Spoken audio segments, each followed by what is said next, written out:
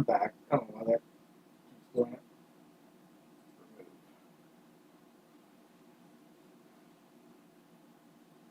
Remove. Okay.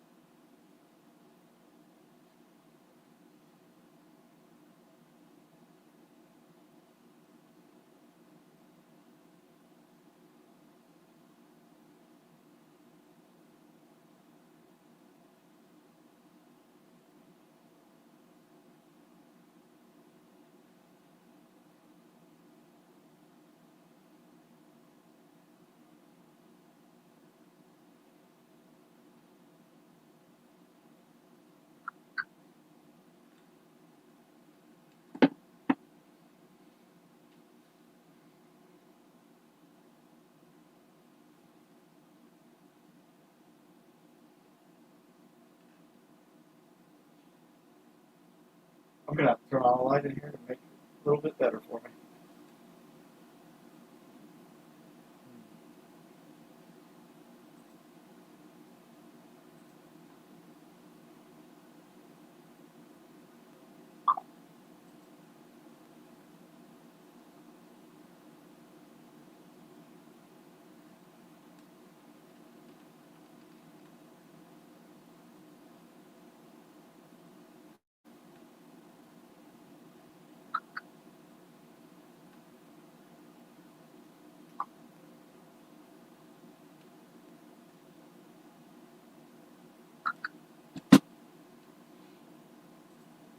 All right.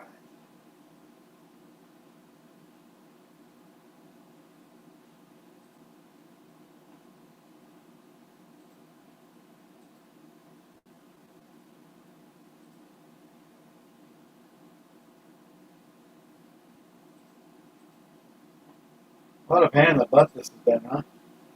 Hey, Nathan, welcome back.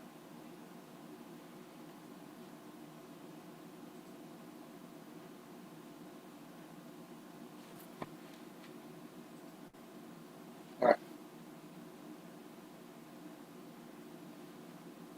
So what we're going to do...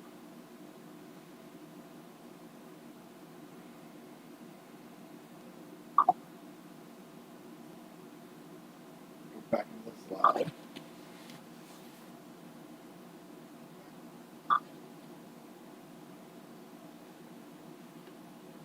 Make sure my microphone settings are good.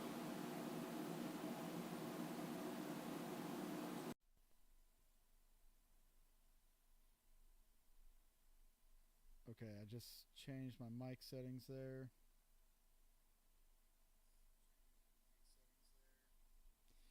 I think I might need to come up a little bit.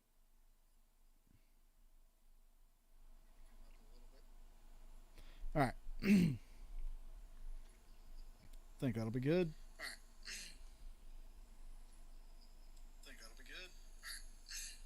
Whoa. Boop.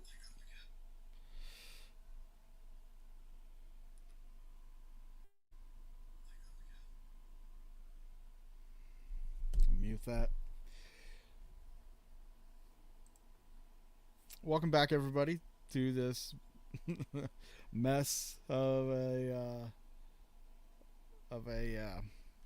fundraiser. I'm gonna have to turn on a light in here so I'm not getting blacked out by the night here. It is not necessarily night. There's still sunlight out, but it's on the other side of the building, and there's no window there. So fun. Let's see if the video quality still is crap. We'll play this video just to test it. So let's test this.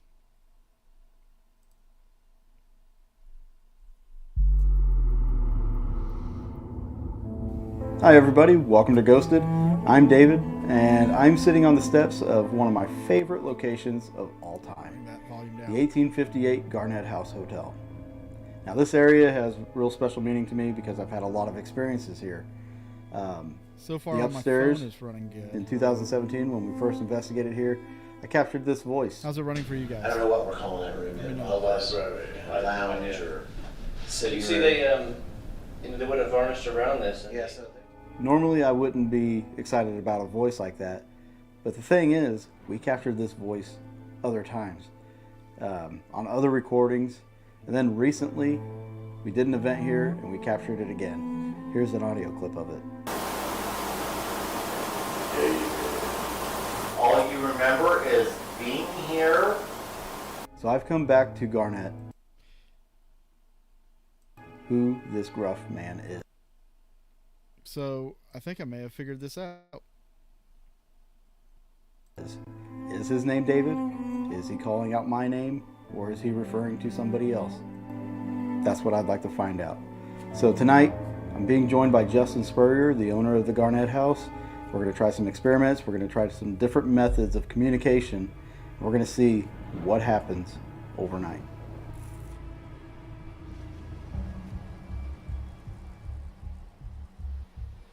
I'm watching on my phone. We're gonna figure this out, guys. We're gonna do this together. Yeah. Okay. We're at the 1858 Garnett House. We're about to conduct a Estes session. I'm going to put this over here. First floor. So here's the fun thing. We're doing an Estes session, but I don't know what he's saying. He doesn't know what I'm saying. And we're not going to know until the videos are synced up. Okay. It looks to be running smooth. So quite a voice I heard. It looks like it's running smooth here. So I think we can try to play a video. And then we'll see if if the video goes smooth. Then after that video, the next one will be the new unseen video, that the new release. It actually drops tomorrow on the YouTube channel, but you guys are going to get to see it first. Well, not first. I did give the link out to Patreon, my Patreon members, so they got to see it first. So that's cool. Excellent. Let's remove that.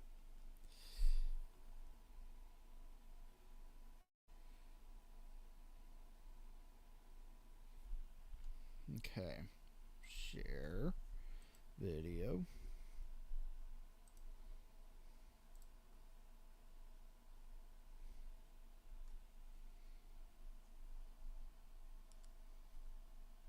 Sorry, I got a message here.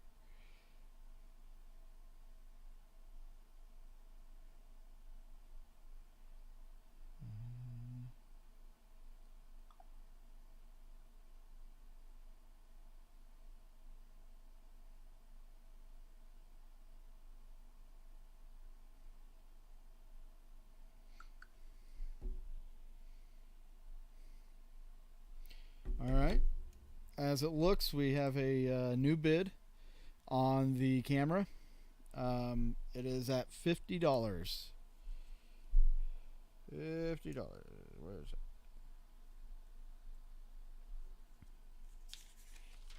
I need to write this down.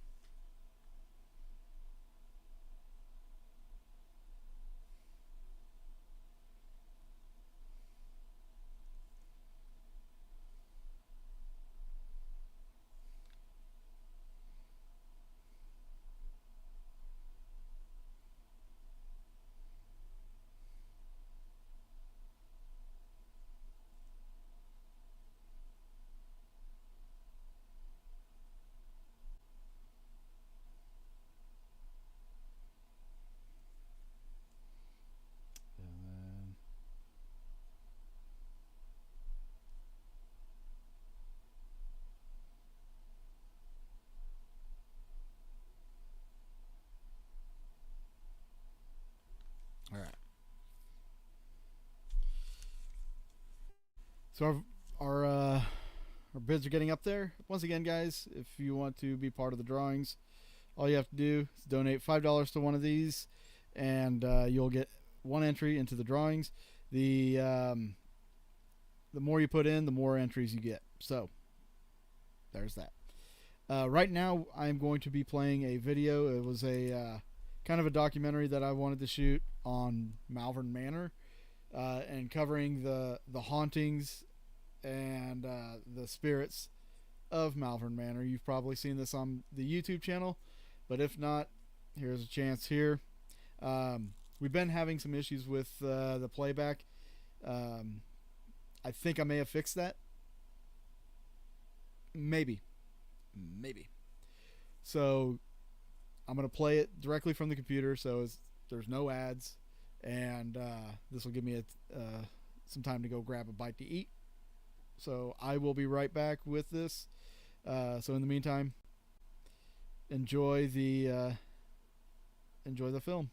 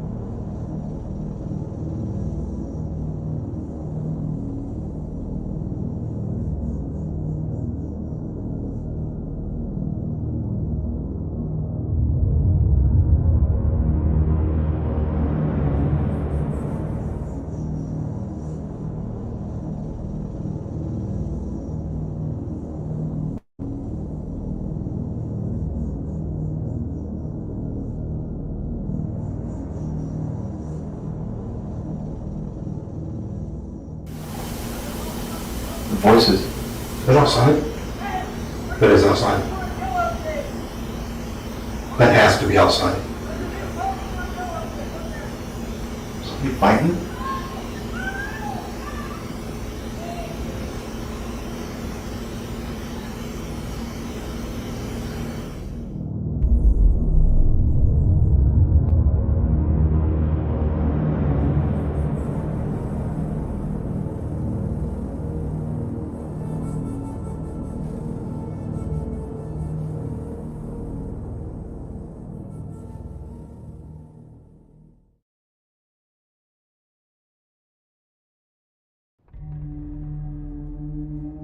Welcome to Malvern Manor. The building itself we know was constructed in 1869. It was the fourth structure constructed in the town of Malvern. Its primary function at that time was basically just a hotel. Now, this building was also very multi-purpose. So not only was it a hotel mainly servicing the railroad, but this was also a very community-oriented type of building. Like, it was very multi-purpose. Like, weddings have been held here, funerals have been held here. They would have Sunday night dinners here, all sorts of fun stuff. There was a doctor's office on site, there was a restaurant on site. Like, it was the place to be, the pinnacle of the area. And it ran as a hotel all the way up until the 1950s. So it had a pretty good run. Now at that time, it kind of takes an odd turn. It becomes what we would consider to be more of like a nursing home type of setting, right? Now, sadly, the nursing home doesn't really last that long. Only a couple of decades, really. And in the 1970s, the state of Iowa comes in and they shut them down because the hallways aren't wide enough to support transporting patients. So this is then where history becomes the most fascinating for geeks and nerds like myself, and that is where it becomes the group home. And the group home is servicing any form of mental disorder that you could possibly imagine. Now, what they considered to be a mental disorder back then is quite different than what we do today. Things that we see every day, people with drug and alcohol abuse, people with Down syndrome, very common type ailments. And then of course, people on the opposite side of the coin, more exotic cases, people with DID, or what we used to call multiple personalities, people with schizophrenia, like even murderers were housed here. So this is a very eclectic group of people coexisting together under the same roof, and it ran as such all the way up until 2005. So it really wasn't that long ago when this building was still in full swing. Now, obviously, like we do, guided tours, things like that. We do overnight investigations. Paranormal enthusiasts have literally come from all over the globe to come here and explore and experience this. Like, one thing that we pride ourselves on here is the fact that this building is the exact same as it was when I first walked into it. We haven't done anything. The only thing that we have done is we have, updated the plumbing. We added a heater, so there's a warm section of the building, but we also then removed some of the sensitive pieces of documentation. The things that are blatantly obvious to be violations, you know what I mean? We got rid of those and put them in a safe place. I certainly don't want to step on toes of family members or anything like that. I also don't feel like playing the HIPAA game, anything like that. So we thought it best, obviously, to get rid of all of that stuff.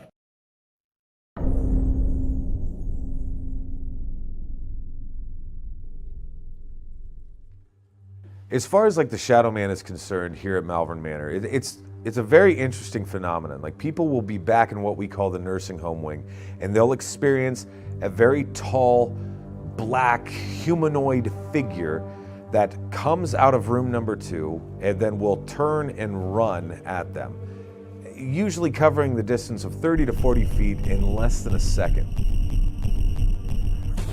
So, I mean, it's quite fast. Your reaction is very visceral, right? Like, it's a very fight or flight type of a thing. But this also sends the majority of people like out the front door.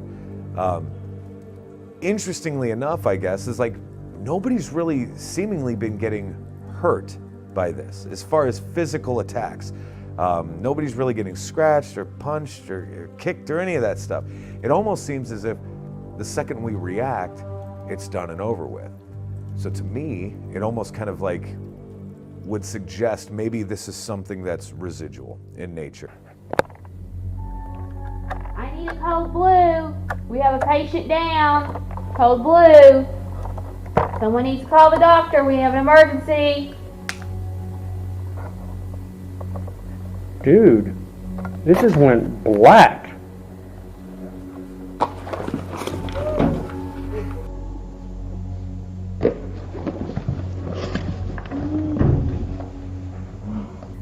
Something just came down that freaking hallway, not even nothing.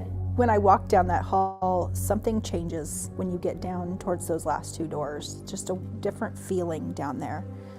And I can't even explain it. It's just a weird sensation. Just everything changes inside of me when I walk down that hall. I don't know if it's because it's dark. I'm not typically afraid of the dark, but yeah, it's different. In the pool room, the room with the pool table on it, I set up an audio recorder in there, and when I got home and was reviewing the audio from it, I could hear pool balls being rolled across the table and clinking into each other, as well as what kind of sounded like a filing cabinet opening up and being slammed shut. That day there were no pool balls out on the table. There was artwork on the table. I started hearing shuffling down the hall as well, and I only had a small light behind me illuminating the hallway, and one of the doors on the left, you could see somebody, it looked like they were like peeking out and popping back into the door again and peeking back out. I think it happened 3 or 4 times that night. Personally, I have had 4 instances where I have encountered the Shadow Man. The first 2 times that this happened to me, like, I was just walking back here with a vacuum cleaner, and I was just coming around the corner. I was gonna plug it into the wall and just sweep the floors, you know what I mean? That's all I was gonna do. But I had no more than rounded the corner, and there it was. And that happened twice. So 2 different times, I dropped the vacuum and I booked it. I mean, out the front door, booked it. And I mean, it took a good 30 minutes before I could just kind of compose myself to come back into the building. I'm James Hurd, Josh Hurd's brother. I come to the manor, help him out whenever he needs. I've been here quite a bit. Used to be about every other day. I've been here a lot. I've been here a lot by myself, been here a lot with groups of people, and I mean, doing random projects and things of that, you know, you get those eerie feelings. There was one time that, you know, I was looking down the Shadow Man hallway and I thought, I don't know, for a split second there that something was starting to form down that way. Me being the person that I am, I didn't really wait around to see what was gonna come of that. So I booked it out of here. Fascinatingly enough, I guess, the day after Paranormal Lockdown aired, there was a nurse that used to work here. She got a hold of me and she said the gentleman that occupied room number 2 was 6'7", nonverbal, mentally deranged, had killed a few people in the past, but his little claim to fame apparently was whenever they were doing bed checks or rounds or whatever you would call that, he would come out of his room and he would chase the nursing staff. What's interesting to me is the fact that he would chase them all the way to the kitchen, which is like half a house away, right, from here. But he would never cross the threshold into the kitchen. He would stop himself and then turn and go about his business. And it was always weird to me because I was like, well, if he was really actively trying to hurt you, what better place than a kitchen? I mean, you could get fairly creative in a kitchen, right? But he never did. So we don't know what the antecedent of this is. It's interesting because we're certainly seeing very similar behaviors as this gentleman had in life, right? Chasing people down the hallway. But is he just trying to get a rise out of us? Or is this something that is truly residual? Or is this something so intelligent that it's literally 5 steps ahead of us at all times?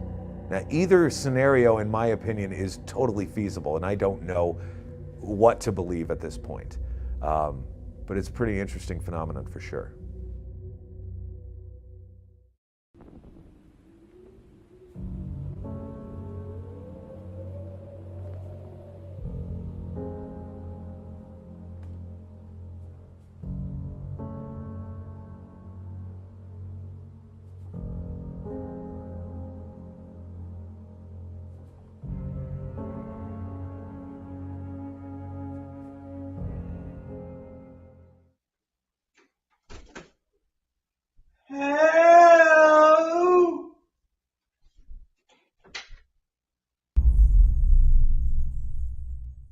Down the hallway here, I believe it's room 7, that we were asking, we closed the door, and we were asking, you know, can you open the door, this, that, and the other, being very nice and respectful, and all of a sudden that the handle popped and the door swings open, and I guess I just stood there and kind of watched it happen. So we have another spirit here at Malvern Manor that goes by the name of Rebecca. Now, as far as Rebecca is concerned, we do know that her stay here was fairly traumatic, to be quite honest with you, right? Now, we do know that she was only in her mid-30s. So, I mean, she's quite young. She's dropped off here by her husband, which apparently was something you could just do back in the day. Obviously, she then thinks, my husband no longer loves me. He doesn't find me attractive. This became quite the obsession for her. So much so, like, she would stand at the sink in her room, looking into the mirror, and she would pluck the hair out of her head, like one by one by one, which, because of her obsessive types of behaviors, we do know that she was very heavily medicated. Physically, she did not respond well to the meds at all.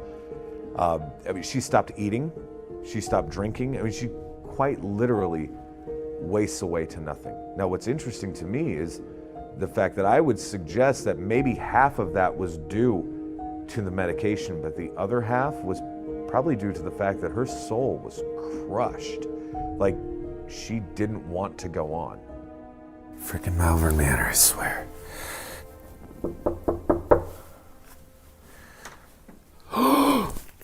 No.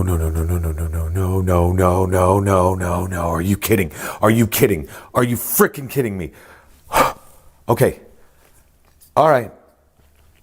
Oh my God. Okay. Hello? Would you like me to come in?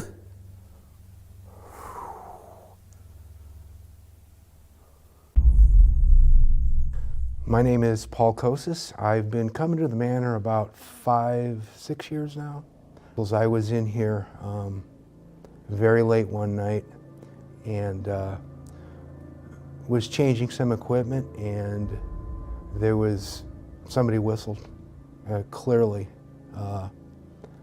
and it was quite startling because I thought, well, obviously there's got to be somebody right in the hallway there, but in the next millisecond I realized I was the only one in the building.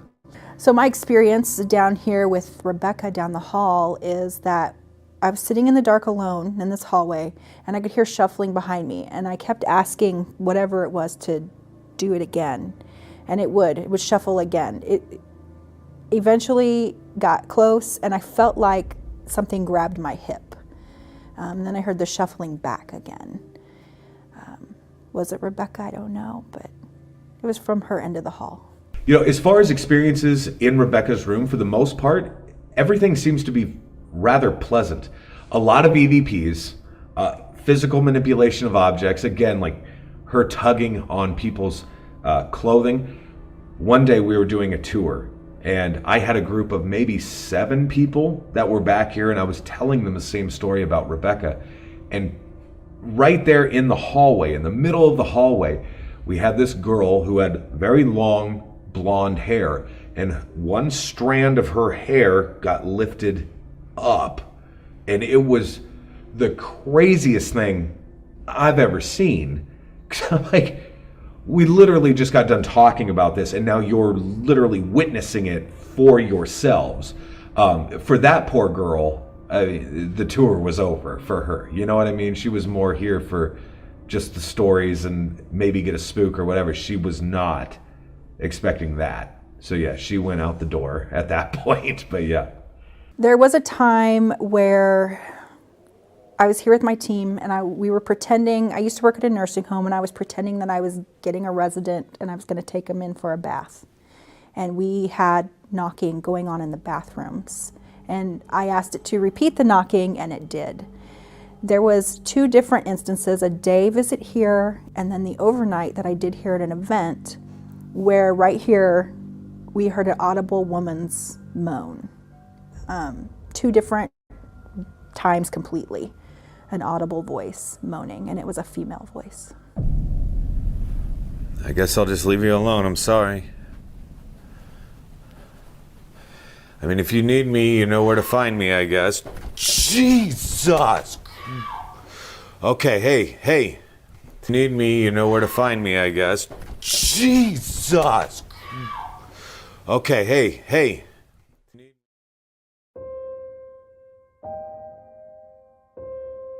It's just so devastating to be left here by your husband and not understood. And I feel like being a woman, maybe she is trusting of other ladies like herself, more so than men.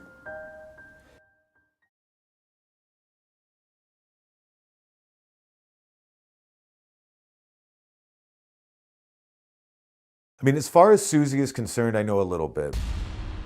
What I do know is that, like, the nursing staff told us that she was a middle-aged patient. Mentally, she's probably closer to about 8 or 9. So we found a lot of coloring books and activity books and all of that, which was always a question for us. Where did these come from? And who is Susie? It's very interesting to me, that room specifically, from the investigative side of everything. You know, we openly invite people to color in her books, leave her a note or a message. Like, she seems to just love the company, love the interaction with others. But again, like, from the investigative side of everything, that room fascinates me because the activity itself seems to be contained to the room. Like every other spirit, resident spirit or whatever in this place is fairly transient. They'll follow you, they'll mess with you. She stays put. I've gone as far as even setting up what looks like a birthday party at the end of this hallway over here, trying to coax her out of the room. Cupcakes, balloons, music, the whole 9 yards. And we always get the same type of response. I can't leave. I'm scared. he won't let me leave is a big one. Now, I can't definitively tell you who he is. However, like, I do have very strong speculations. Nothing definitive, of course, but like very strong speculations as to who this he might be.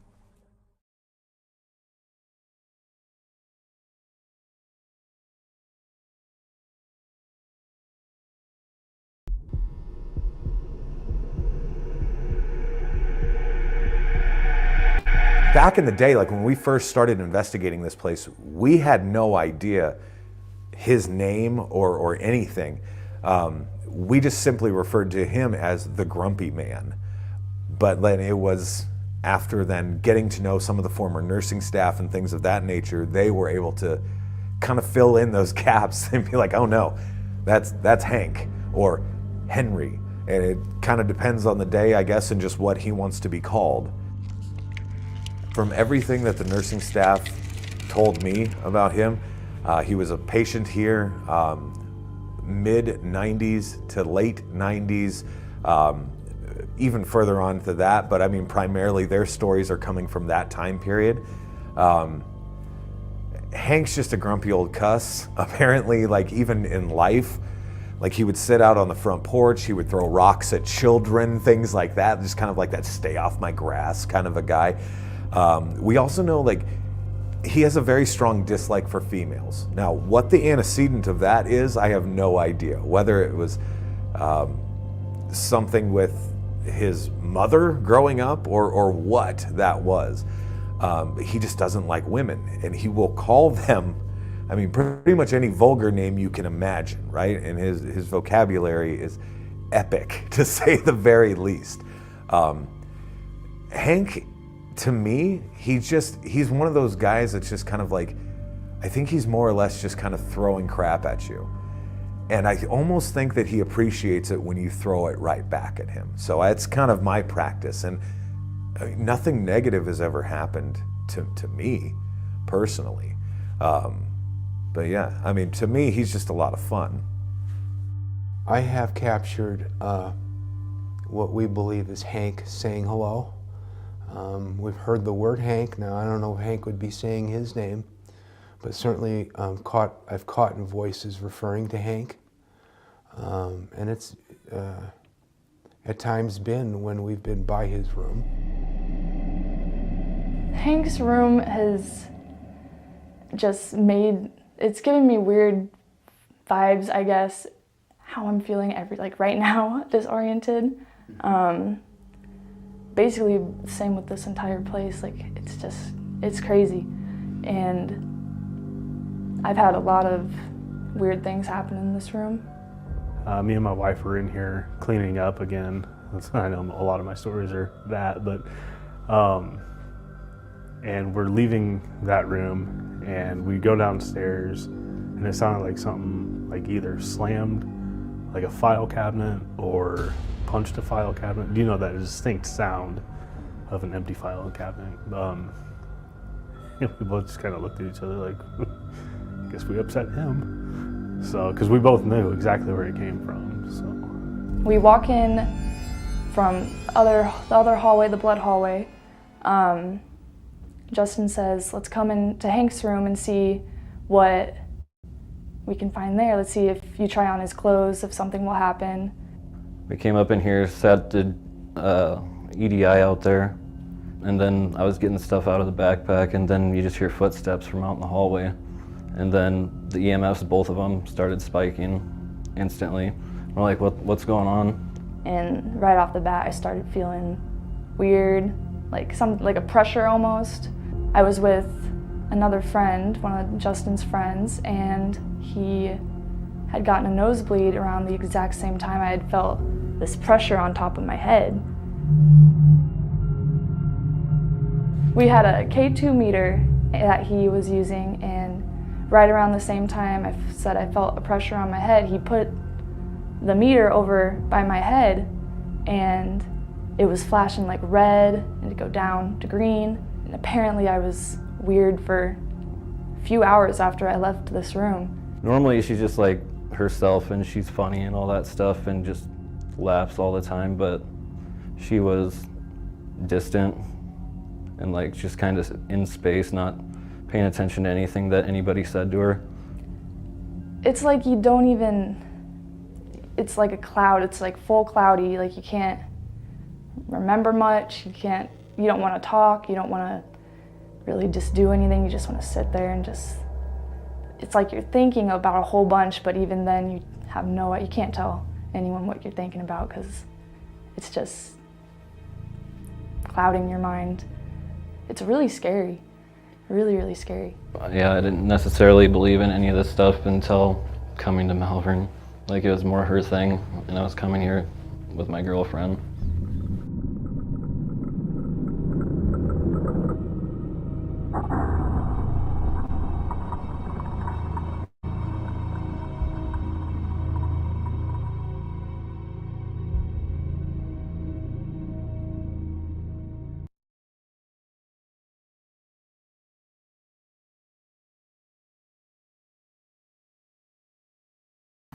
Real quick, guys, I do want to remind everybody that this is a fundraiser. We are trying to raise some funds for a local family to me, that is in need. They're quite severely in need, but we're trying to raise as much as we can. So we're doing a lot of giveaways, some prizes. We'll be playing some games. We've been playing some games. We do drawings. We have drawings for some movie posters that will be signed by me for From the Into the Light films. A podcast mic, condenser mic from J Labs. We've got a book called Haunted Alton from Troy Taylor. I have a signed DVD and booklet from the Into the Light films. It's going to be a package deal that goes with some extras from when we were out at the Brown Mountain Lights, as well as an infrared thermometer. So turn up my audio, turn up your radio, turn up your headphones. How about that? So if you guys are interested in being in part of the drawing, you can donate to any of these links up here. Just $5 gets your name put into the drawing, not just once, but it gets put in for the rest of the night. Unless you win a prize. If you win a prize, that name will come out. So if you have, let's say, 5 names in there and you win a prize, you'll have 4 names left. So as we sit, we are still at $120. We've got quite a ways to go to reach our goals. So if you want to, please donate to those links there.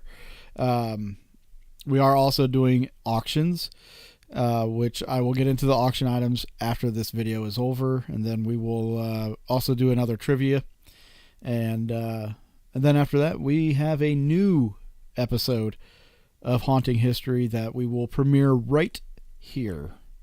So don't go anywhere. Yeah, let's get back into the ghosts of Malvern Manor. So a lot of the experiences that people have had is a lot of disembodied voices, sometimes even like quite audible, specifically with women, right? I mean, calling them some of the nastiest things you could possibly imagine. But I mean, sometimes Hank has been known to get a little handsy, if you will, with people of the female persuasion. Maybe give them a swat on their rump, or maybe just, whatever, some kind of physical contact that's probably not necessarily wanted, is what I'm saying. But he's an interesting dude for sure. I know that he does not like women. I know he does not like women trying on his clothes at all. I'm assuming it was Hank doing all that weird stuff to my head, but it was basically right after I put the clothes on.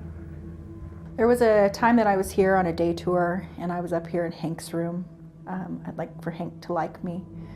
And I went out in the hallway, and I was gonna head down the hall, but I heard shuffling down there, like walking footsteps. And they seemed to be getting closer to me and then stopped. And I was frozen in fear. I thought that somebody was coming for me, and we were kind of having a standoff, it felt like. something was looking hard at me. So, one of the main things that we always kind of pride ourselves on here at Malvern Manor is the fact that, I mean, everything is how we found it, you know, including Hank's clothes. Like, some of his clothing items are still in these dresser drawers, and the clothes seem to be that catalyst for the activity. So, messing with the clothes, even folding the clothes, ladies especially then putting on the clothes, is usually enough to elicit that response.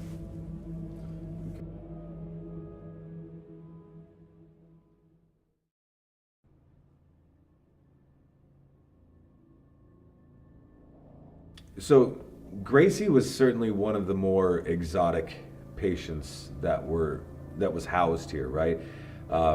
She was DID, or what we used to refer to as multiple personalities. She was also schizophrenic on top of all of that. So I mean, a very chaotic mind state. A few feet away from her room is the nurse's station, and they would hear male voices coming from Gracie's room, and obviously you can't have a guy in a girl's room at all. So they would have to go and check that out. But they would open the door and they would find it's just her. Like, she was able to shift and manipulate her voice to sound male, which, I mean, even medically speaking is fascinating, just given the night and day differences between male and female vocal cords, right? So she's quite an interesting lady. One night in particular, we know there were 3 nurses. They went and sat in Gracie's room for just an hour. During this hour, they documented 13 separate, distinguishable personalities, which again is almost medically unheard of. Like, the wheelhouse would be about 2 to 5. So for her to have 13, she's most certainly tipping the scales, right? So she is a fascinating woman. But even in her room, again, everything is how we found it. The condition of the room is exactly how we found it in. Even her glasses that still sit on that nightstand are exactly where we found them. Like, she is a fascinating woman, and very interactive, especially when it comes to like EVPs. Numerous times people have brought in like SLS cameras and things of that nature. They'll set it up, kind of shooting into her room, and it's absolutely phenomenal. You'll sometimes see her lying or sitting on the bed.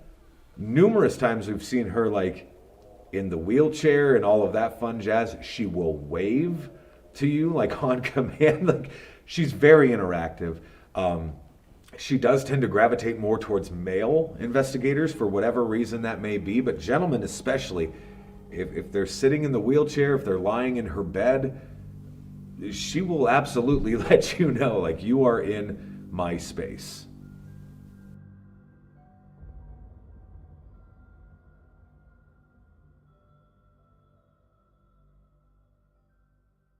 As far as like the history of Inez Gibson goes, it's very interesting. We know that the year was 1900. It was December 21st. So I mean, it's right around Christmas time. We know 12-year-old Inez Gibson is outside playing with her 8-year-old brother Otto. She's either cold or bored, but she says, I'm going upstairs. Well, we know 10 minutes pass. Her brother Otto then comes upstairs and finds his sister Inez hanging by her jump rope in the closet. This looks like a suicide. To be fair, it kind of smells like a suicide. Like, these kids had a very tough go of life anyway. Maybe further suggesting suicide. I don't know. What I do know is that Otto tries to get her down. He can't. He's only 8 years old. He's not strong enough. So Otto then runs to the grocery store. The grocery store is currently then where Aunt and Uncle were working that day. Now, Aunt and Uncle had also just become adopted mom and dad. So again, a new living situation, a tough go of life anyway, but he grabs Aunt and Uncle. He grabs 2 doctors as well, which just seems like complete dumb luck, in my opinion. They all race back. They got her down. They tried to assist her in some way. Far too much time had passed, right? There was just no helping her. This story shook the entire community. Like, even one of the doctors that was trying to assist her that day, he commits suicide 10 days later. This story gets messy, for sure. Now, what's fascinating to me is the fact that one of the most active spirits that we have here is a little girl claiming to be Inez Gibson. And you'll very audibly hear her running up and down these halls. She will call you by name. She'll ask you to come and play, weird things like that. But definitively, we also know that Inez Gibson never died here. Like the story I just told you, 1000% happened, but it happened across the street. Like, not here on this property. In fact, I have no record of her being on this property. So why? Why in her afterlife, if it is in fact her, is she seemingly then choosing to be here? I don't know. On Instagram too. So yeah, it's been a weird night. The dog just broke. Oh my.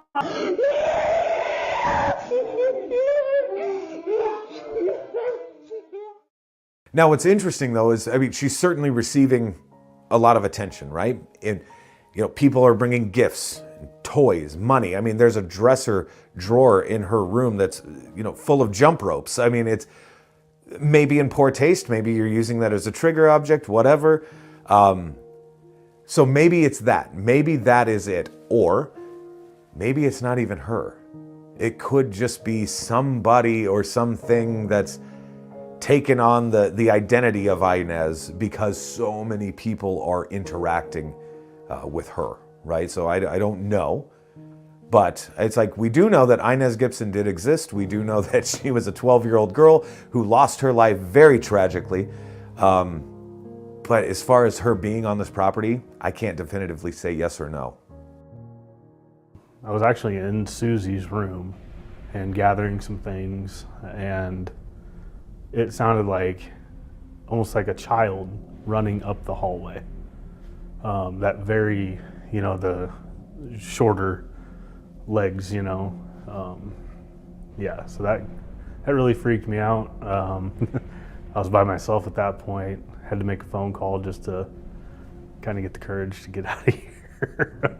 This hallway is the scariest to me, but also one of my favorite places, or my favorite altogether here, because I get a weird feeling. The first time I came here, I had a really weird feeling coming down here, and then a door closed by itself, and then I can't explain how I feel when I come here, but you always hear footsteps coming up and down this hallway and stuff, and it's just the one place I don't want to be alone. So we were doing a Brush with Evil 2, and we were doing a series of like isolation experiments, and I was put in that room. I was tied to a chair, blindfolded, and I had these earplugs that were put into my ear canal there.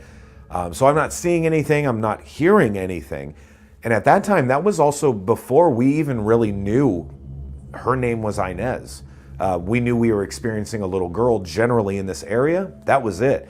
What was interesting is the fact that I was hearing, or I wasn't hearing anything because I had the earplugs in. What I was perceiving as sound anyway, sounded like the voice of a little girl, which was interesting because then also the cameraman that we had in the same room with us, who wasn't compromised in any way, right? So he didn't hear a thing, but the camera in his hands picked up the whole thing, which was fascinating to me.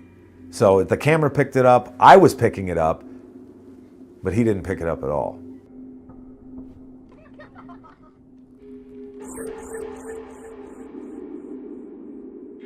"10 years after the whole Inez Gibson incident, right? There was this girl, her name was Eunice Stamper, and her father actually owned this building at that time, was running it while it was still operating as a hotel. He had just taken over ownership about July of that year, and then come December, something terrible happened, and there was an outbreak of diphtheria. Now, diphtheria being a very aggressive type of disease, and I believe it's affecting the lungs primarily, but mainly this all came from the railroad, which was just about 100 yards out the front door. So this building, being as multi-purpose as it was, this building became ground zero. And a lot of people had to be quarantined to this building where sadly a lot of them lost their lives. And sadly, 12-year-old Eunice Stamper, the daughter of the owner of the place, was one of those people who lost her life.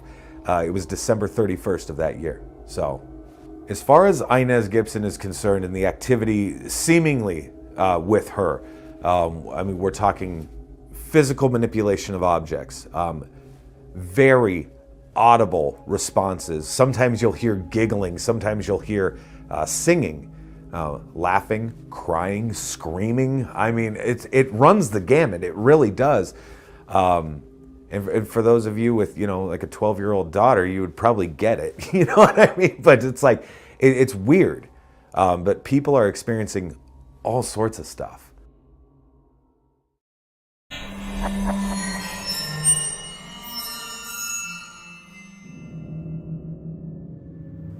So, number one, for the most part, is kind of an anomaly to us. We know that there is a very seemingly aggressive spirit here in Malvern Manor that refers to himself or itself simply as number one. What's interesting about it is number one didn't really come to fruition until we had this doll that was sitting in Inez's room jump off of this table. What was interesting about it is like there was a team that was here. They were live on Facebook. They were answering some weird battery of questions or whatever. And they were kind of just addressing the questions. They're like, oh yeah, it's been kind of a quiet night.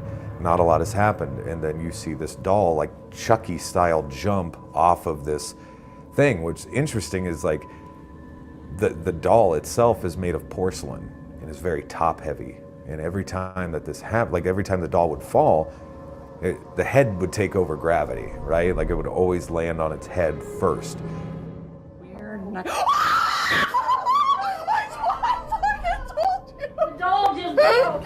And it's always been that way every fall test that I've ever done with that doll. So for her to land then on her feet, and her feet obviously shattered, we then had to put the doll kind of like back together again and all that fun jazz. And I mean, then she went directly into a case, and the case has been blessed by a priest, a shaman. We now have different things from the Vatican itself. They gave us this really nice rosary. They instructed us to drape it over the case in a vial of holy water blessed by the Pope himself, sitting right next to it as well. I mean, it's interesting. And she'll still move within the case, obviously. But ever since that initial incident happened with that doll, then there comes this entity referring to himself as number one. It's very odd. Like, just as an example, be sitting down in like Gracie's room doing just a EVP session of sorts, having seemingly legitimate conversation, and then it doesn't matter where you're at within this building, the spirit that you're referring to or speaking with will say, he's coming. He's coming. I have to go. He's here. And then it'll flatline. Like nothing will happen. But then here he comes. Do you have anything against Josh using this device to talk to us?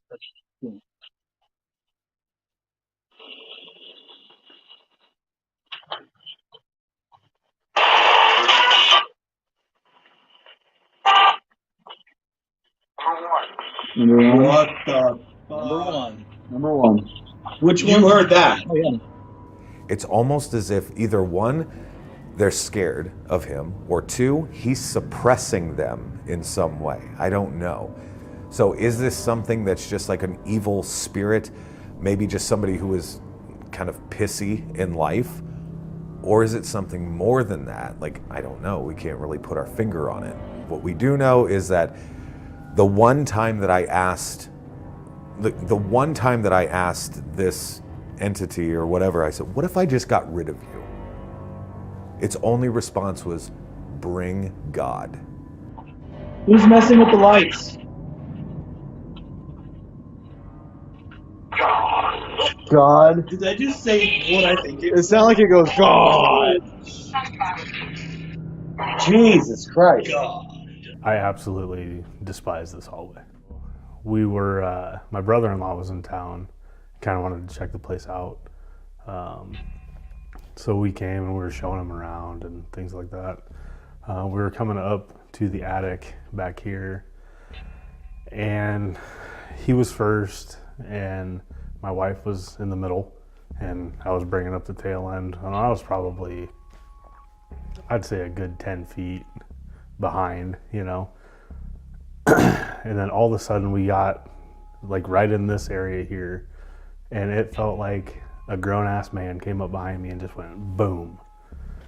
So much so as I stumbled forward trying to catch myself, into my wife we go and into the wall. Luckily my brother-in-law was already like one step up, but we both hit the wall. I don't like usually feel a certain way when I go into a place. It's just, it changes quickly though here. I hate the attic. Absolutely hate the attic. On my Super Airs equipment, we've caught some horrific sounds and things coming from the attic. We've caught stuff that sounds like there's a 400-pound metal desk up there being drug across the floor. We've caught stuff like as if somebody had a big sack of rocks and dropped them on the floor, very loud.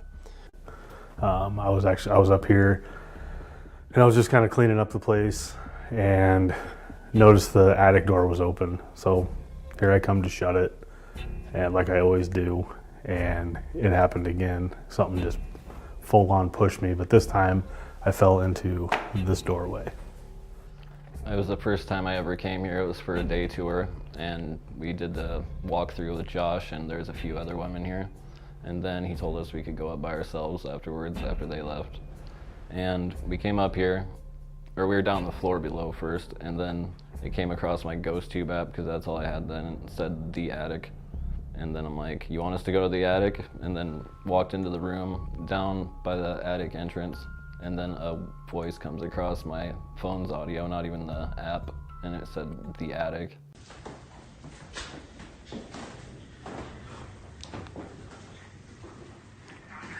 Just like look at the ground and stuff and see if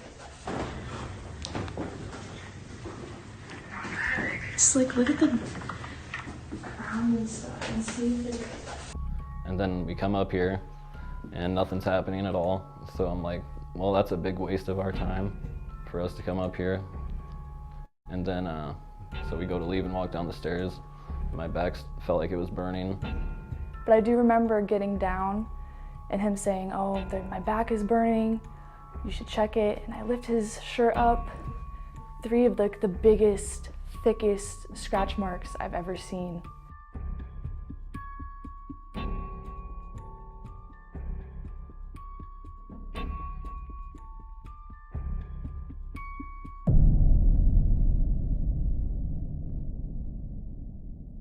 Whatever it refers to itself, number one, I heard is kind of a nasty thing, so there's a very good possibility of that. I think that's a lot of the negativity around here.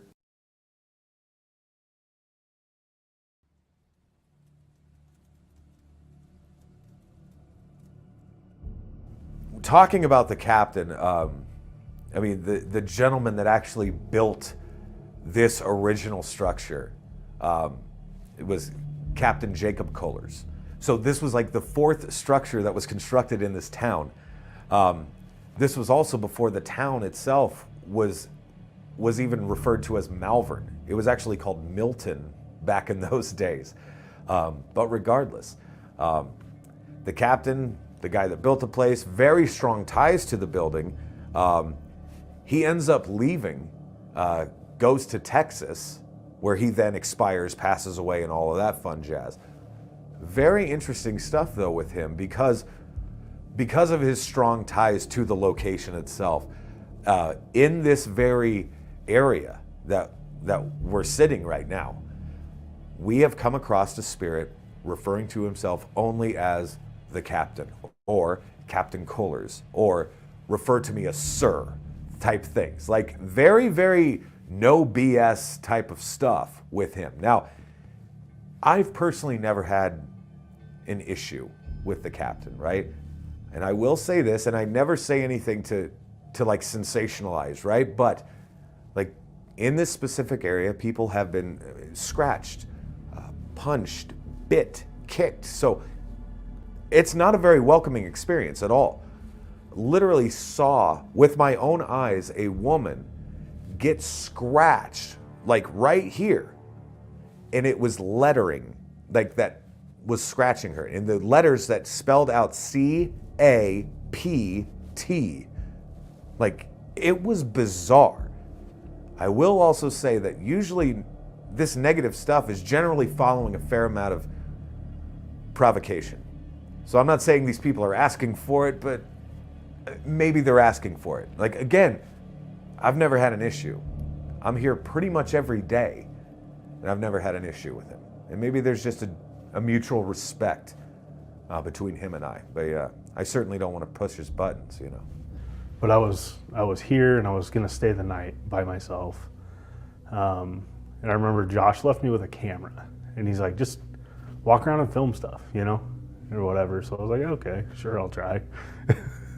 So I was kind of like documenting everything that I was doing. And I remember at one point I was down that hallway, the curvy hallway, and I was right there at the last curve before it straightens out. And it sounded like something was walking behind me. So I turned around and I'm like, I'm trying, you know, I'm just still. And then all of a sudden, I'm surprised I didn't drop the camera or throw it or whatever, but it was like a dead-on run. And it was a heavy-footed run. And it was coming straight for me. And I didn't even turn off the camera, I just hightailed it. I bet on the staircase I might have hit 4 stairs. I think I stayed outside for a good 3 hours, just, you know, talking to people, and like, I didn't venture very far the rest of that night. I just kind of listened. And I have caught several voices on my box that refer to the captain, and at times refer to possibly reporting to the captain, which is quite interesting.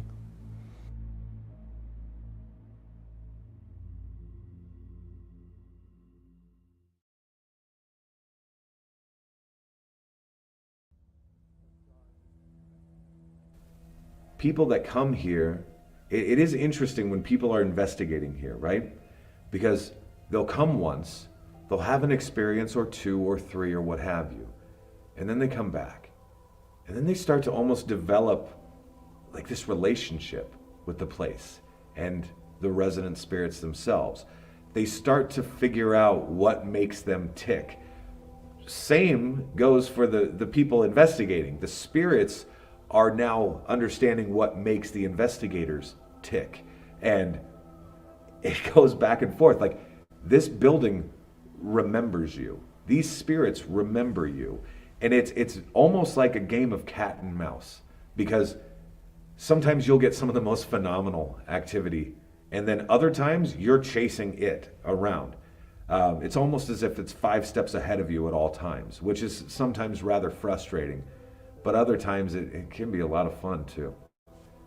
I want people to walk away with a good taste in their mouth. I want people to, number one, come here and feel welcome, right? I want, and a lot of that falls on me. I want to be a good host while they're here. I want to show them as much as I can, give them as much information as I can, and then leave them alone.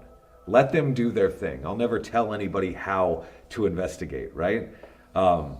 But ultimately, I really want them to then get to know the resident spirits that are here. Because ultimately, like, this is their place.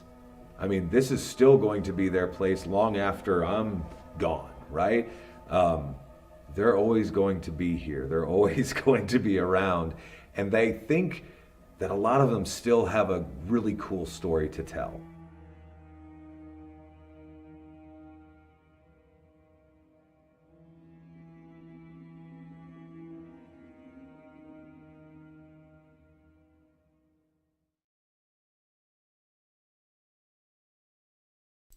All right.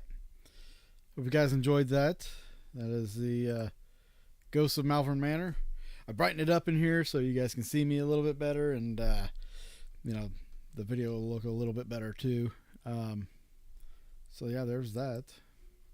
Malvern Manor, such a creepy place. I've been there quite often. I've had several experiences that I can't explain, or I you know, stuff that I still think about, you know, to this day. I still think about a lot of the activity that I've experienced at Malvern. So yeah, if you haven't been, make a trip. If you have been, what's some of the experiences you've had? If you've want to throw that down in the comments. I don't know what the hell this is all about. Average historian throwing up the is that Russia? Okay.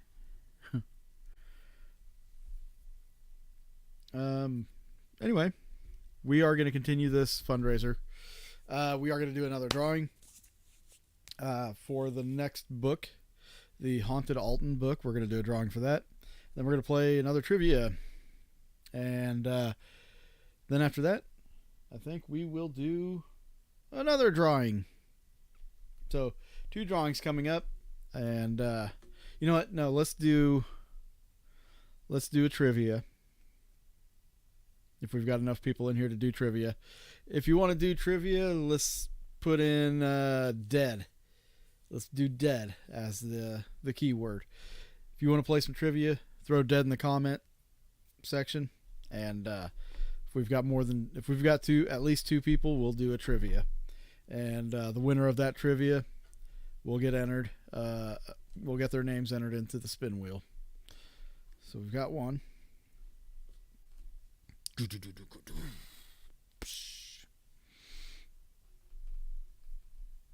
Some of the live streams dropping out. Oh no.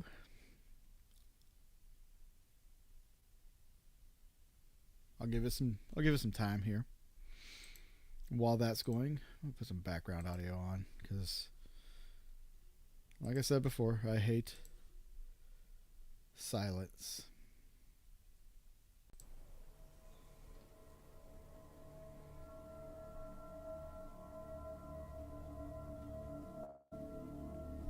I think it's on there. As soon as we've wrapped up with the yeah, it's on. Whenever we've wrapped up with the 2 drawings coming up, I will be premiering a new episode, brand new episode for you guys. This one is from Whispers Estate in Indiana. Okay, no worries, Lori. Have I ever been to Bachelor's Grove Cemetery? No, I haven't. I do know some people that have gone out there quite often. Have captured some things, but I myself have not gone out there. I don't really have a desire to be honest with you. I'm not one of those guys that likes to do outdoor investigations. There's just too many things out there that could cause, you know, false narratives or false positives in the audio. So much contamination, basically. And as a researcher, as somebody that likes to be analytical, if I can eliminate the all the contamination, I'm going to do that. So I prefer to be indoors, not around a bunch of bugs, traffic, and all that good stuff. A lot of things that can really screw up an outdoor investigation. Now, with that being said, I do like sometimes to just go to investigations just for the experience. So, I mean, that would be Bachelor's Grove would just be something for me to go experience, you know, like going to a place just to say I've been there.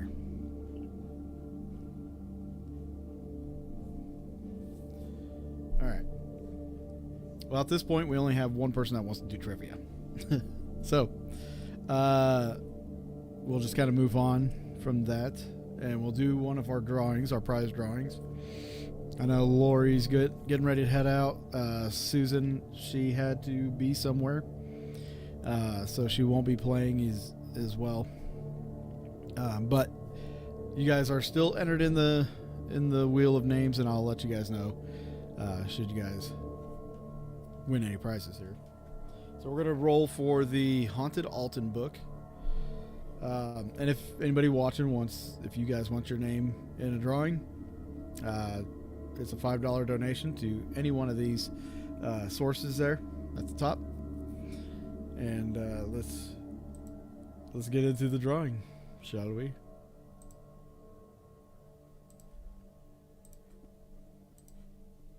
I'm gonna open this up. There we go.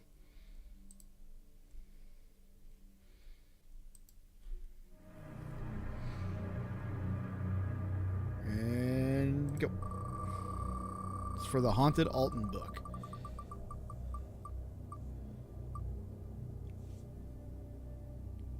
Nate Dogg, what are the odds? What are the odds, man? You had one entry and you nailed it. All right. Well, Nathan.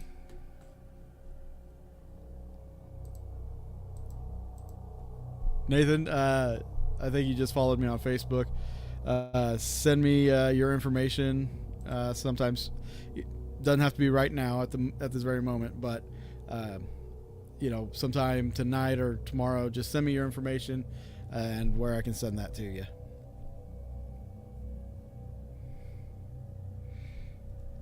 That is awesome. So let me get that written down here.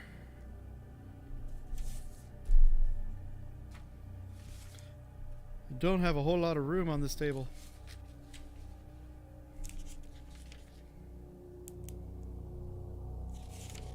Wait. Where did I do that? Okay, right here. Let's see.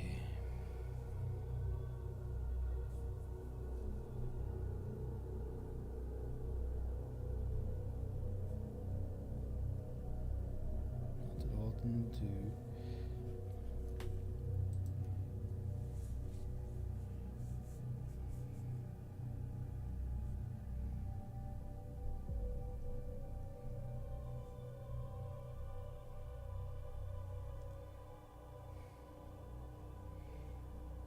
All right, we got 2 prizes down.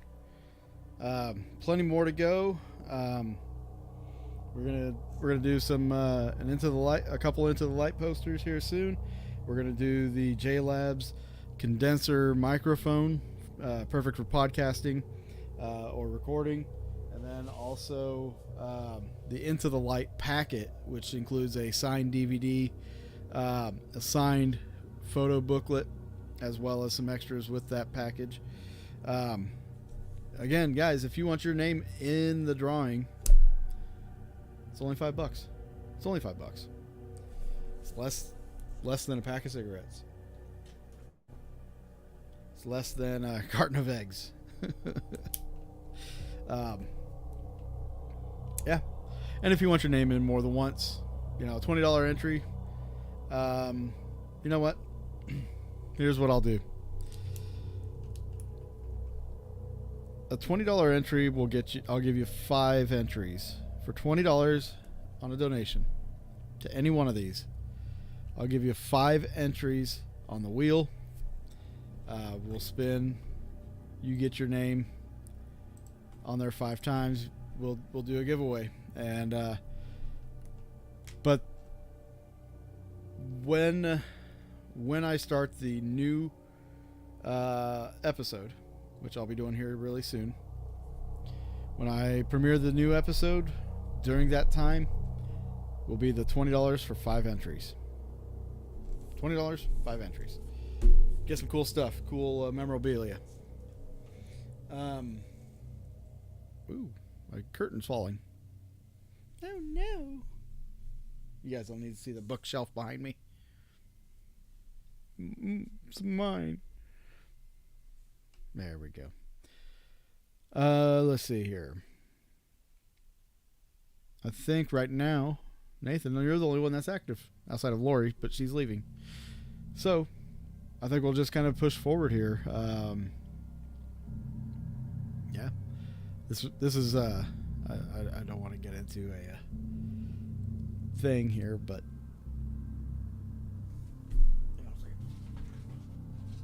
yeah, notification.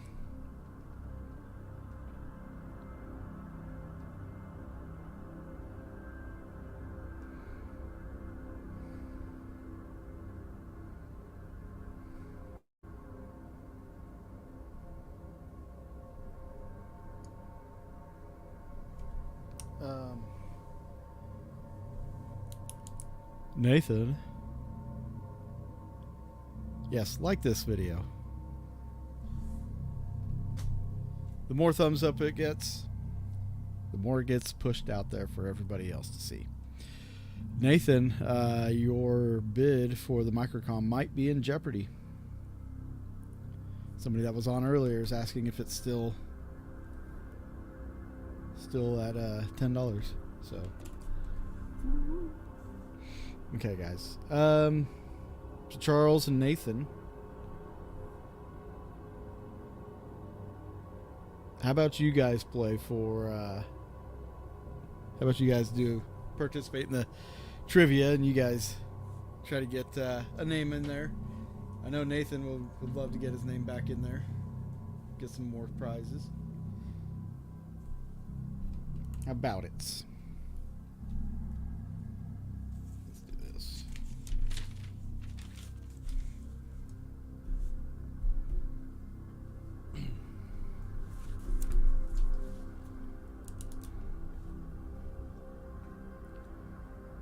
I'm also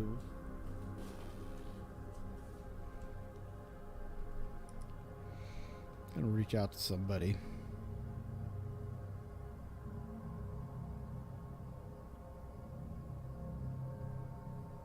$20. Okay. I will let them know. They didn't give me a bid yet. They were asking about it.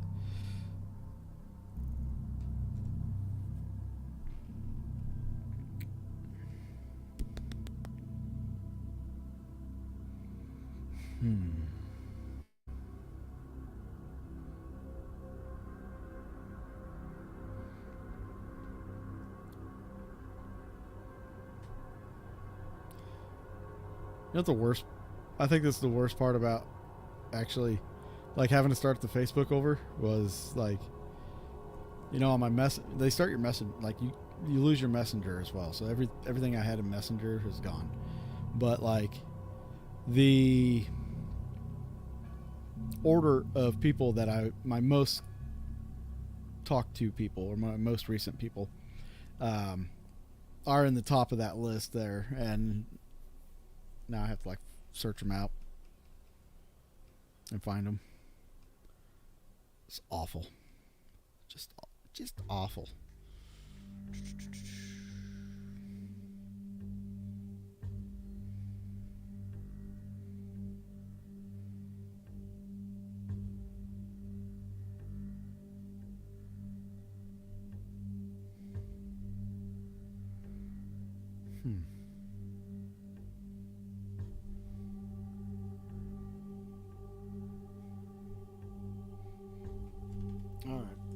Okay. So here's what we'll do. I'm going to premiere the new episode of Haunting History. While this episode is playing, if anybody donates $20, I'll give you 5 entries into the drawings. And that'll be throughout the time that the video is premiering. If you could, would you go to the old Joliet prison? I would if I could. As far as I know, last I heard, they shut down paranormal investigations there. So, womp womp. I before they did that, I was actually talking to somebody about going there and filming there and everything, but it just never worked out. So, all right. Share video.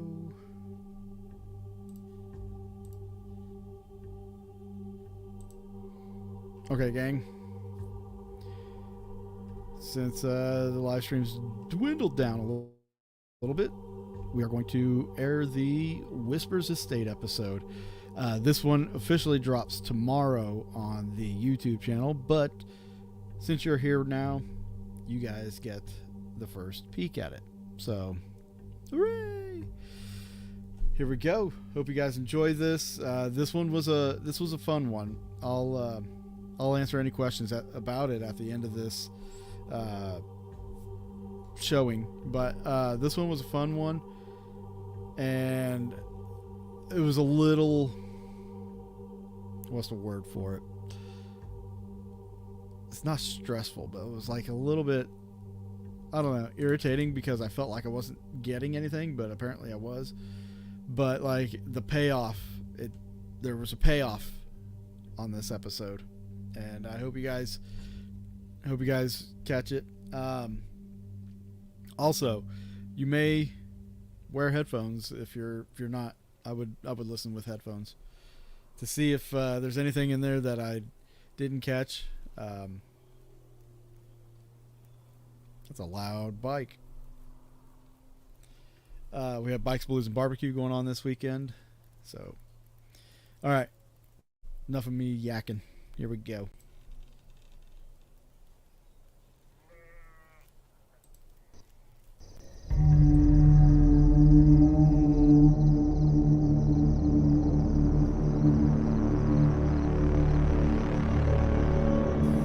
Whispers Estate is said to be the most haunted home in Indiana, with reports of physical attacks such as bites, scratches, and investigators being pushed on the stairs. Some might call it evil. But what exactly is happening here? Perhaps I will experience these attacks when I investigate it myself.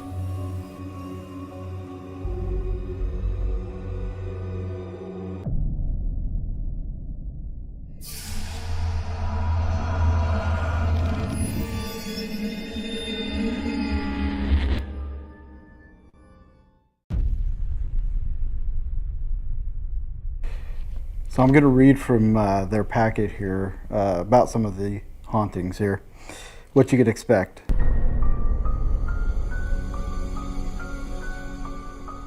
Whispers Estate is a 3,700 square foot mansion built in 1894.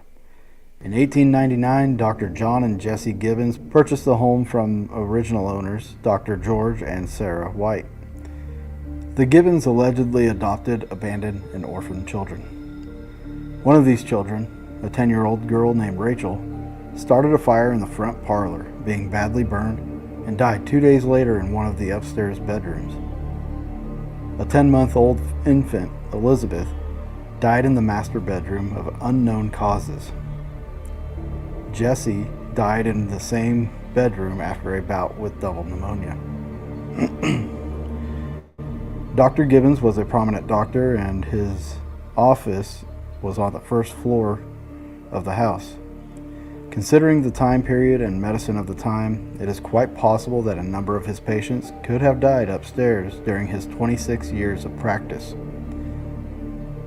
Stories of subsequent owners and occupants suggest others have encountered their own demise, such as a gentleman in the 50s and 60s that died in the upstairs bathroom, a young boy that died from falling down the front staircase. In 2006, the previous owner bought the house after being vacant for a few years. During its restoration, strange activity started to occur. Activity in the house continued and even increased, subsequently earning the name Whispers Estate, after guests repeatedly reported hearing disembodied voices whispering in their ears. There are supposedly 4 graves in the backyard. Mabel Hopper, who also lived in the house and was a music teacher, who actually taught music to Dr. John's nephew, When she passed in 1955, her husband brought her back to lie in state for 3 days. Ora was her husband, and when Mabel died, he married Vivian Bundy. Every room at one time was rented out as apartments, and it also used to be a B&B.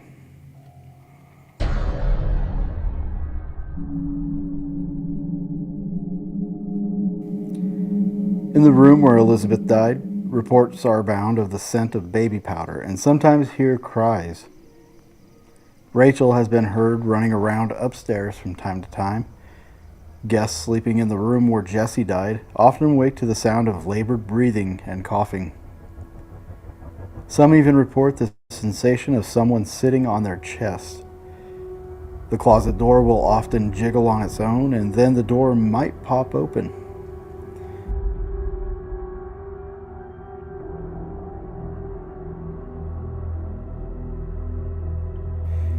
Another visitor to the house, coming down the stairs, had their ankles pulled from underneath them, causing them to fall down the stairs.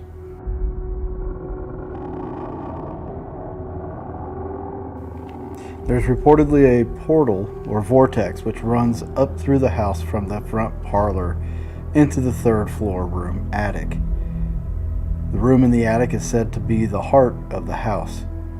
Guests that are brave enough to try sleeping in this third floor room report horrible nightmares and sometimes hear something trying to get in the room via the door. In the seance room, people often get weird images while photographing the mirror. The middle room has the feeling of not being welcome and being pushed out. The red room has a ghost called the Man in the Attic. EVPs have said get out, and some have even seen a strange darkness bleed out from the room, while others have observed a low to the ground thing slither around. Visitors have reported sighting a shadow which is now called Big Black, an entity which psychics say is not of this world. While most commonly encountered in the doctor's rooms, it has been seen throughout the house. EVP sessions have revealed many entities in the house at any given time. Many young women have reported hearing Dr. John whisper in their ears, as well as sometimes grabbing and groping them. Numerous EVPs have been captured here of women crying out for help. The bed shakes and the room often gets thick and heavy. The main room where the fire took place has been the scene of a full-bodied apparition, often seen on the staircase, and the sound of a little girl whispering into one's ear.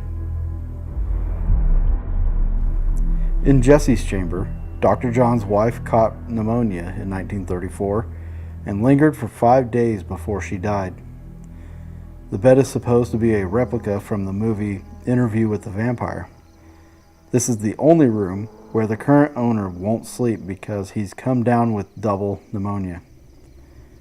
People entering the room feel tight-chested and often enter into a coughing fit that lasts until they exit the room. There is a smell of rotting flesh and baby powder, and the lock on the door has been turned and locked on occasions. Inside Rachel's room are a number of dolls. One in particular has a strange tale. Someone heard a loud commotion in the room from the bottom of the stairs after another person had asked Rachel what she looked like. The doll was eventually found but showed signs of being burnt as though it had been in a fire. Beach balls will often be knocked off of the bedposts, and 2 wet handprints have been seen at the end of the bed. A Mr. H broke his neck from a fall in the bathtub located on the upstairs hallway and wasn't found for 3 days. EVPs of Help Me have been captured in the past. An apparition of a man has been seen walking from the left to the right side of the room. In the kitchen, the sound of frantic footsteps running up the stairs. A full-body apparition was seen walking to the back door, which was the temporary morgue for Dr. John and is now a working restroom. Also, an elderly woman has been spotted nearby. In the basement, reportedly, a female body was buried near the stairs, and there is often a creepy feeling near the short wall. There's a story of two brothers who got into a fight and one hit the other in the back with an axe that was allegedly found in the basement just recently. This, I take it, is the seance room. As you can see down below, there is Ouija board, round table. People sit there and do Ouija sessions. The mirror there, people get messed up photos in the mirrors, I guess, here. I was thinking they had a room that was completely nothing but mirrors.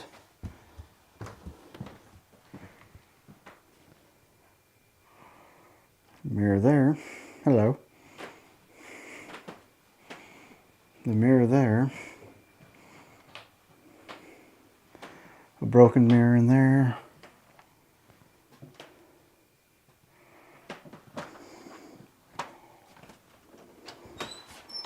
There it is. There it is. In this room, I am going to conduct an experiment.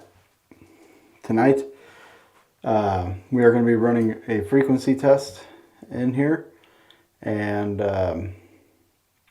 we're using a new frequency. At 110 hertz, it is said that you will have an out-of-body experience.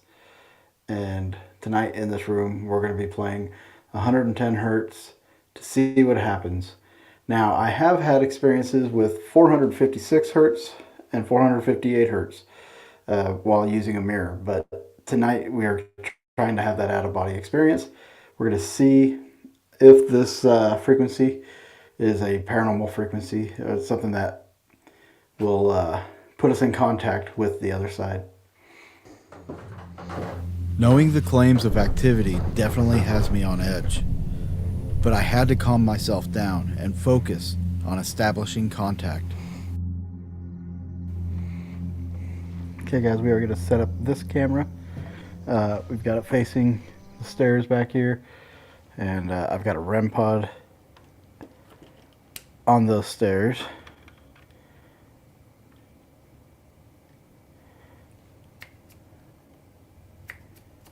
Okay. Camera's on and working. As you can see, I've got the stairs in shot. I'm going to have to close this door because I cannot find the switch for this light in here. So I'm going to close this. All right.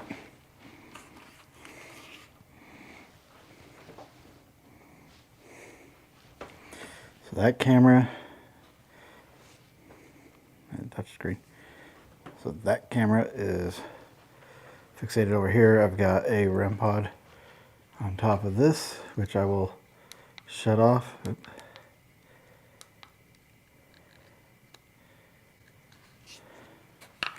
There. I'm going to turn this REM pod on. Now it's going to go off for a little bit because of my microphone and pack.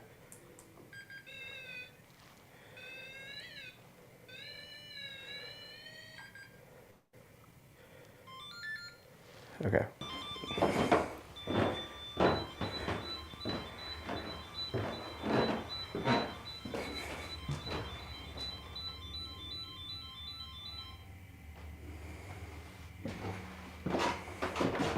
There we go. All right.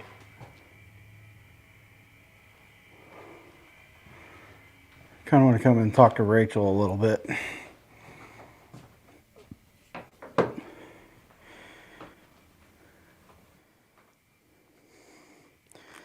Okay, digital recorder. This is David. I am in Rachel's room. It's got a bunch of toys and everything on it. It's about 10:05 in the PM, May 4th, 2025, Whispers Estates. Set that over there.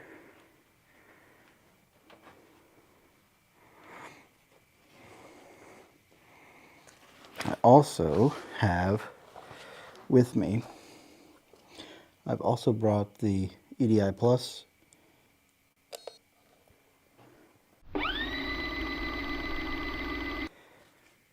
Ooh, the light's off. It gets dark in here. On all the windows, they put like a black film on it, so no light gets in here. It is pitch black outside of, you know, the equipment.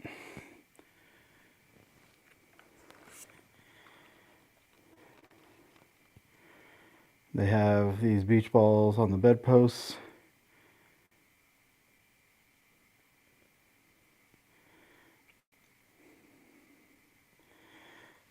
I'm reaching out to Rachel. If you could hear my voice.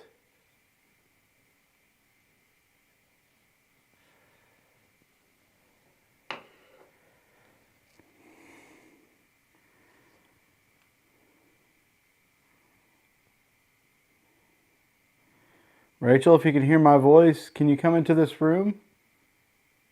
There's a lot of dolls, a lot of toys in here.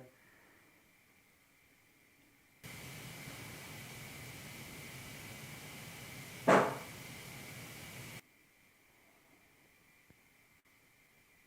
thought I just heard something.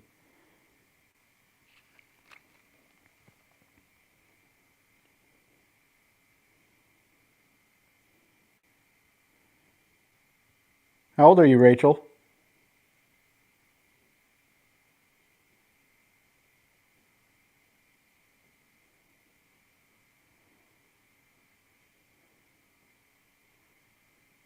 I have a daughter too. She's 5.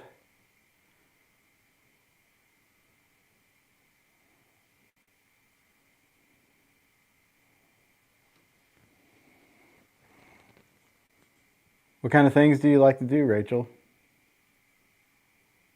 You like to play games?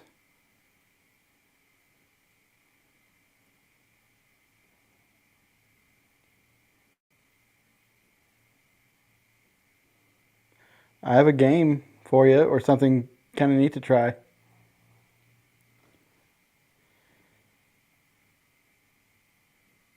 If you've seen like the little boxes that light up when you touch them, on the knoll post down there at the bottom of the stairs, I have one kind of like that, except it plays music. So like the harder you grab it, the tighter you get it, the higher the notes. So you can make like 4 or 5 different notes, sounds with it, and you can make music. You just got to grab onto it, or try to grab it. It's kind of cool. It's pretty neat.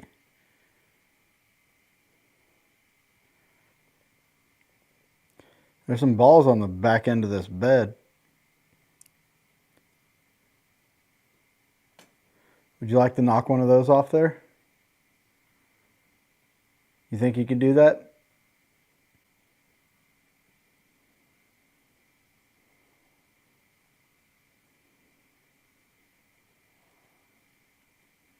It's on the footboard.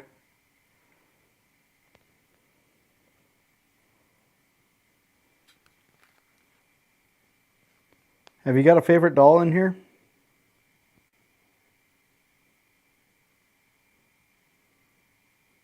You got so many. Some different kinds.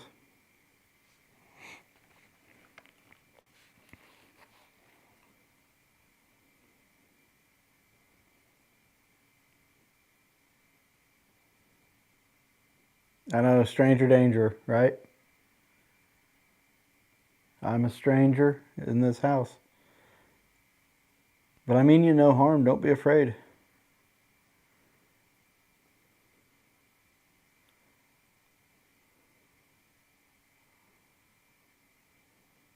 So interestingly enough, aside from seeing a little girl here, people have actually had some negative experiences. I'm not going to say evil or demons or anything like that, but the smell of rotting meat has been smelled here. There's been people who have been like scratched. Some people who have had some negative encounters, pushed on the stairs, and even a case of what seemed to be sleep paralysis.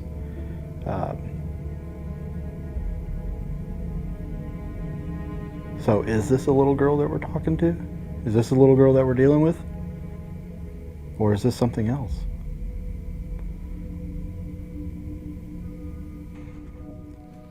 Okay, well, if you're having a hard time with this stuff,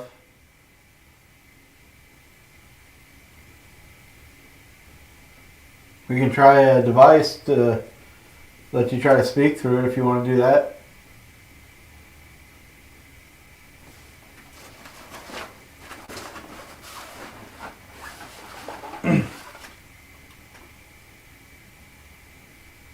Did I just hear you?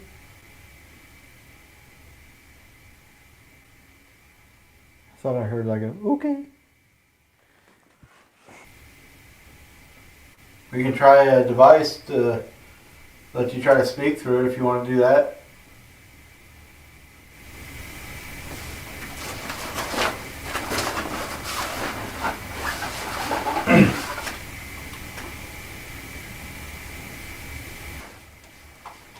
So I'm going to break out the Microkom. Shout out to Katie Stafford of Supernatural Inc. for building these. These do a random sweep, it's not linear, and meaning it bounces around from frequency to frequency, station to station. But these operate also, not only do they use broadcasting frequencies, but they use frequencies that are not used for broadcast. Ugh. It's probably a good thing to use this because I got the hiccups now. Alright, I'm going to turn this on. I'm going to set this in a chair.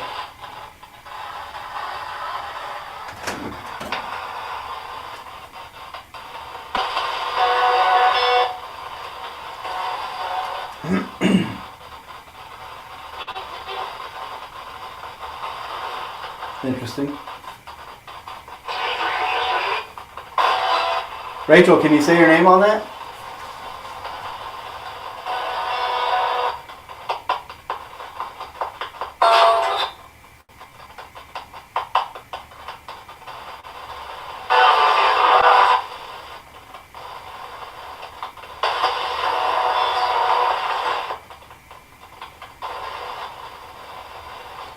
Or maybe just try to say hello. There's a...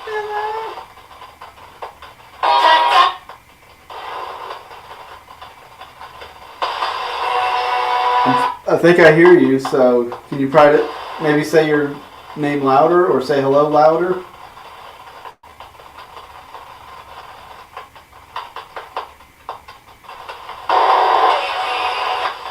Maybe.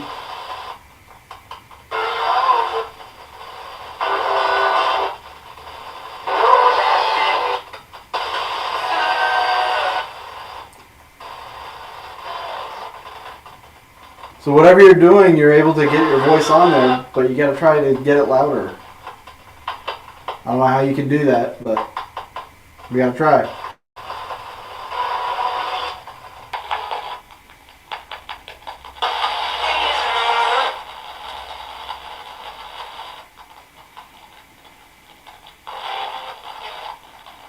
Feeling a tingling on the back of my neck here. Who is that? Who's touching me? Who are you?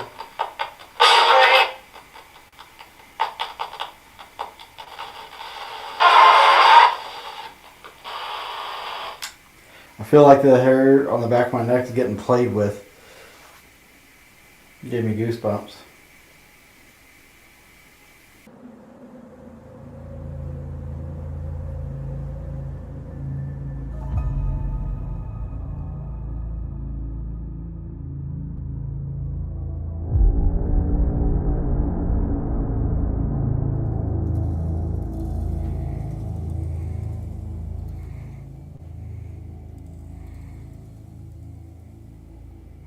Have this light helping illuminate the room so we can see better.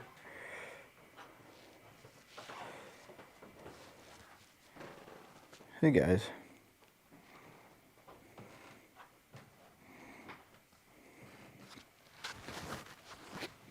I keep feeling like something messing with my hair. Like it just keeps messing back here.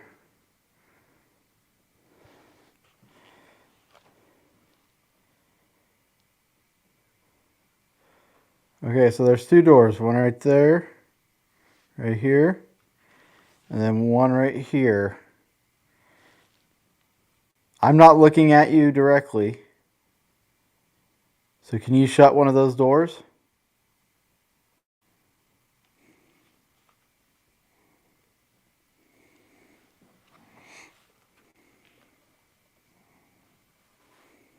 Is there any way you could do that?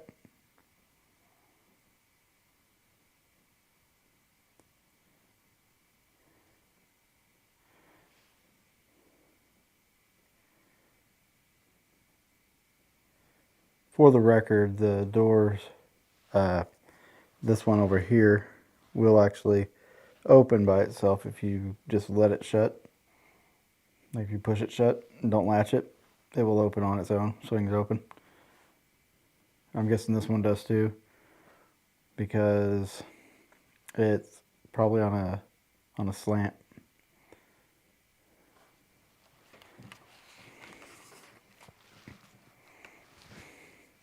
One thing you kind of want to do with these places, especially the old houses, is check the doors, see how they behave.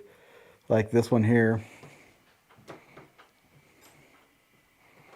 if I were to just close it enough and then let go of it, I will bet you this opens because of the slant.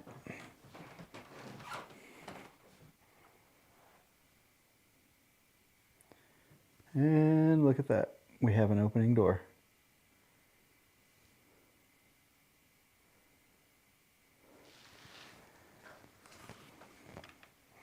This one didn't open fully, but as you can see, it opened just enough. Can you push that door open some more?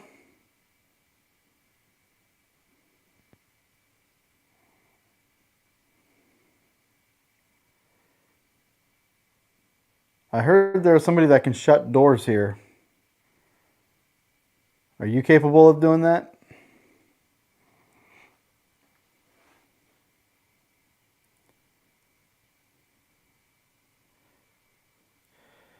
So a lot of people are probably like, why aren't you using like cat balls and things like that? Well, I'm not a big fan of the cat balls. I do find a lot of them to be faulty. There's nothing really scientific about it. There's no data that I could record and log other than a blinking light has gone off. Now, with a digital recorder, you know, I can record voices, and the EDI Plus, that actually logs and stores data on an SD card. It'll record the geophone, it records the EMF, temperatures, humidity, barometric pressure. So I can look at that information and see if there's any kind of fluctuation there. And if by chance that correlates with the paranormal, if any activity happens, I can correlate that with the recorder. Boom. Now there is a new one that was just released by Ghost Stop, which has a actual display and actually logs the times, and you can cut like a recorder, you can mark it, but those are $500. I don't think so. That's like the most expensive piece I think I've ever bought. That was like $200. Outside of this camera, that is. Because cameras see things that I don't. Maybe I should investigate downstairs, because a lot of the experiences people have had is hearing the footsteps up here, downstairs. So I wonder if I go downstairs, will I hear them? And if so, I should probably put that on the floor up here and let it record. Right on the floor. Recording, walking away. Let me, just a couple. Okay.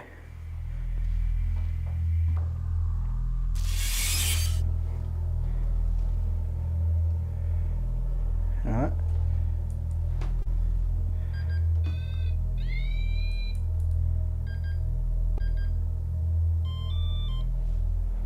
Okay.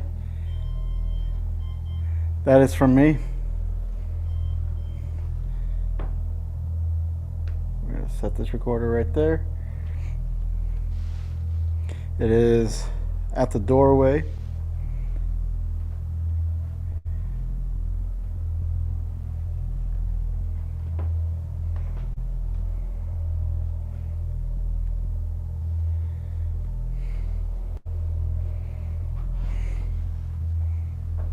All right. So I think with the heat going, what I'm going to do is just do a EVP session, or not an EVP session, a Microkom session. Got a camera in the bedroom back there. I'm in here. Well, now that it's off, let's try to do an EVP session. I don't know that we can sit on this couch or not. So we're just going to stand here.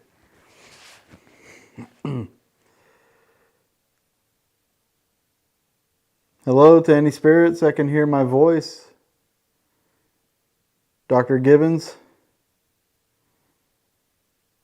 Rachel, Jesse, anybody.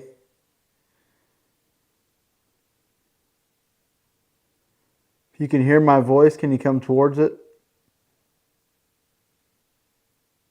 Come say hello.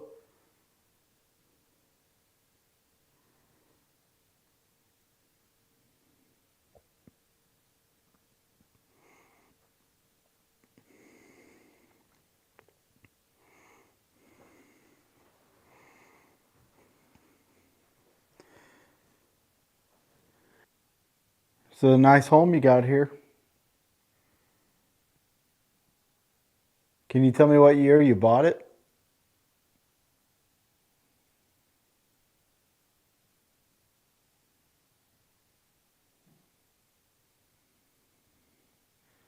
There's a bump, but heat shut off and it's going to cool down.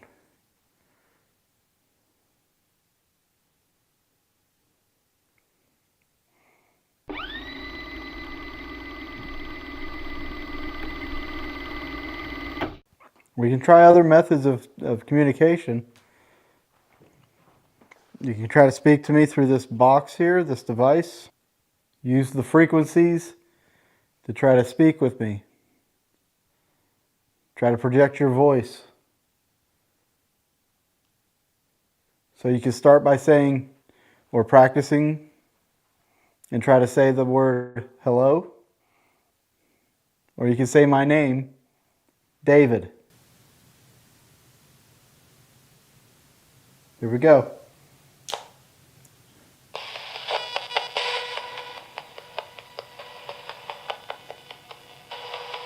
I'll give you a minute to try it.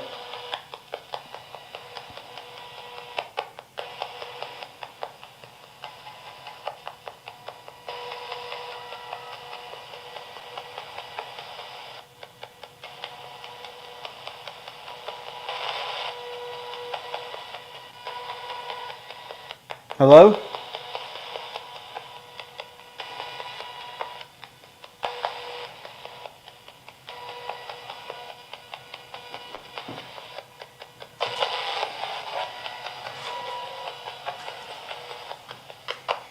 So you guys know, this won't be going off because the receiver is in there.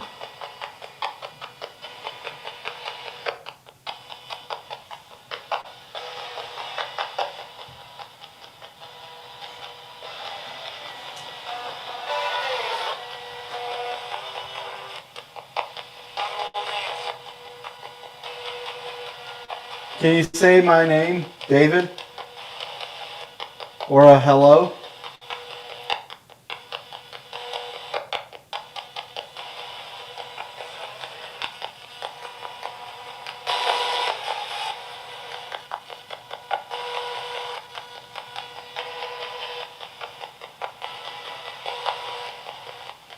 Can you light that device up that's on the desk?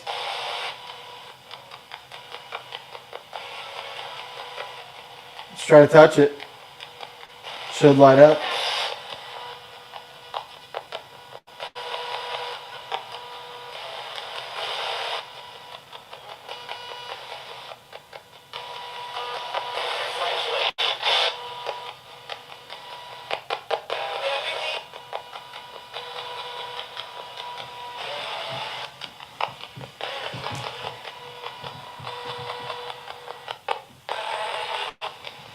Dr. Gibbons, is this your lab coat? Is that your actual coat that's hanging up? Mabel, is that you? I remember her name.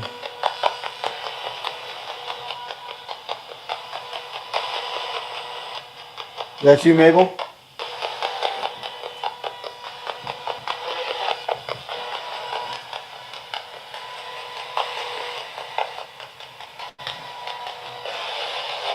Is that where you passed away, is on this bed?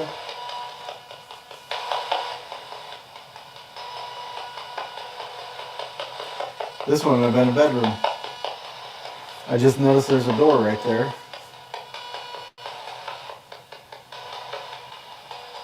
How many doorways this thing got? There's one right there, one right there, one up there.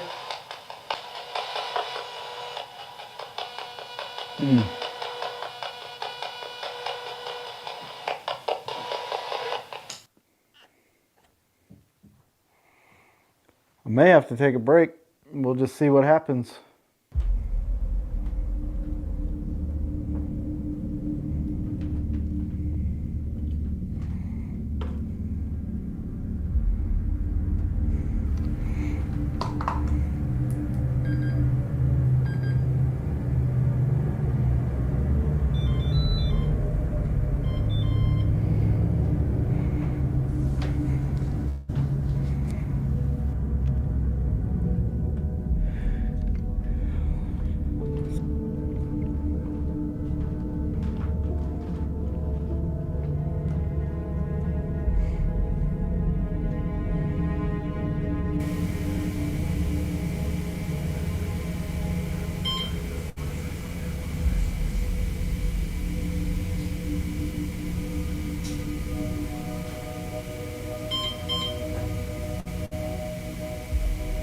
Hello?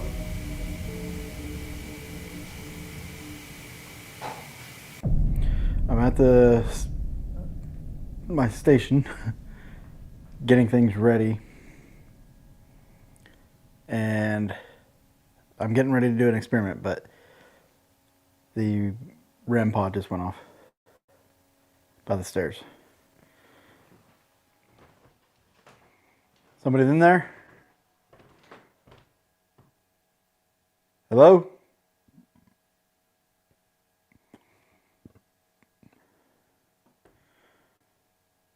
Can you make that device do that again?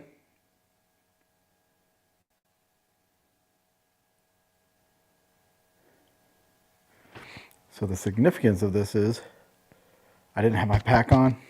Like nothing was on. Nothing was powered on. So what set that off?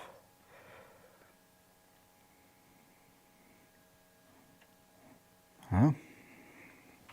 Let's go check.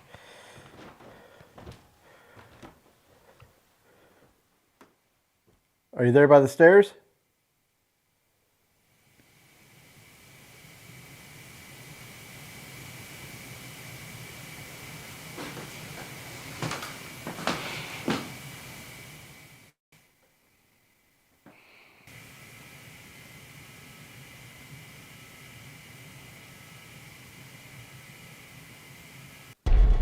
Okay. You guys have a view out there. I'm going to shut this door in here and be in here.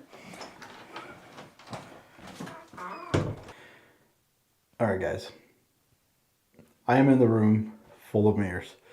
It is top to bottom, wall to wall, ceiling to floor, just full of mirrors. And I read about a frequency that is used to create an out-of-body experience. I'm going to be playing that frequency while in here. Now, the reason I wanted to do it with this room full of mirrors was because of something I had heard about, where a scientist built a box full of mirrors, a wrapped in mirror, and he used frequency to try to connect to the paranormal, the other side. And when he did so, he caused a lot of paranormal activity to happen at the facility.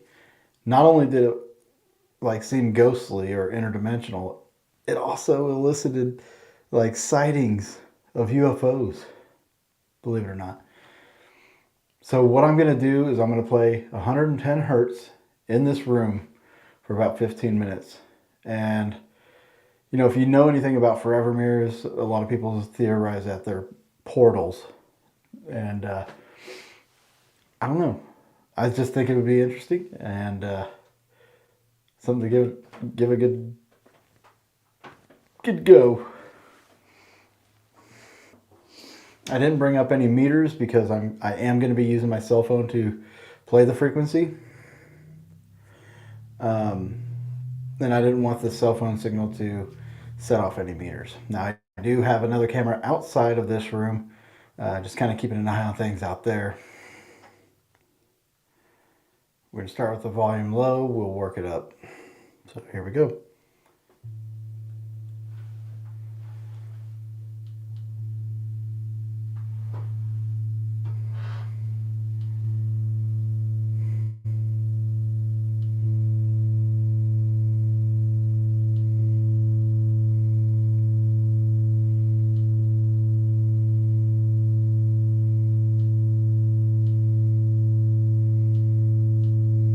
Alright, we are all the way up.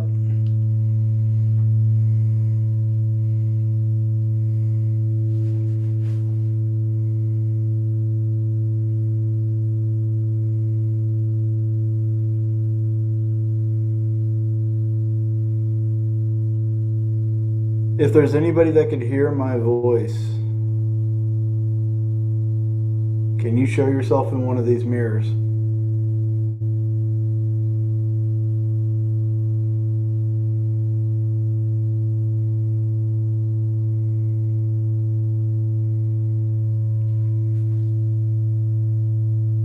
I feel a little air movement. They tried to seal up this thing with this silver tape.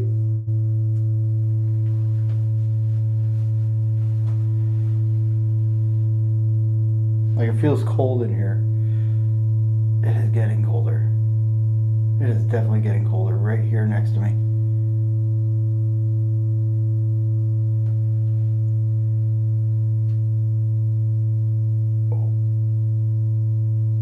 Is that you? I'm getting chills.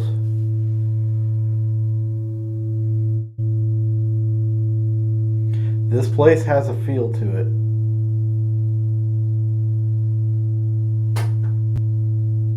Can you knock again?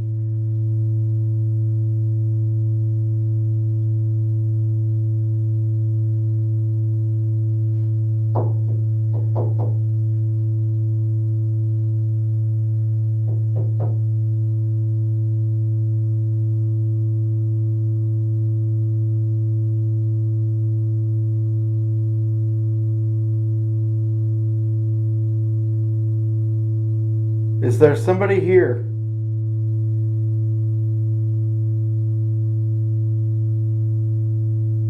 Please knock. Let me know that you're here.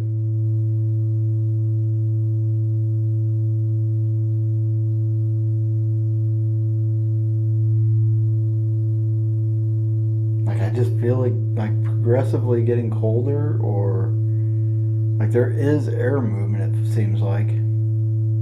Subtle, but it's there.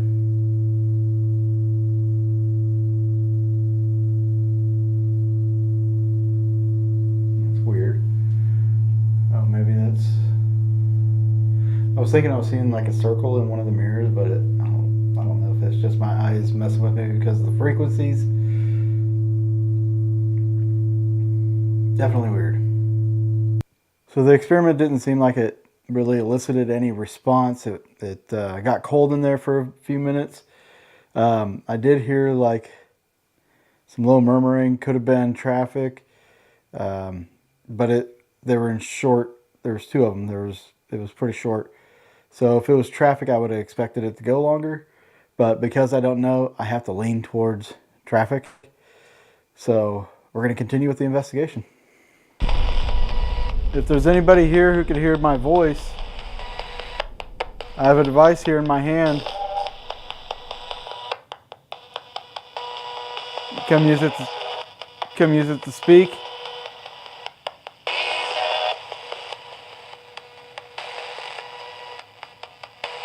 Can you come say hello?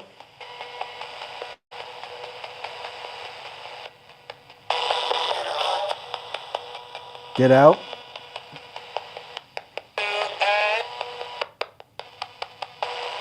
Why do you want me to get out? It's God's word.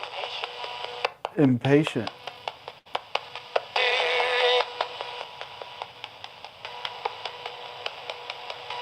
Are you saying I'm impatient?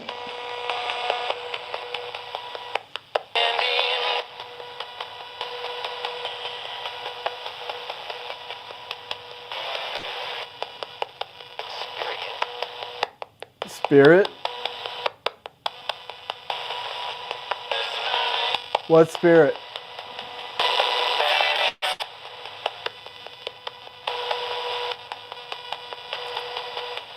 Is this Dr. Gibbons?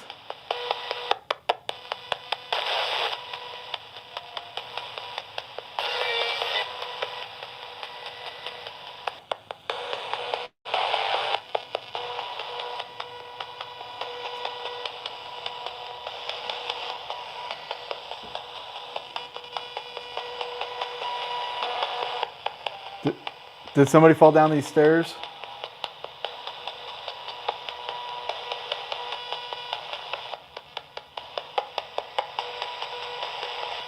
Through this box, can you tell me if we should be afraid of the afterlife?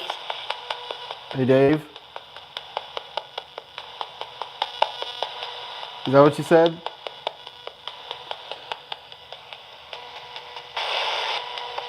Should we be afraid?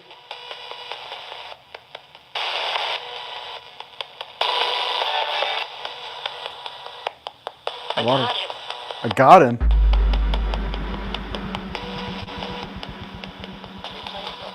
I was feeling something on my ear and cold.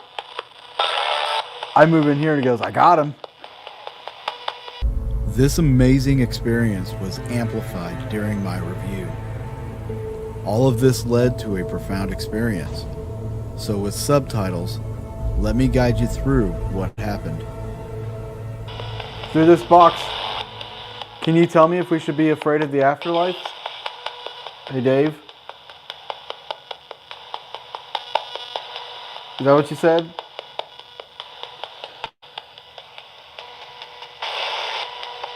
Should we be afraid?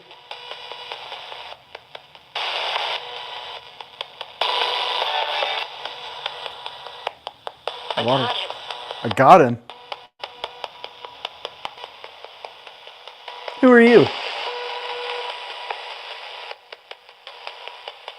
Are you Mabel?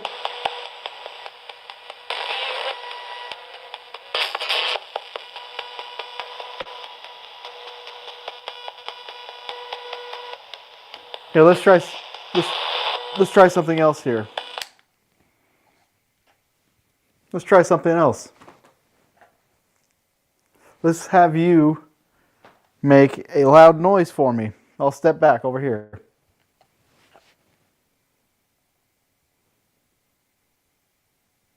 Make a loud noise. Let me see what you can do. Like slam a door or something.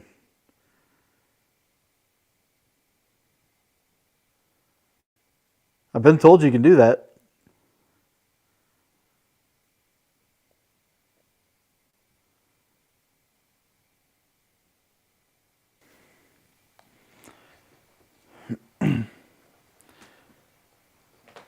So my thought process is this.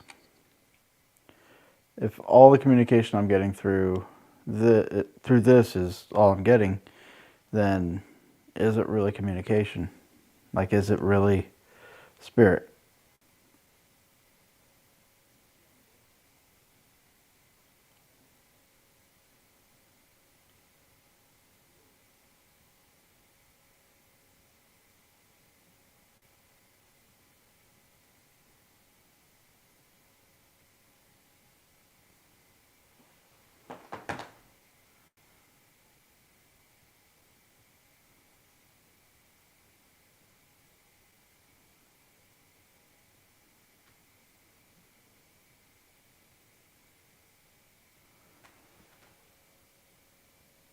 I was just hearing talking.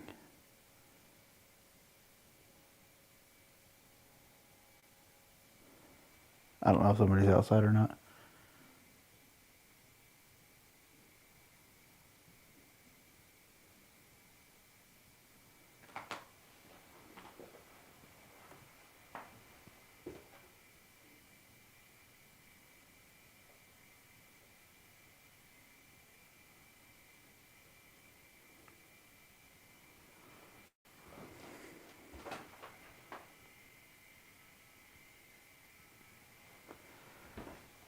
I have to look though. I have to look. Here I am just talking about how I'm not getting anything. And I started hearing talking.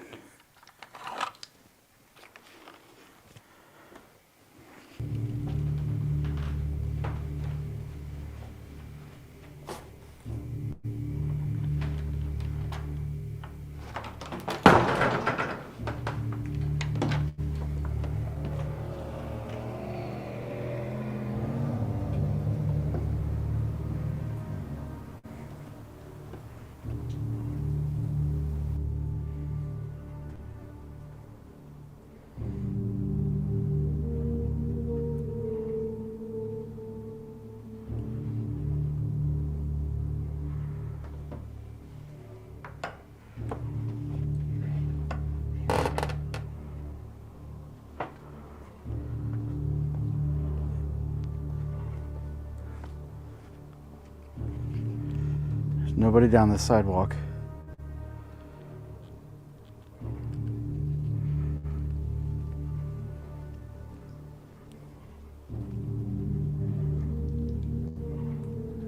Nobody out here. That is insane. I hope that picked up. They had to.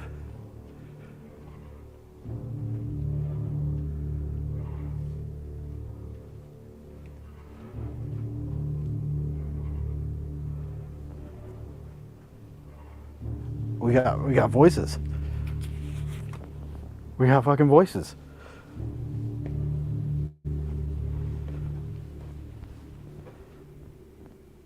Can you say something else? Can you be louder?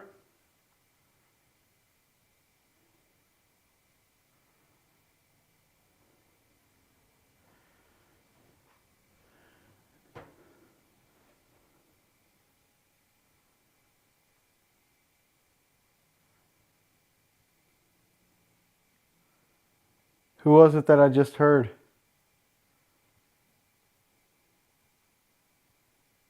That Mabel? I think I gotta review that audio to see what was said, and then I can go back if I pick it up. If I can make out what the voices said, I can go back and address it. So let's do that real quick. That was awesome.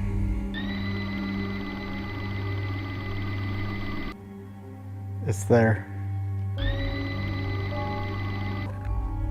So it almost sounds like there was a conversation or like 3 sentences and then somebody responded. With these headphones, it's still really faint. It's there. It's clearly there. I'm going to play it back here for you. Communication. Like, is it really spirit?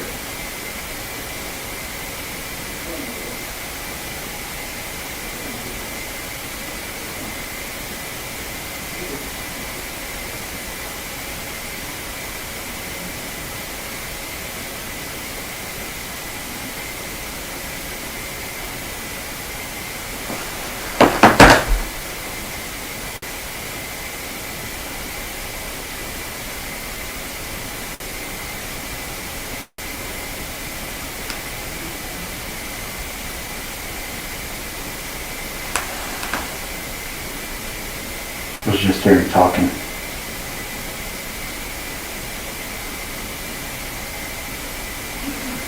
I don't know if somebody's outside or not.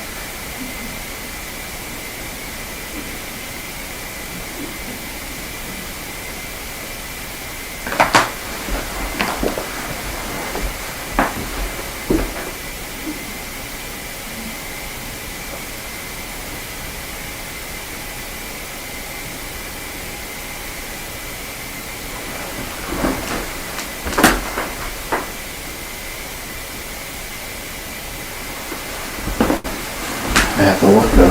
I have to look. That's pretty awesome.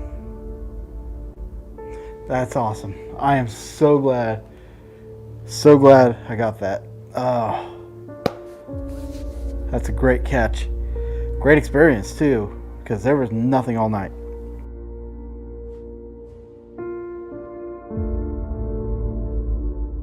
So that was pretty amazing, guys. The fact that all night I didn't hear any voices or anything, and except for whatever came through the Microkom. And then whenever I tried to call that out, it's like they called me out. It was it's kind of humorous in my eyes, but hey, that's the way the paranormal goes sometimes. You don't always get it right when you need it or want it. Yeah, I gotta turn this off.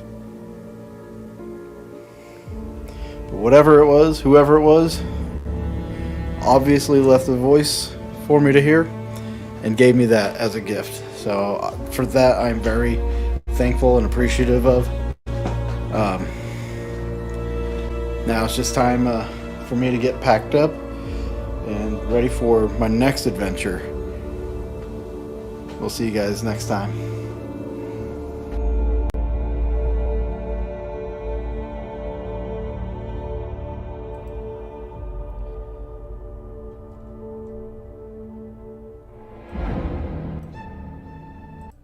Alright guys, well, that was Whispers Estate. The interesting thing about the whole night, like I didn't actually experience anything. Like there were some things that came through on the Microkom that I didn't catch in real time, which is important to review. Reviewing is important. But there was so much going on through the Microkom that correlated with experiences I was having at the end of the night, with feeling like I was being touched on the ear and the cold spot. Like that was pretty freaking interesting. Considering like I didn't realize outside of the got 'em thing, I didn't realize what all was going on the Microkom. The talking, that was something that I didn't expect, because the night had been so bland. It's like I went the entire night without hearing or experiencing anything, and then right at the end it's like boom, they're like, we'll show you. And to me, like the audio doesn't do it justice. The audio does not do it justice. What I had heard was louder than what the audio picked up. So that being said, I did go outside. I did look around. All this happened around like 3 o'clock in the morning. The Whispers Estate is weird because like when you book it, number one is it doesn't cost much to book, which is awesome. But number two, the checkout time is definitely weird. It is 4 a.m. That's the time you have to be out of there. Oof. I don't understand it. I would have continued to investigate longer, since that just happens at the end. I would have investigated longer. There's more I wanted to do, but I couldn't do because I ran out of time. But yeah, it was a hell of an interesting place, and a lot of the claims and a lot of the experiences that I was told about, some stuff that wasn't even in the documented, like in the packet that they have. I'm gonna turn this back on. Like there's stuff that that was happening recently in accordance with the time that I filmed. There were people that were getting bit, like it was leaving teeth marks on people, the scratching, being pushed on the stairs, a lot of physical altercation from a spirit was happening at this location, and it was all happening more recently. So I was kind of on edge at first because of that, but nothing was happening, so I did let my guard down there towards the end. Yeah, if they were outside, they definitely wouldn't have been that loud. I don't know what the deal is with the 4 a.m. I have no idea. I will say, like, to me, that audio, you mentioned conversation, and to me, that's exactly what it sounded like between a man and a woman, because there's points of it, even in the audio replay, where it does sound deeper, and then there's a part of it that does sound, I guess, more feminine, higher pitched. But that's how it sounded. So I was pretty amazed and excited to get that piece of evidence, and to experience that. That's the biggest thing for me on a lot of these investigations, is to be able to experience it, and to be able to share that experience. Let me scoot up here. And to be able to share that experience with everybody. And that's why I do this, is to share my experiences, share my ideas, share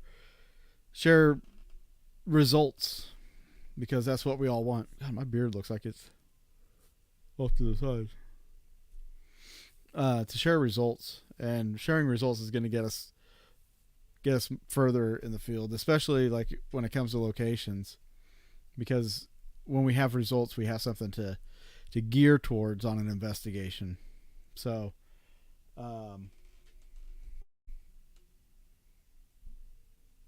I will be going on a little bit longer tonight than I thought I would be. I do have something coming soon, as soon as I get a heads up here. I have somebody that is on location, or heading to a location right now, that will be on location, that will do some investigating live right here on the live stream, guys. I'll let you know where, who, and when that is, but that will be soon enough. But I think at this time, maybe we can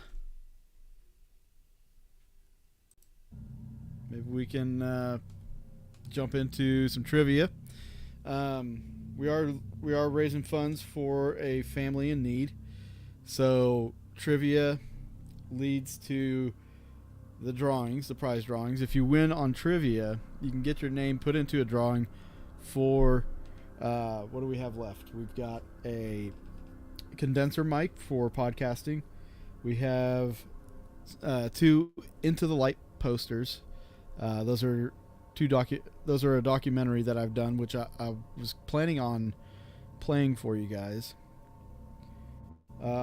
I also have an Into the Light package with it's a DVD, a signed DVD with a signed picture book, and some extras from our trip to North Carolina.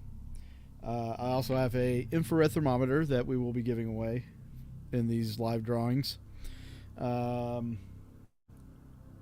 We also have an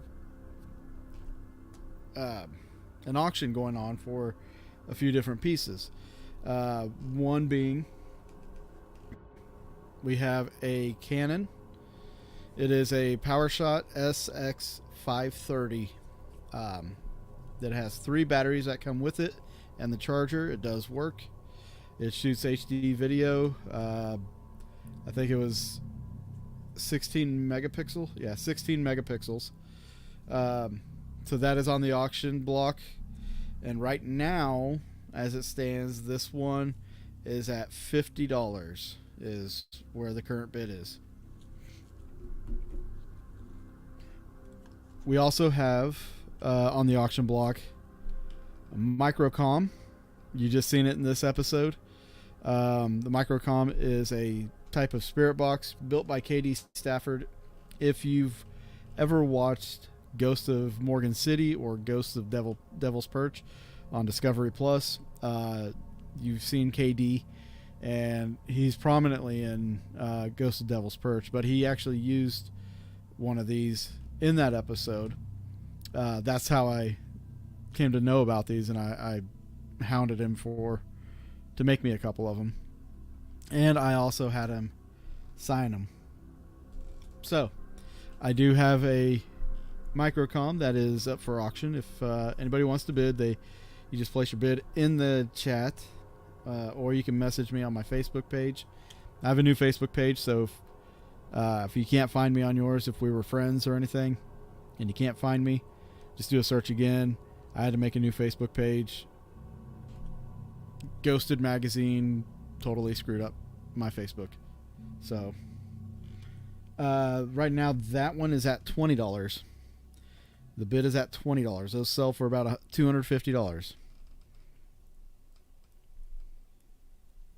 You're good, Christina. You can still win. If you win in the trivia, we'll do a couple rounds of trivia so we can get some names in. Basically, trivia is a round of trivia is 5 questions. All you have to do, win at trivia. Get your name put on our wheel of names. We also have, which I premiered this before,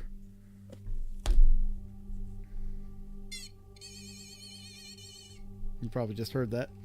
This is a closed circuit tube. If you do any investigating, this is a really cool tool that I've discovered. And this tool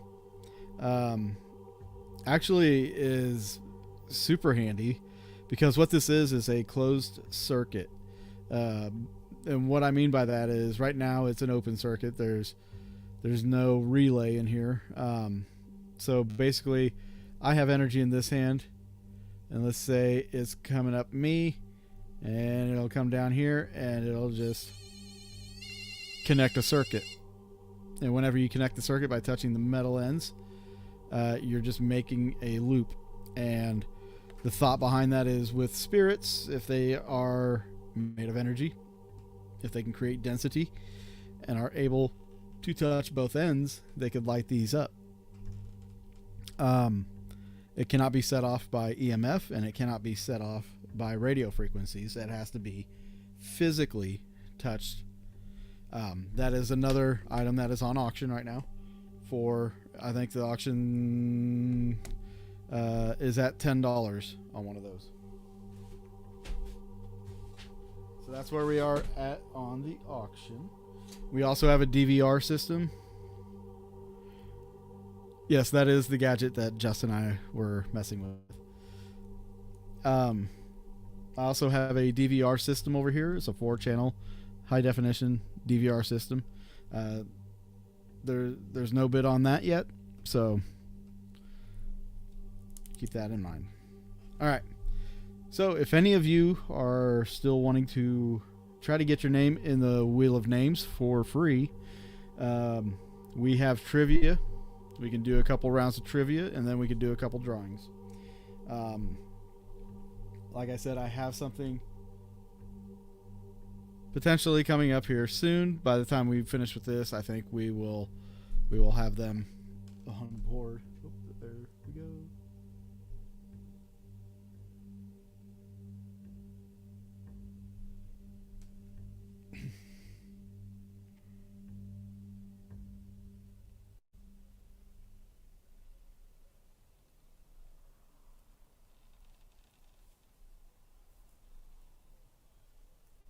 Sorry.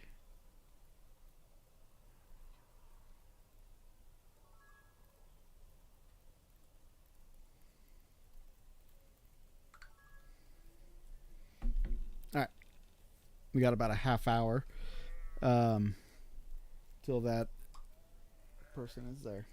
Okay. So, if you guys are interested in playing, I need to see who all is interested. So in the chat, just drop the word dead in the chat. We'll play for some more entries. We have a few people in the entry right as it is right now, so we're always putting more in. Hey, Michael, welcome back. Susan, Nathan. Okay.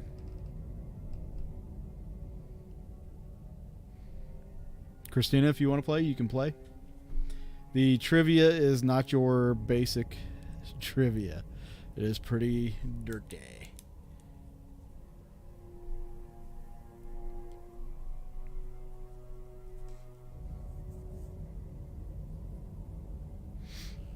All right, if anybody else watching would like to jump in, you're more than welcome to. I'll give you a few seconds to do that. While I'm doing that, I'm going to pull a few cards out of here. And these are being pulled out random. There's a lot of cards. Is that a bug? See that orb? That one. This one. I'll pull that one too. Alright. I'll pull that one. Okay. Let's bring that back.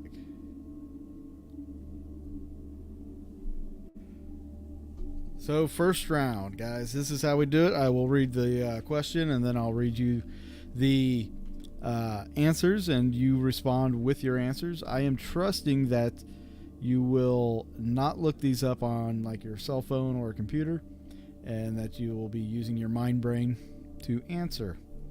Whoever gets the most right will get their name entered into the wheel of names. If there is a tie, we will have a tiebreaker. So, with that being said, let's begin. Question 1. Lions, pumas, and wolves will kill one another to survive. But which unexpected animal is the most murderous of its own species? Is it A, chinchillas, B, spider monkeys, C, gazelles, or D, meerkats?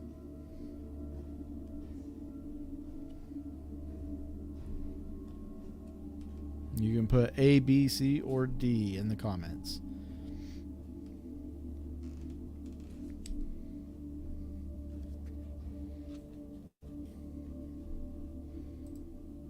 There we go.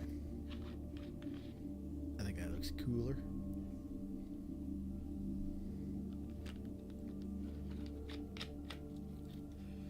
Okay, let's see. Nathan says B. Susan says C. Christina says B. Mike? Are you there, sir?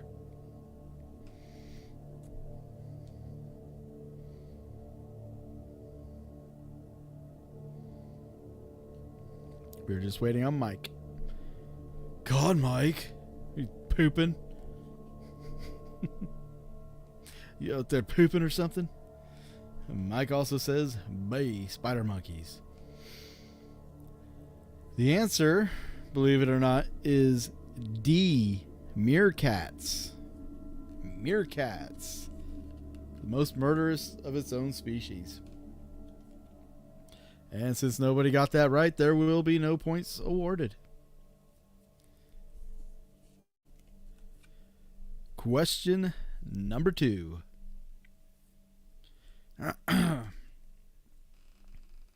All right. One of these perverted sounding city names is totally made up. The other three are real. Which is fake? Is it A, Dick Johnson, Indiana? B, Climax, Georgia?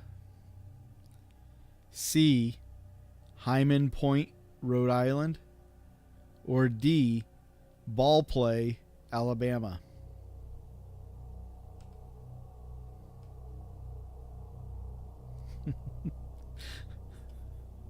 Would you like to tell somebody you're from one of those cities?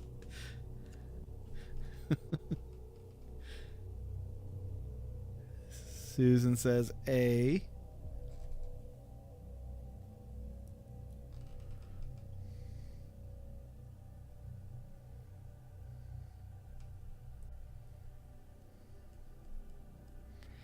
That clock is a ticking. C from Nathan and A from Christina. They'll have two Dick Johnsons. And of course, we're waiting on Mike. Somebody give that man a keyboard. And an A from Mike. Well, the answer, believe it or not, is C. Hyman Point, Rhode Island does not exist. The rest of them exist. There is a Dick Johnson, Indiana. 1 point goes to Nathan.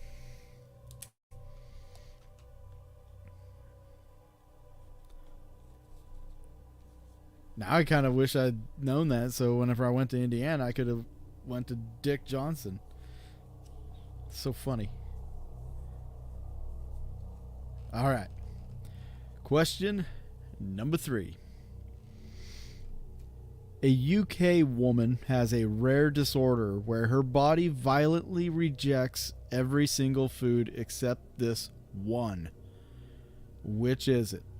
Is it A, raw hamburger, B, Fruity Pebbles, C, Chicken McNuggets, or D, Tic Tacs? That would be horrible.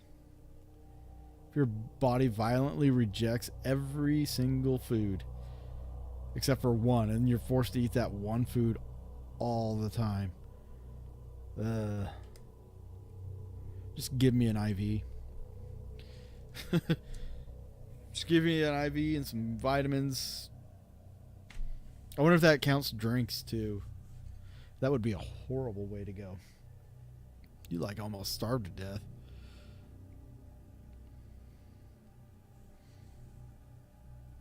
So Christina is going with A.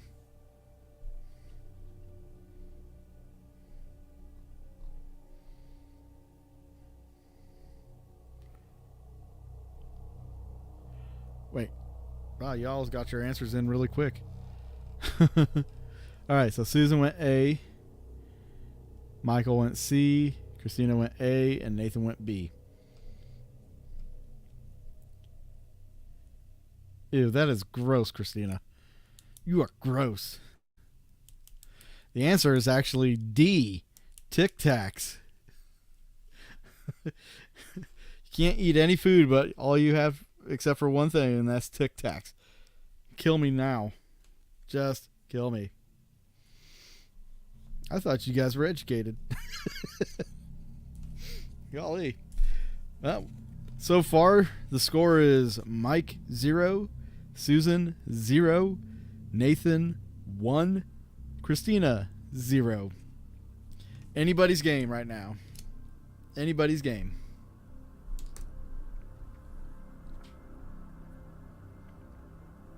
All right. Question number 4. If you work at this job, watch your back. Which occupation has seen the number of people murdered on the job rise every year since 2014? I'm going to reread this. Which occupation has seen the number of people murdered on the job rise every single year since 2014? Is it A, food delivery drivers? Is it B, postal workers? Is it C, sneaker store employees? Or is it D, fast food workers?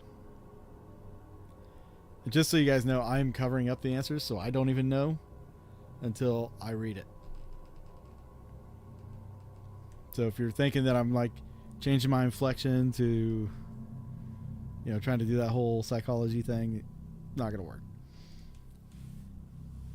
Susan says B, postal workers. I get it. I get that. People going postal.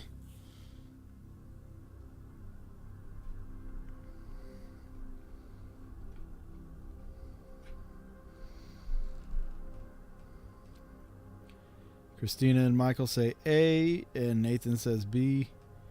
2 B's and 2 A's. The food delivery drivers would be a good answer. Think about Uber drivers and stuff like that. But unfortunately, you're all wrong. Again. The answer is D, fast food workers. It would just get my order right the first time. Alrighty.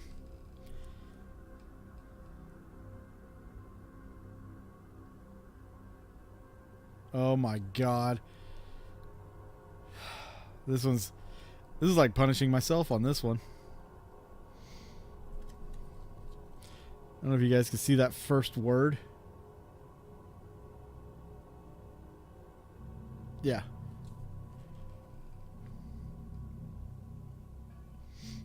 It's okay, Susan. We'll all sit in a circle and wear helmets. Let me try to pronounce this word.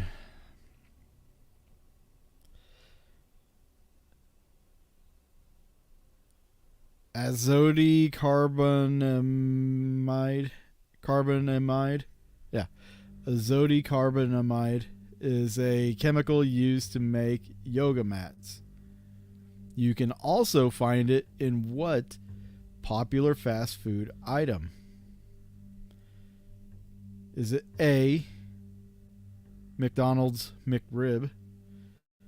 Is it B, Wendy's Frosty?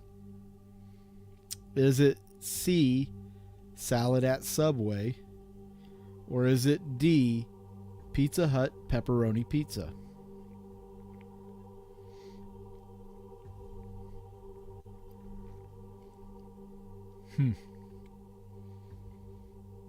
I think I know where I would lean with this one, but I can't influence you guys in one way or another.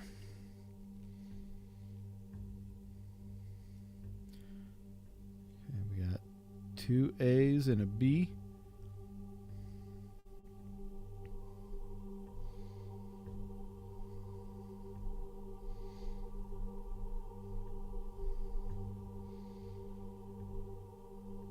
Just wait on Mike. There we go. 3 A's. All right. And the answer for this one is A, the McDonald's McRib. That means Mike has 1 point. Susan has 1 point. Nathan has 2 points. And Christina has 0. Wait, change answer to C? Yeah, no. Fine, I'll take your point away then, Mike. Nathan is the winner of this round, so Nathan is getting his name put into the wheel of names. Give me just a second here, Nate.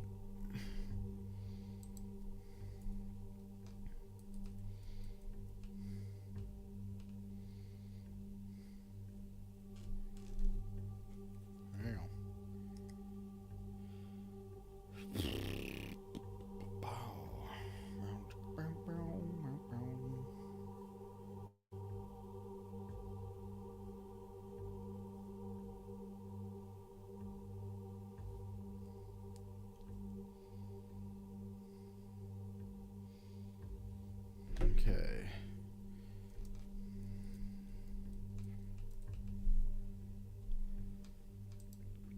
All right, Nathan, you got one in there.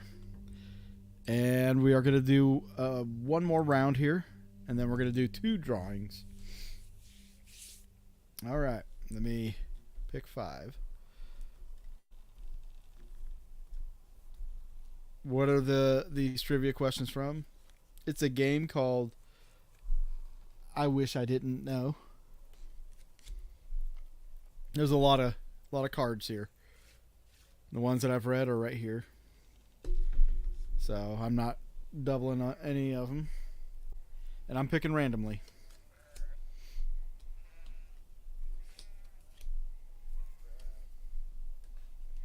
3, 4, 5. All right. New game, new round, new chances to get your name on the board. All right. First question. Let me real quick. There's 6 people. There's 6 people. It shows 6 people viewing. There may be more, maybe less, but I at least have 4 people playing right now. If anybody else wants to play, just respond with the word dead in the next 10 seconds. 20 seconds, whatever.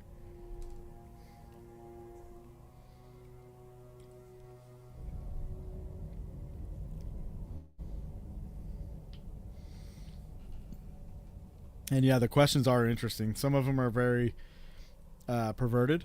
Some of them are gross. Some of them are, any word you can think of to express it.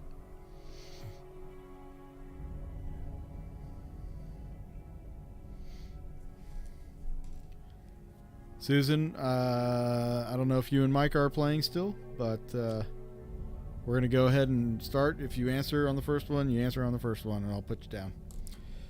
All right. Question 1. There you go. Oh, Charles is in now.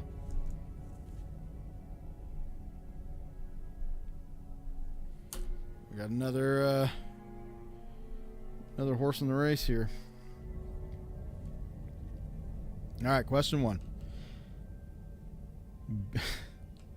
Being a mother cat to newborn kittens can't be fun, especially because their mom has to teach her babies how to take a shit by A, licking their butthole, B, sticking a paw in their butt, C, force feeding them until they go, or D, making them watch her.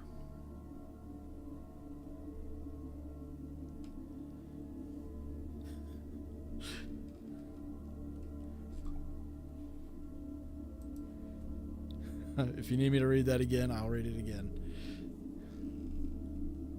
So we got 3 A's.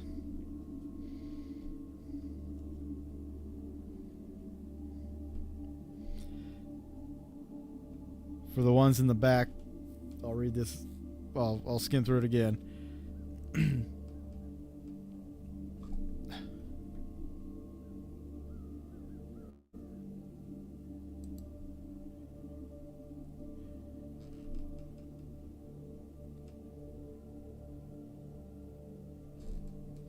Hang on, I'm getting some messages.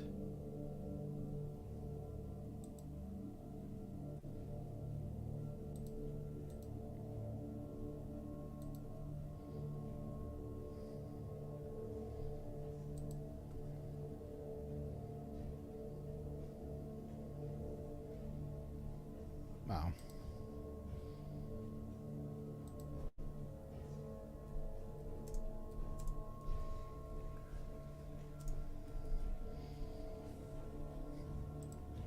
All right. The fuck are these questions? All right, so we got. Okay, everybody's answered A, and A is the right answer. So everybody gets a point.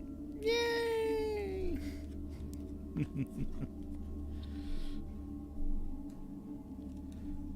Pat yourselves on the butthole.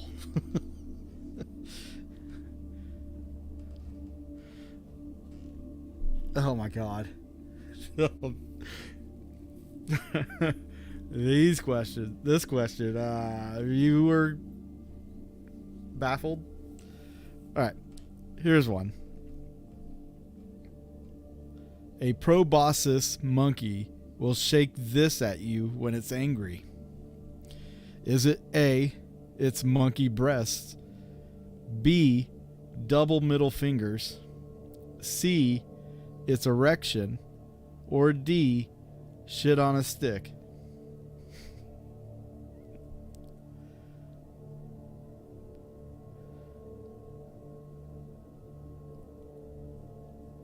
It will shake this at you when it's angry. It makes me think of the Hulk hands one. You won't like me when I'm angry.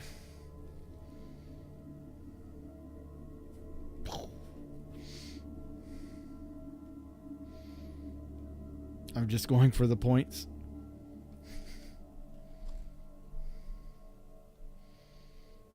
All right, everybody but Michael said C. And the answer is C.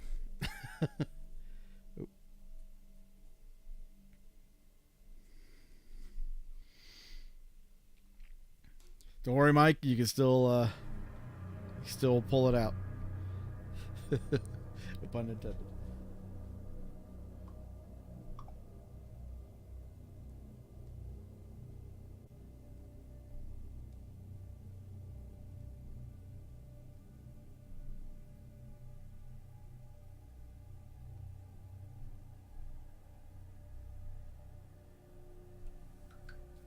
All right. Question number 3.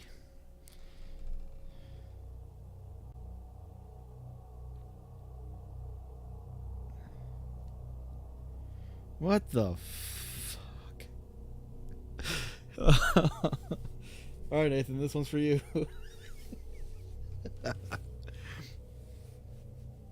All right.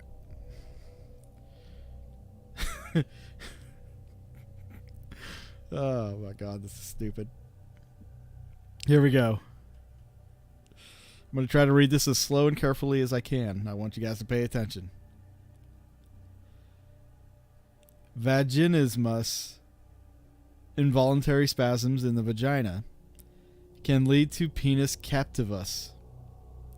These are fancy ways of saying a dick is caught in a pussy. If this happens, the worst thing to do is A, try to forcefully pull it out, B, orgasm, C, try to push the penis in further, D, Snapchat it.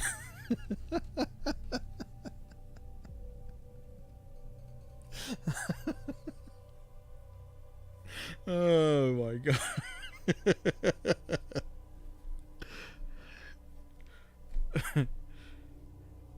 A. Ah.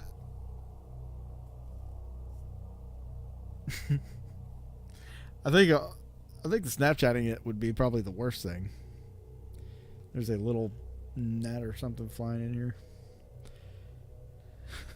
Nathan says B. Christina says B. Honestly, like, I think all three of these would be the worst thing to do, or the wrong thing to do. The answer, though, is A. Try to forcefully pull it out. So Mike has 2, Susan has 3, Nathan and Christina have 2, and Charles has 3. A. Still room to grow. We have 2 more questions. A lot can happen.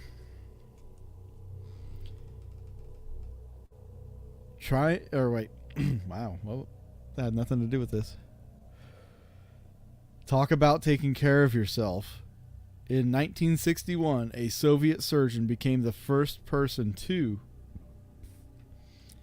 A. Successfully remove his own appendix, B. Amputate his own leg, C. Give himself breast implants, or D. Conduct his own open heart surgery.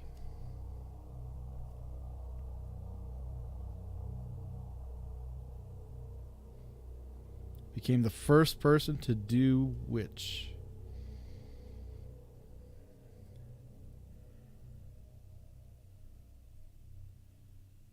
This would be a tough one. This is a tough one. This is where we separate the men from the boys and the boys from the women. Oh, all the answers came in at once. All right. Charles says D. Nathan says A. Susan says B. Michael says B. Christina says A. And the answer is A. Wow. Wow. You got a 4-way tie, guys. You may have a tiebreaker. Question number 5.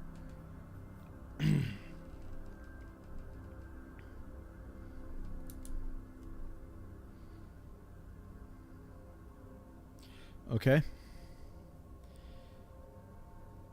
Here we go. Question number 5.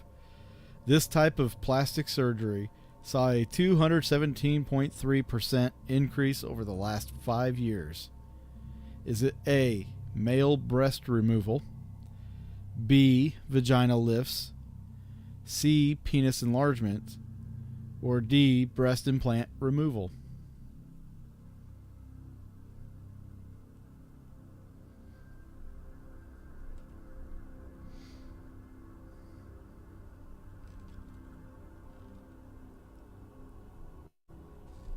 Take your time. Think about it. So over 200% increase over the last 5 years.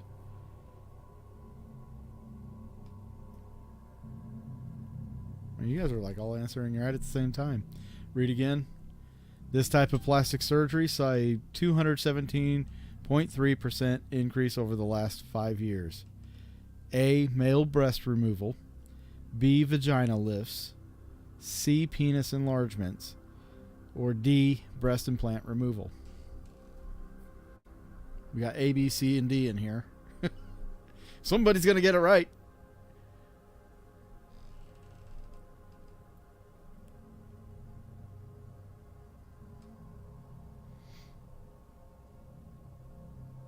Charles says D, breast implant removal. The answer is B, vagina lifts.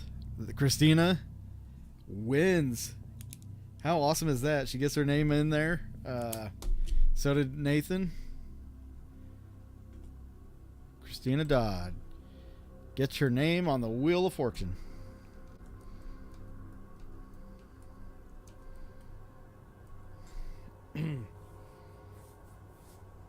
All right.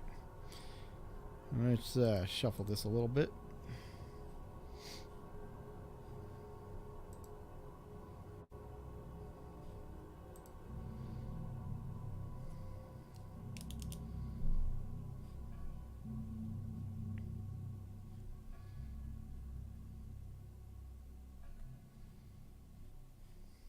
All right, we're going to do the drawing real quick. If you guys haven't yet, make sure you share this live stream.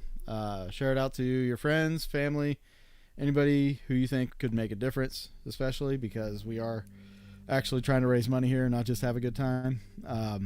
We are helping to raise money that's going to benefit a local family who is in desperate need. The auction is still ongoing, and it will be going for a while.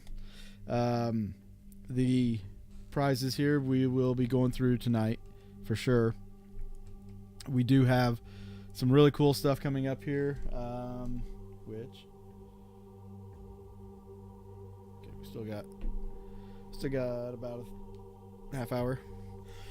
I think, yeah. So with that being said, I think we will do a drawing for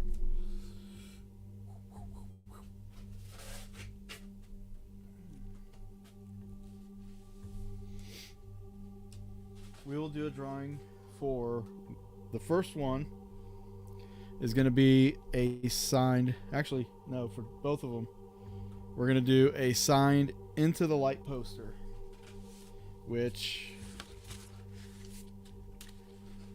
These are the posters featuring myself over there and Josh Hurd from our movie Into the Light, which will be the next video I will be playing. But we have something else coming up here in a second. Or soon. Oh, I just poked myself in the eye. So 2 signed Into the Light posters. They are 16 by 20. If you need to get them framed, that's what the sizes are. All right. Let's pull up the Wheel O names. Share screen. Share screen.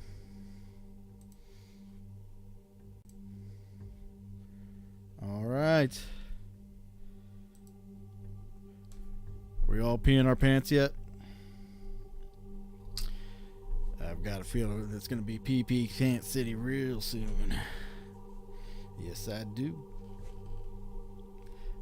All right, here we go. Wheel of Fortune.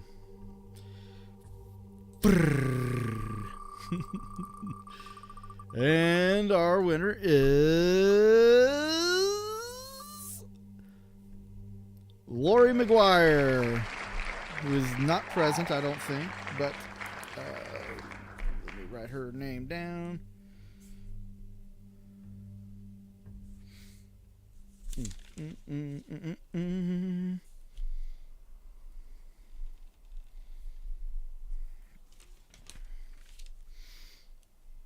We'll remove that name.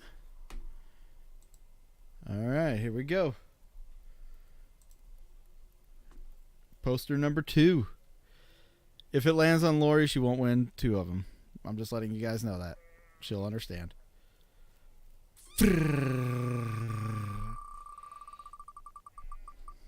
That's my wheel, like from the Wheel of Fortune. Oh, Nathan missed out. It is Susan Roberts. Susan wins a poster.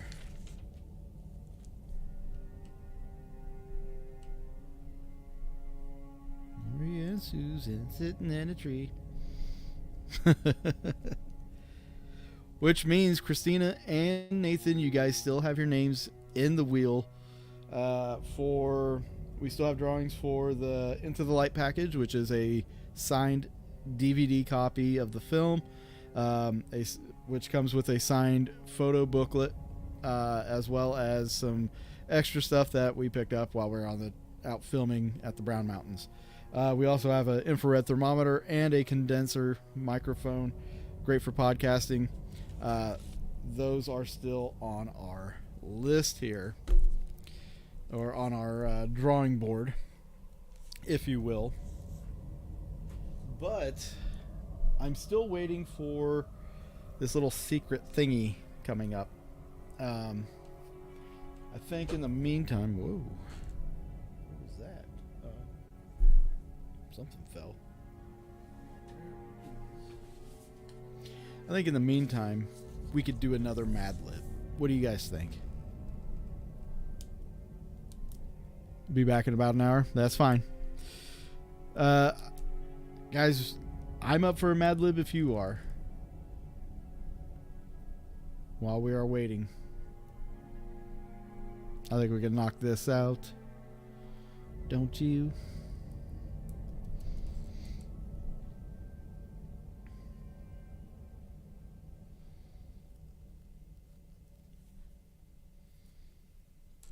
I guess I need to check my other things here.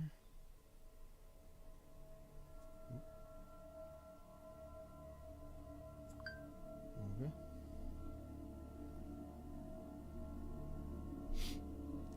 Let's see. Yeah, after a certain point, it seems like it may have just kind of fizzled out there on donations, and log in there. Yeah.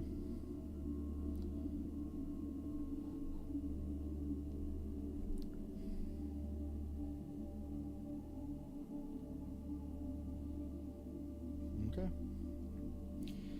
All right. What's a Mad Lib? A Mad Lib is basically, let me get the screen off here. Stop sharing. So a Mad Lib is a story, but in the story there are words missing, and I will ask each of you to place or come up with a word. Like, so let's say an adjective or a noun or a verb is needed. I will ask one of you to fill that in. If you don't know what like an adjective is or a verb or whatever, just say, hey, what is that? I will be glad to explain that for you so you can come up with a word. Now, you can be as clean as you want, or you can be as raunchy as you want. I personally am a raunchy guy, so like, comes natural for me. That's where my humor lies. But you guys can be as dirty as you want to be. So far tonight, we've raised $120 for this family. We'd like to get a lot more than that, but you know, I understand I have a limited reach right now. So sharing this out is very key and very important. If we can share this out, if we can try to raise some more money, that'd be great. Now, that does not include the auction stuff. There's more that's on the auctions. So, but right now, like, our goal was $1,000. I am limited on my reach because of the attack on my Facebook page. It is what it is. And, you know, the inactivity on the Haunting History channel for a period of time kind of killed the algorithm. So it is what it is. I'm doing what I can. You guys can do whatever you can. But right now, I know the majority of you, or half of you, have donated and or have bid on items. So getting it shared out there is key. Okay? So, for those that want to participate in the Mad Lib, let me see you put "Dad" in the comments.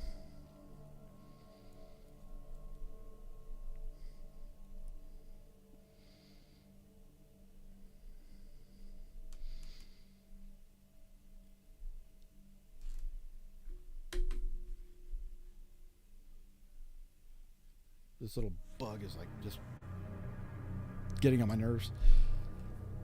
Okay, Susan, Michael, and Christina.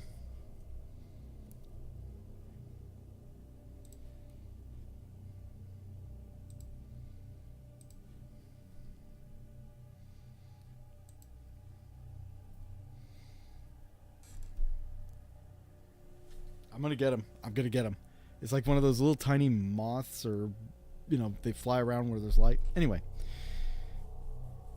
Okay, so I guess Charles is gone. Or he's not participating. So Susan, Michael, and Christina, I'm going to leave this up to you guys to fill out. So we'll start with Susan. I need you to give me a place. Michael, I need you to give me an adjective.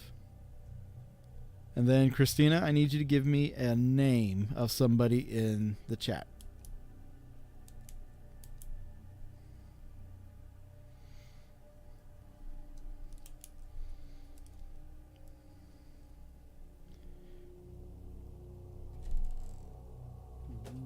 Do, do, do, do, do, do.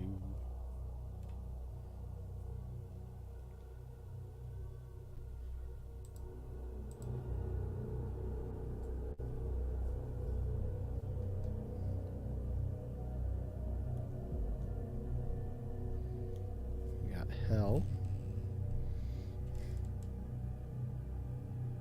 Turd.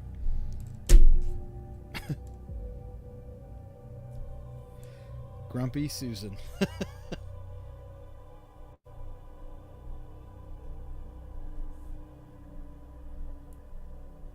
All right. Susan, I need an adjective. Michael, give me an animal. And then Christina, give me an adjective.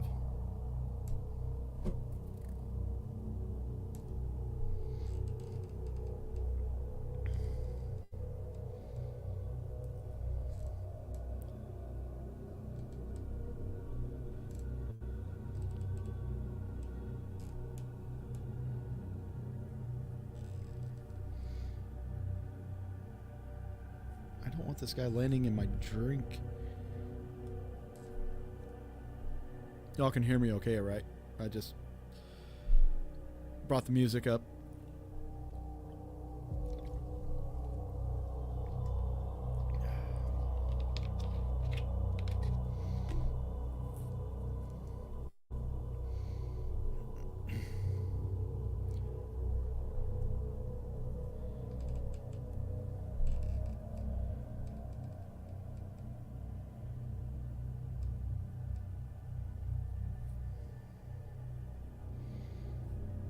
Okay, Susan, I need an adjective from you.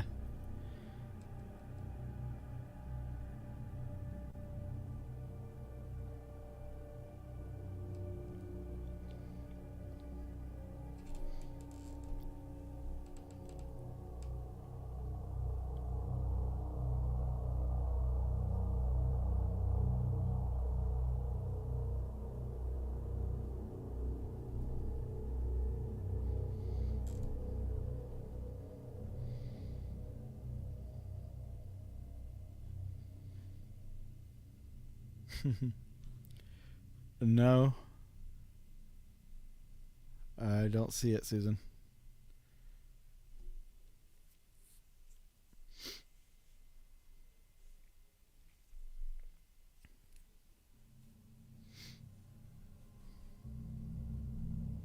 Endowed.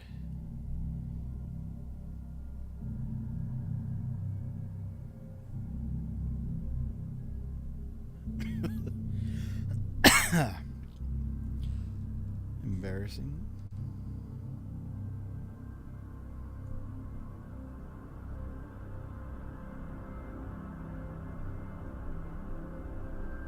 Okay. Michael, I need a food. Susan, give me a type of music. Christina, give me another adjective.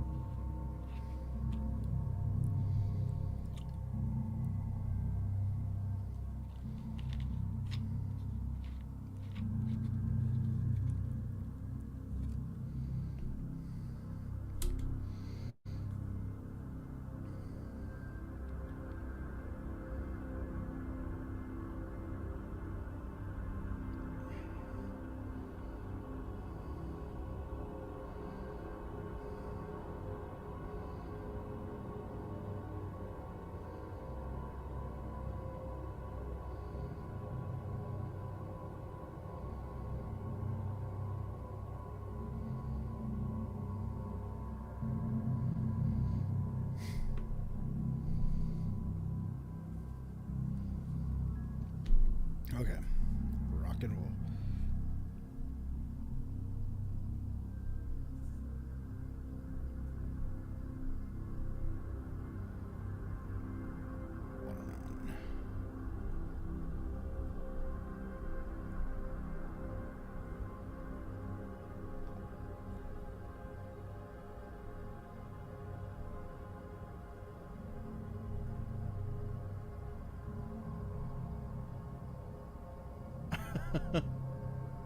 I guess so. I guess it is Banda.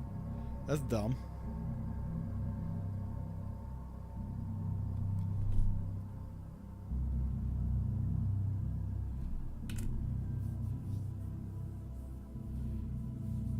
Christina, my is not an adjective.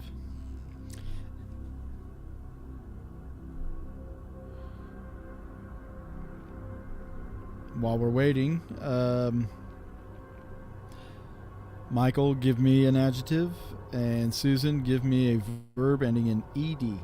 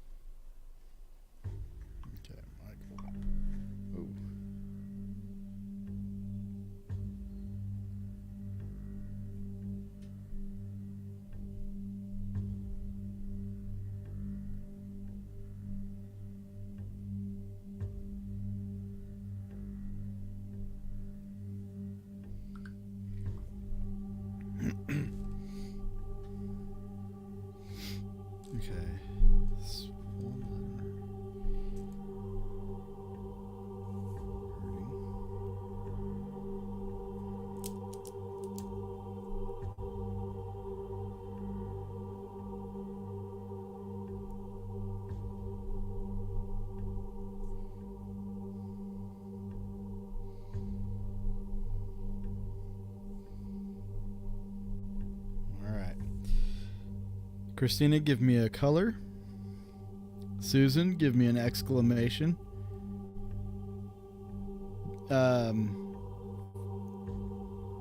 Michael, give me an adverb ending in ly. Like unbelievably or fancifully. Or gaily. I don't know.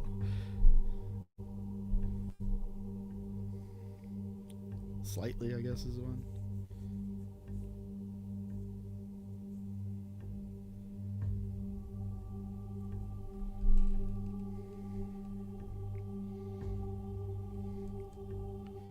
Clear is not a color, but I'll put it down.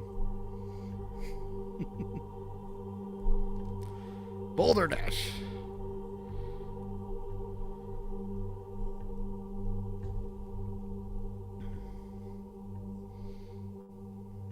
Godly. Okay. Susan, give me a name of somebody in the room or in the chat. Michael, give me a verb ending in ing. And Christina, give me another name of somebody else in the room. And I will fill out the last one. It's just a costume.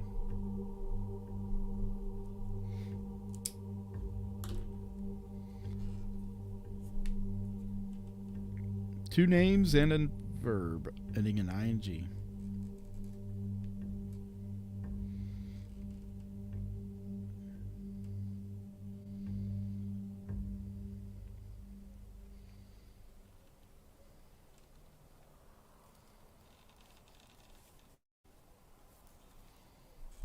Crying.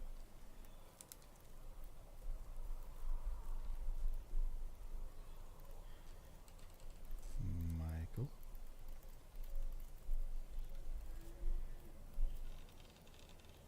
David.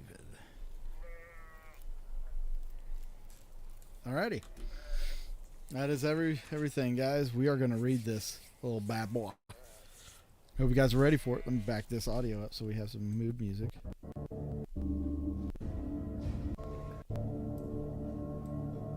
There we go. This one is called The Costume Party. It was the night of the big Halloween costume party at Hell. Everyone in school was Grumpy Susan.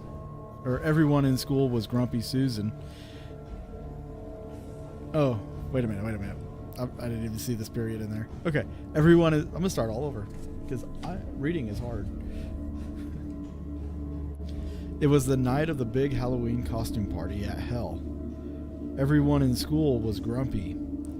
Susan decided to dress up as an endowed gorilla, hoping to win the prize for the best costume. As they arrived, the kids were greeted by an embarrassing vampire and 7 witches, holding plates of watermelon. The party had rock and roll playing loudly.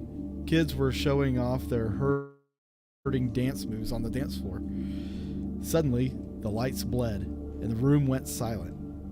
A swollen figure wearing a clear mask appeared at the door. "Boulder Dash!" everyone shouted. The figure godly walked into the room and revealed that they were actually David, the surprise judge of the costume contest. What's up? After much excitement and crying, the judge declared that the winner was Michael, dressed as a pirate. Everyone cheered and danced the night away. Dance the night away. Alright, let's see here. You guys, we have a little something special that we just kind of last minute threw together for you guys. Copy.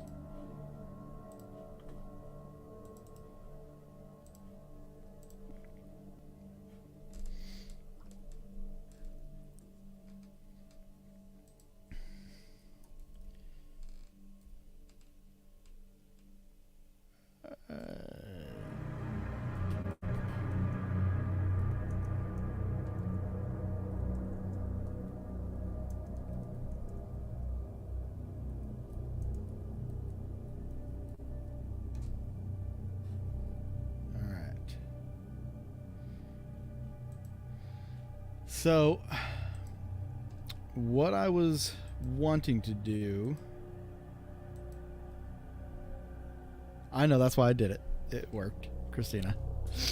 What I was wanting to do was have a couple guests on here, but being that it's last minute and all that, we didn't. But what we have is a friend of mine who is going to, or she is at the 1858 Garnett House currently, and she is about to do, I think, a solo investigation. Now, we are going to get to join her on the investigation. She is hopefully getting set up here. As soon as she gets on, we will bring her on and see. She just got there, so I gave her a few minutes to get there, set up, and everything, or set up whatever she needs to. But we're going to leave it up to you guys to decide where she goes.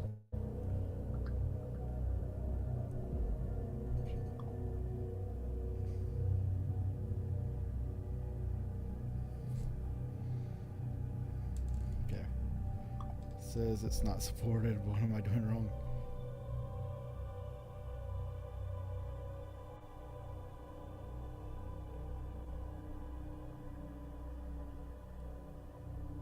That's not supported. Add guest.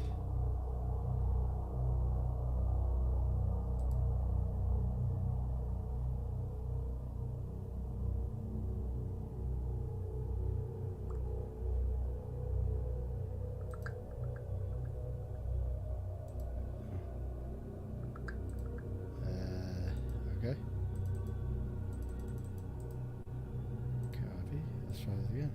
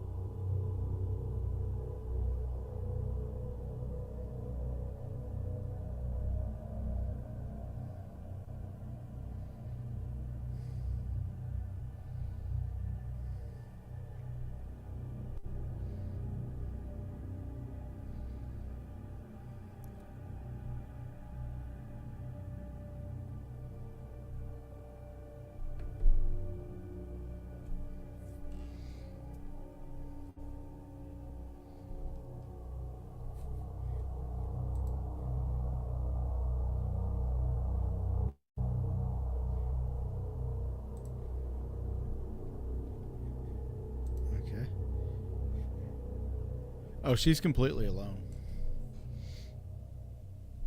She is completely alone, which makes that place even more scary. All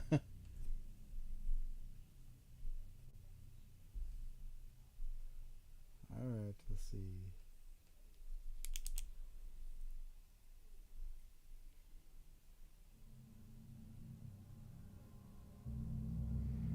She's trying to use the link to get on here.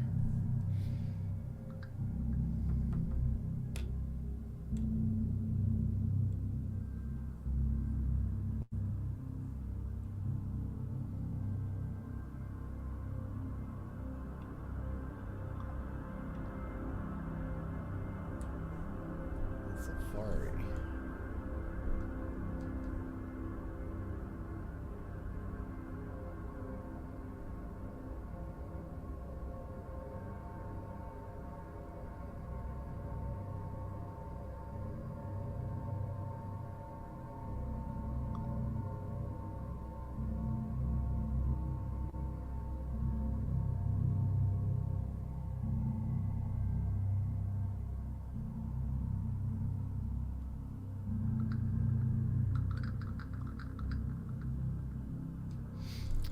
Well,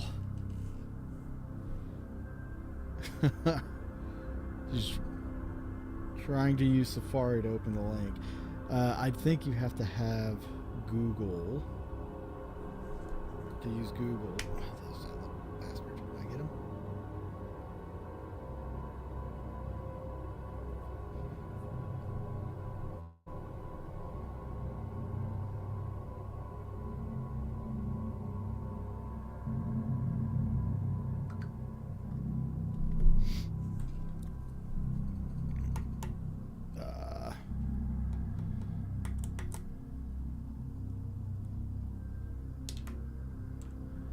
Real quick, guys, if you would take a minute, text somebody that's that you know, just send them the link to the live stream.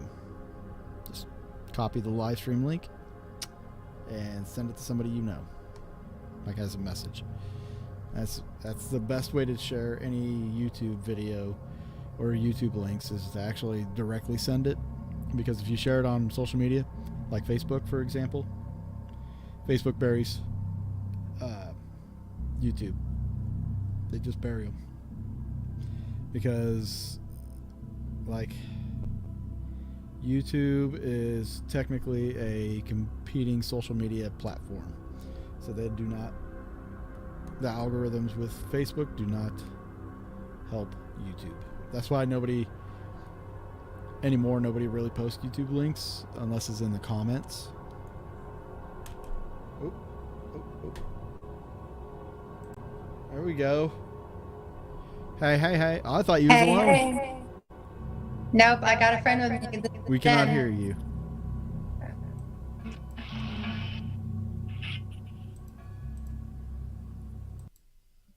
Okay. Can you hear me now? I cannot hear you guys. Oh.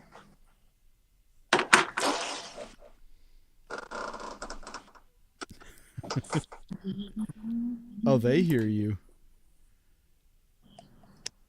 They say it's echoing. Let me try something. I can hear an echo too.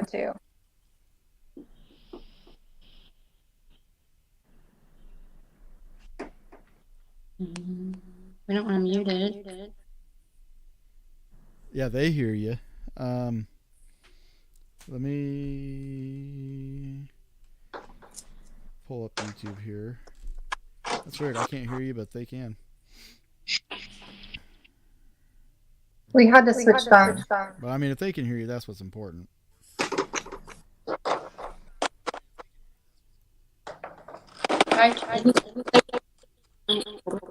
Oh, yeah. You may have to turn down your phone, or in your microphone settings on this app, you should have an echo cancellation.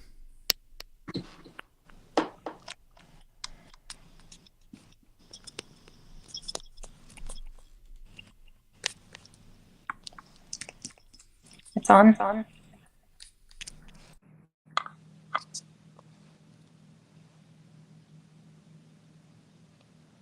Yeah, audio settings, so. You're good now. Alright. I'm just touching your box. Okay, it's still echoing on our end. And I lost the picture. But now, like, you're all black screen. I know. I'm so sorry. What happened?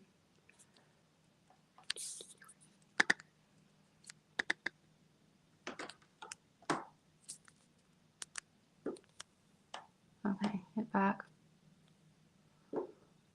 Exit. And I guess the echo is still there. Yeah, it is still. So that's gonna. Well, now I don't have the echo. Do you guys have the echo?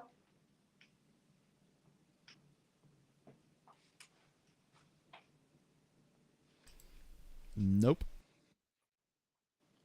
Okay, cool. Okay. Garnett House Hotel. Trying to get the camera adjusted. So from the moment we walked in tonight. So I'm just going to leave you guys to this. If you want to do some investigating for, a half hour or something, I'm going to put you guys on the full screen. Okay. The echo's back though.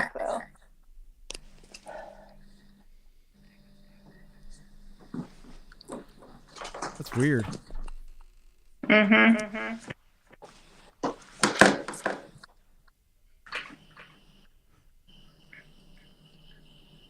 I wonder if I should reopen it in a different tab. To the back rear-facing camera.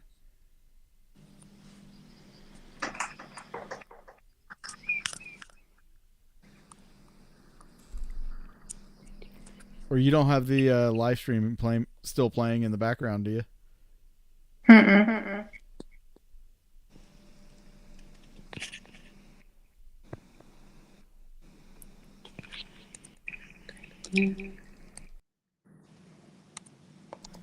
Yeah, I'm going to mute myself real quick. Okay.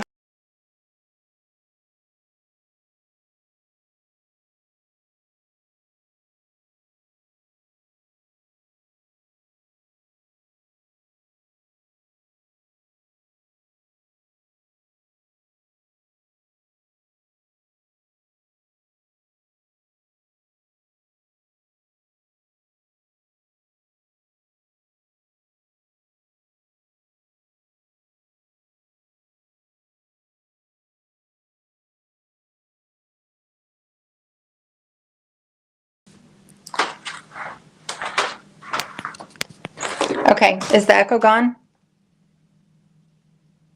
Okay, I think it's gone. Sweet. Okay, so it was very active from the moment we walked in tonight. We had a case, the handle on a case moved downstairs just when we were bringing our stuff in, and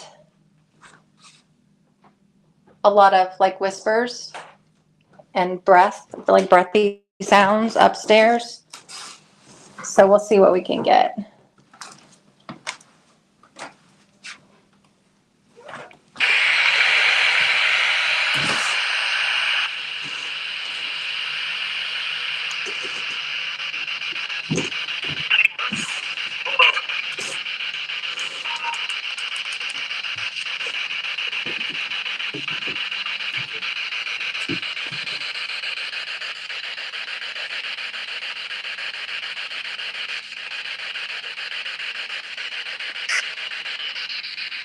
Doc, are you here? Probably. Where should we go to find you?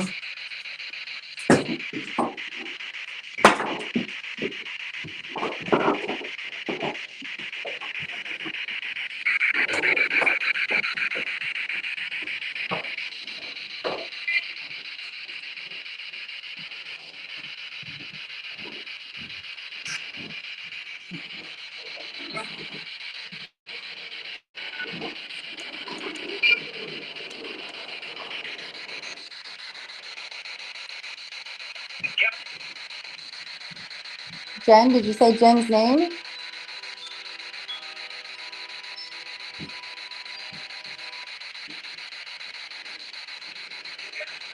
Yeah, who do we have here with us?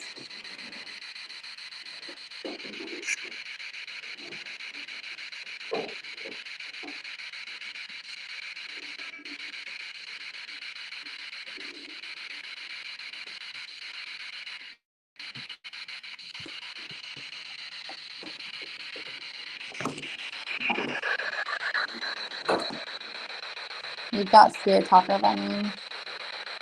Lizzie? We got the name Lizzie. Is there a Lizzie here?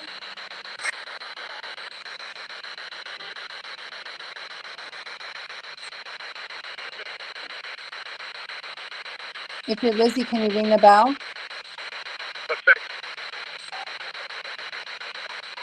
My name's Ashley. This is Jen. Can you tell me your name?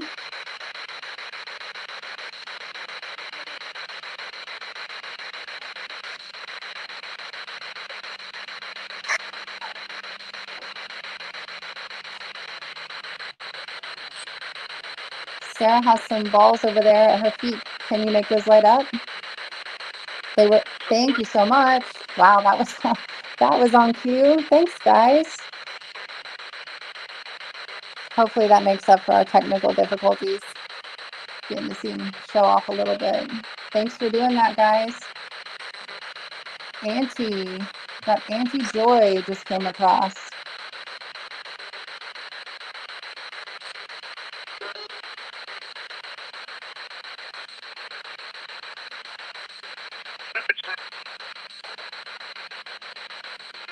Need you to speak real clear for me. Can you do that?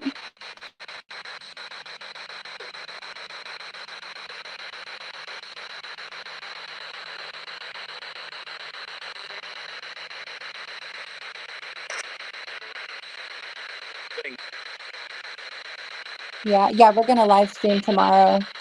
It'll be on PIO's page though.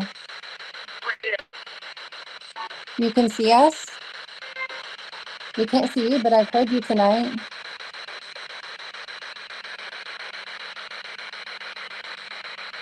Can you make a loud noise?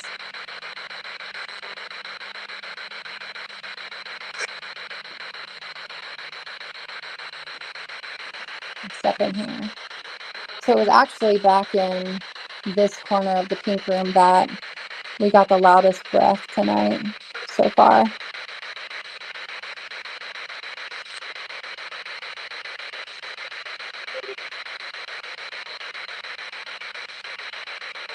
You're dead? Are you telling us that? Have you found a good way to communicate?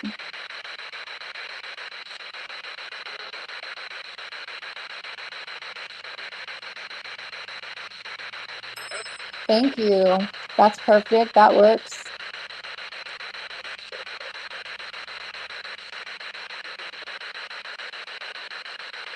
Earlier we got kid and the bell went off. Are you a child? Can you ring that bell again?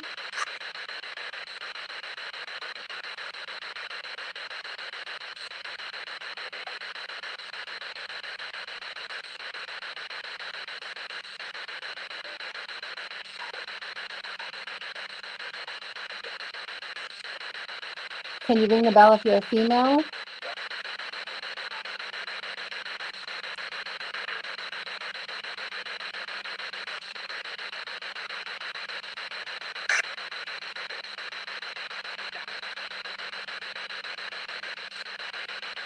Did you ask who's that?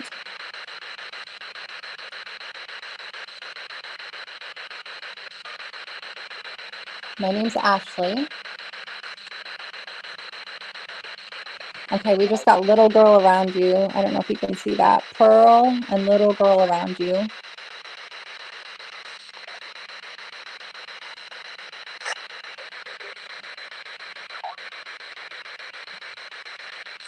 What's your name? Is Pearl your name?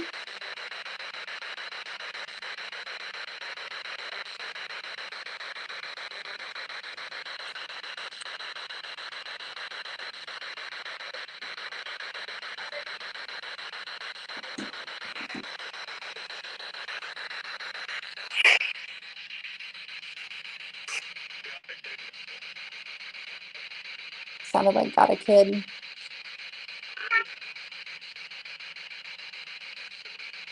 Who's with the child? Tell me your name.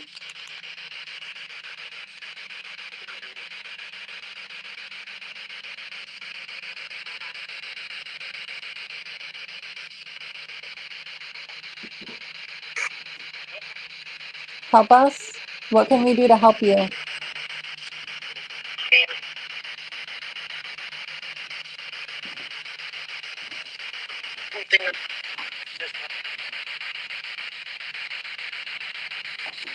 I'm going to step away from Sarah and see if they'll go back over there and play.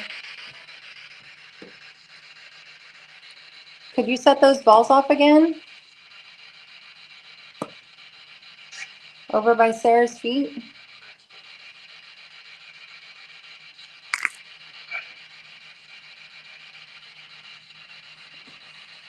Jen, can you hold this? Oh, that was a good one. It just wasn't loud enough for me to hear it. White energy everywhere. Little girl around you.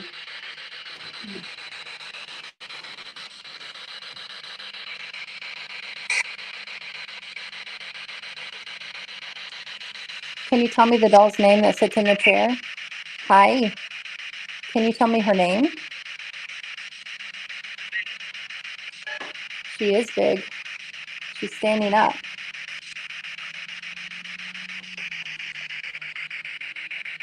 If there's anyone else here, can you make something fall?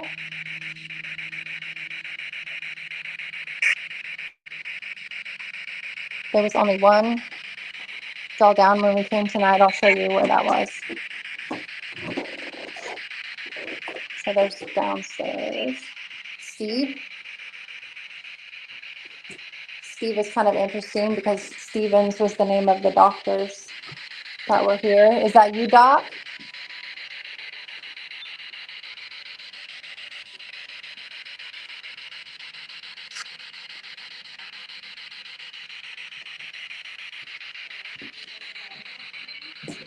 So this was the doll that was down. I'm not even sure where she was sitting. Did you push her?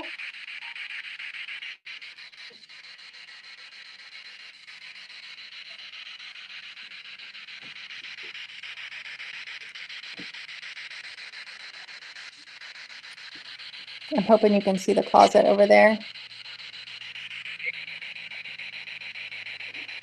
The closet did not feel good tonight. Is there anyone in the closet? There went the ding, the bell. What is that closet?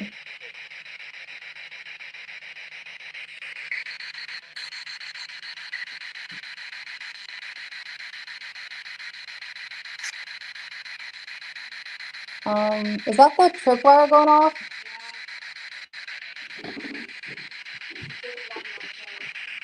Okay.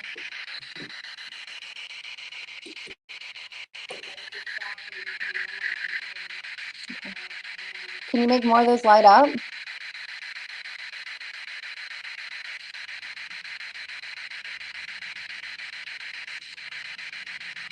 Can you come into the room with me?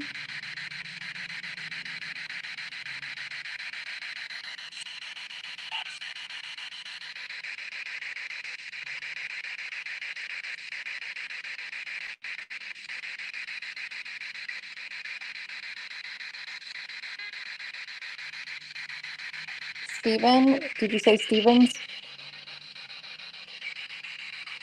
Which doctor do we have here? We have Dr. Rob.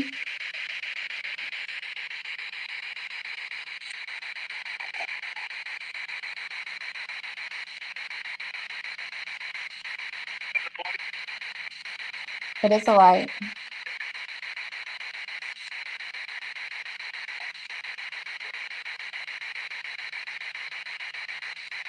What's your favorite room in the house, Doc?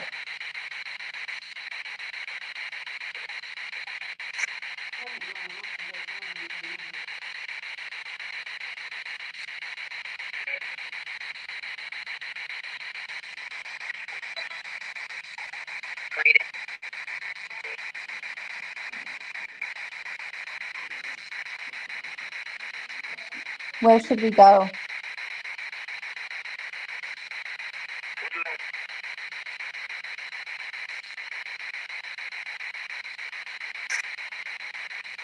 Can you be more clear? Say that again.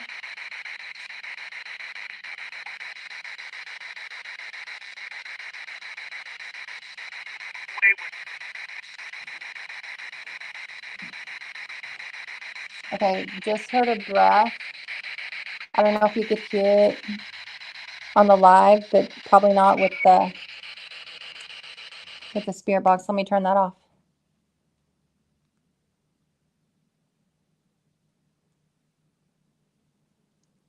Can you make a loud noise for us? Make something fall?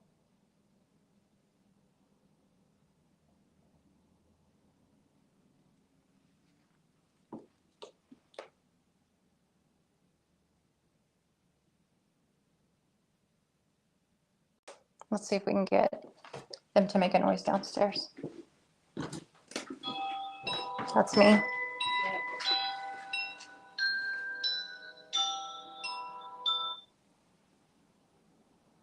You can turn that off while you're online. It's not going to hurt anything. Can you make a noise for us if you're downstairs? I guess they're upstairs. There's the bell. Okay, let's go back into that room.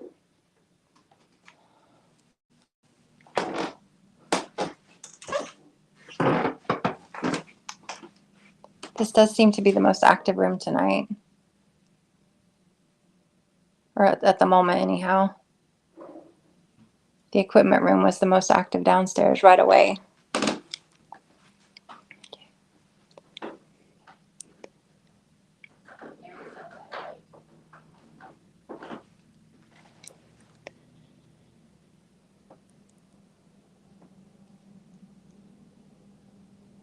Okay, you're setting off equipment in this room, so we're in here. Can you make something move?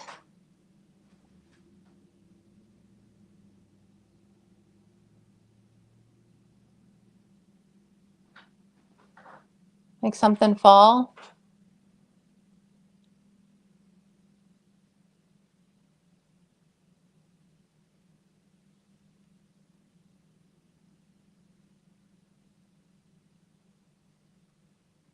What about Sarah? Can you make her move? Or make those balls go off at her feet?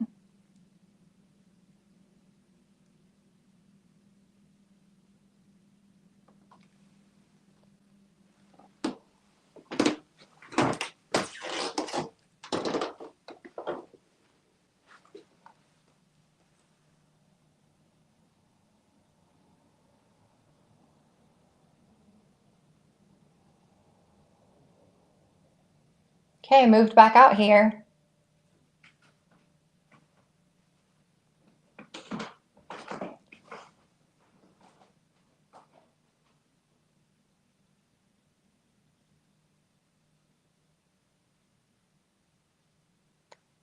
Can you touch the red light right in front of us? Make that go off?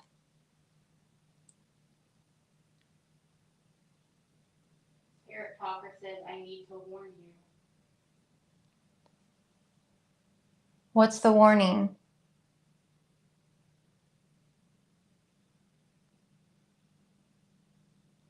What are you wanting to warn us?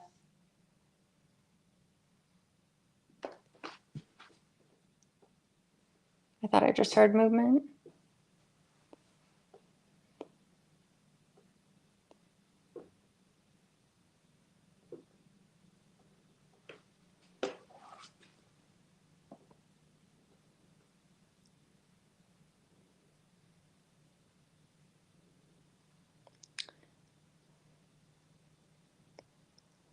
Sarah's balls are going off again. Are they? Thank you for that. Okay, so the cat balls are going off at Sarah's feet again. I'm not going to move in there though because it seems like when I stand here is when they interact in there. Can you ring the bell again? Okay, that was movement. Yeah, I haven't moved. I think, I don't know if it came from the ladder room or the stairs. I was hearing movement in the ladder room. In the ladder room? Yeah. Okay.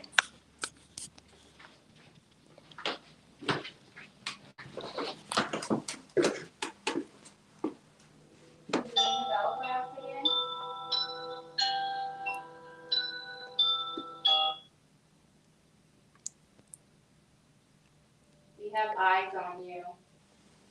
I bet you do have eyes on us. Can you roll the fire truck?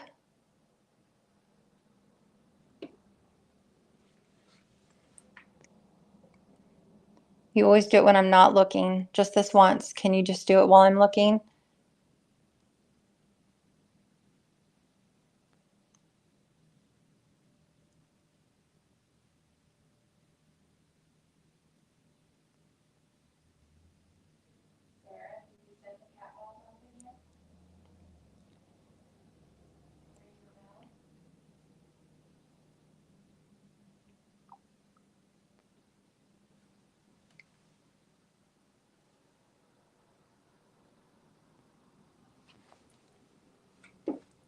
Are you watching Spirit Talker? That's me. Anything on there? Spanish donkey. Spanish donkey. Alrighty then.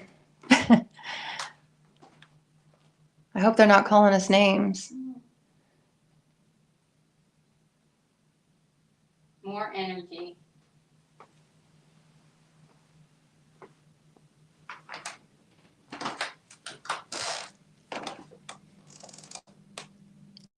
Is this the room you're liking tonight?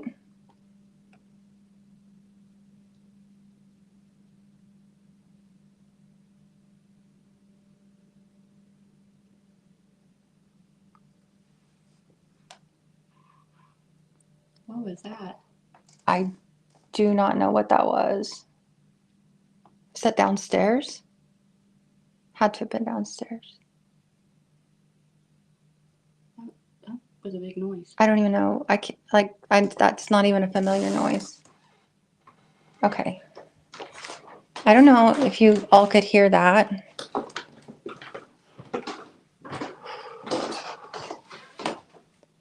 Can you make the noise again?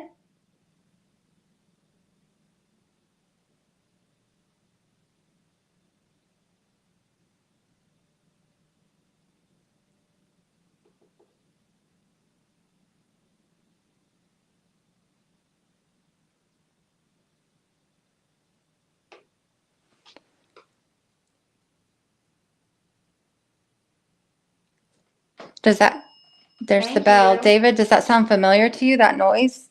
I mean, it was almost like a croak. That's the best way I know to describe it. I haven't ever heard that here before. Let's go downstairs. Okay.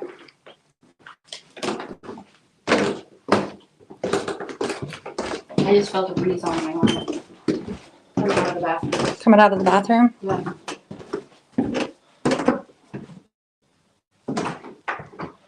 Trying to figure out what that would even be.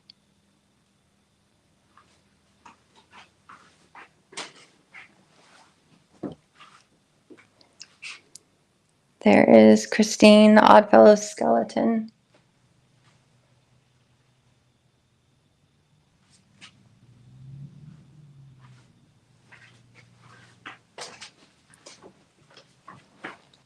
Okay, we heard you making a noise. Can you make that again? Oh, Spirit Talker just said don't sleep here, which I don't, as a rule.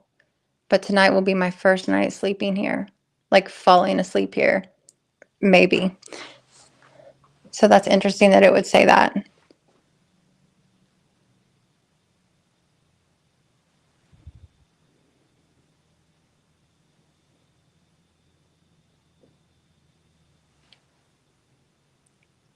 Was that a footstep upstairs? I heard it. I don't know what that knock was. What is that? What is that? It's okay. David cusses like a sailor. Now it's upstairs. Okay. So similar noise to what we heard, That was even louder. except now it's upstairs.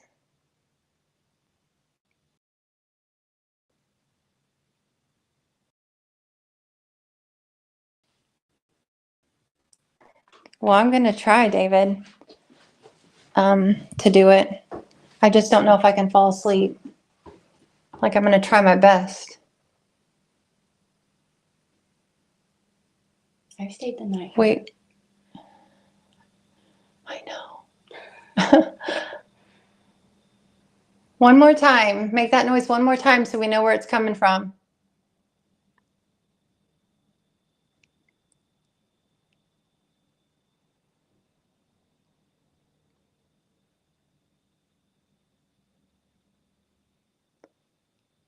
They are playing games. It's like downstairs, upstairs.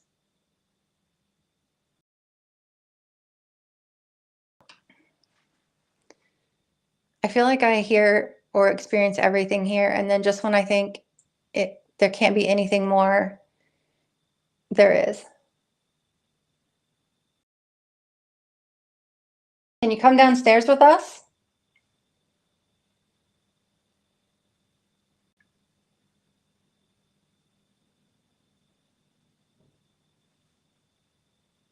Was that outside or upstairs?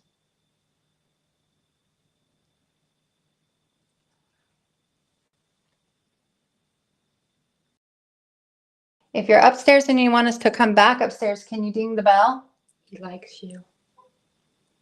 Okay, that was outside because there was That the, was, yeah, but he likes you. Well, I like you too. assuming he's talking about you.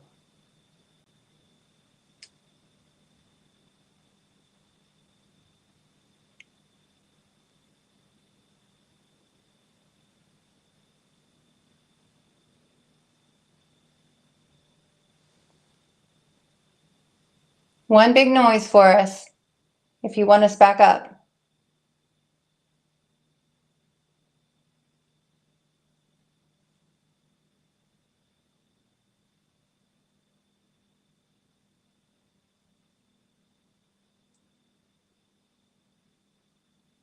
Ground. Ground. Okay, let's go back in here.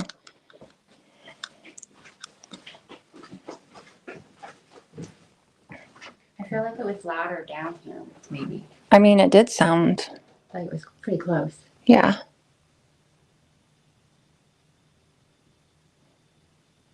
Jeff, can you knock that ball off your head? It's so close.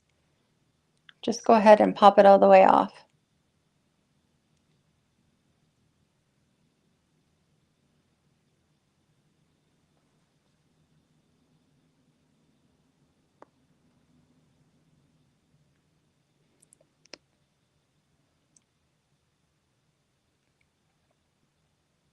Around 11 tonight, because that's going to help me sleep probably, right?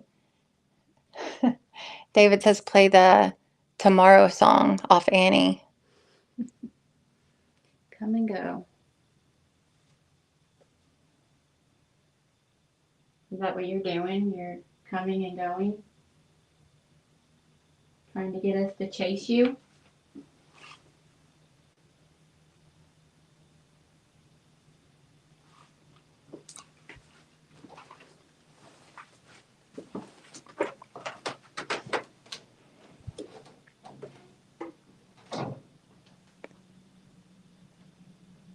Can you bring those friends to the ground?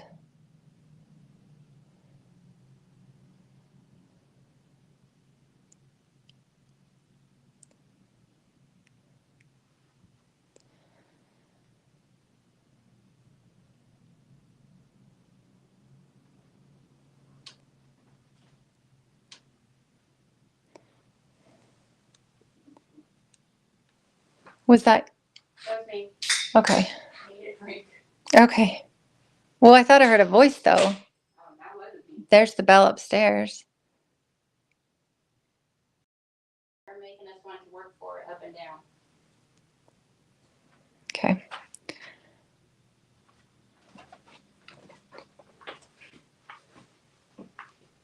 The name Charlotte came across. Is there a Charlotte here?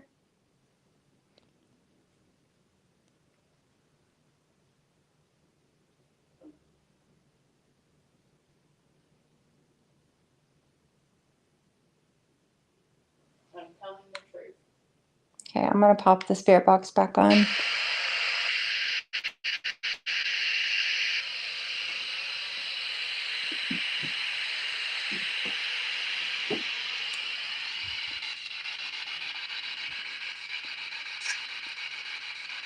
Christine, do you want to talk? Hello. Jeff. Okay, we're going to turn around. Okay, he said. Okay. So Jeff is up here on the mantle. That was pretty clear. Yep. Hey, Jeff. How's it going tonight?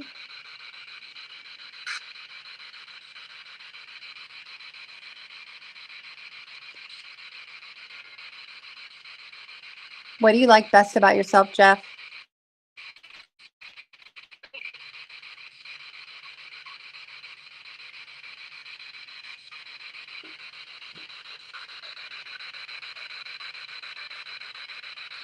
You have our attention.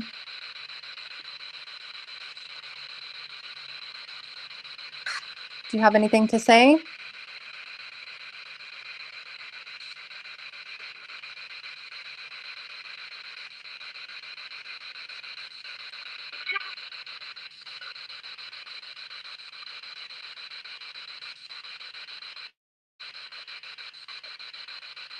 I sure like your hair. And your green eyes. I'm buried down the road. I'm buried down the road. In my cemetery down the road.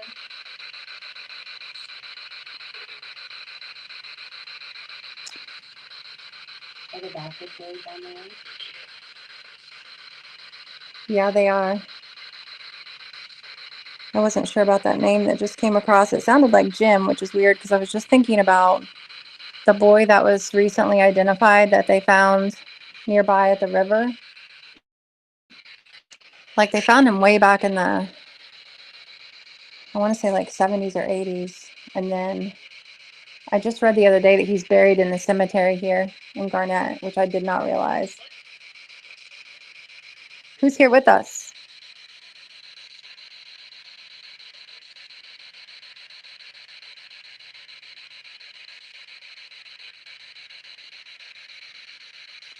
Jim.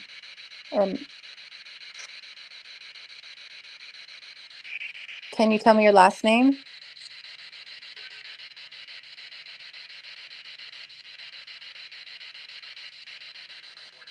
Walk further.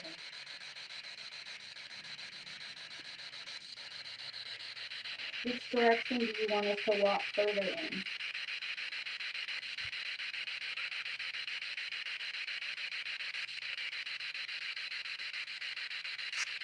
Okay, Gordon was the last name it gave.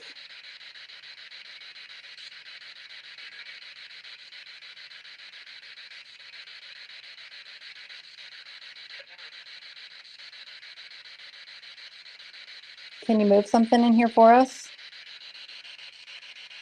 Christina, Jeff did not live here. But his afterlife is here.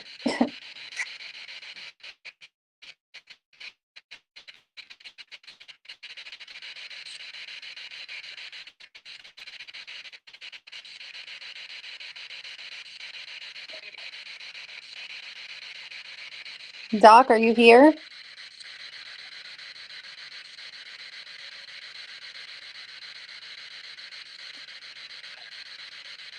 Did you know that boy that was found here?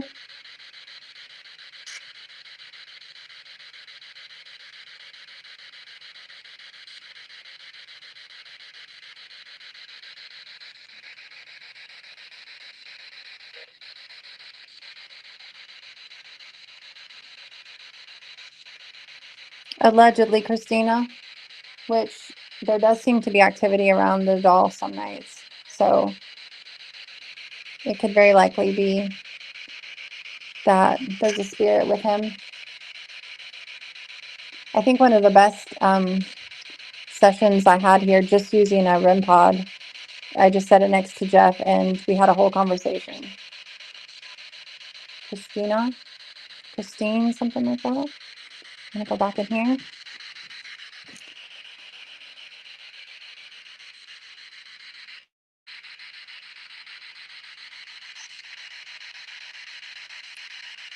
Do you have something to say?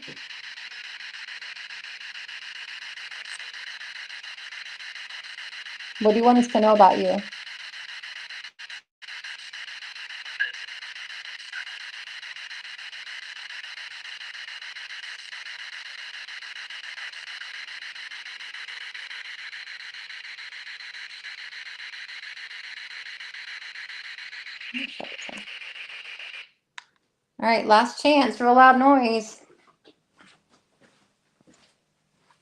Can you give us something?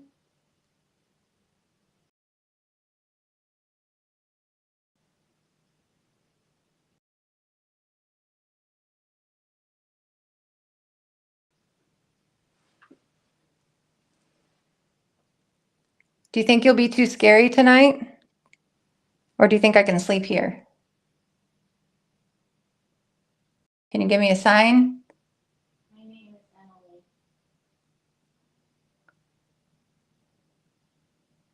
Okay, right when you said that, there was movement upstairs. Something slid.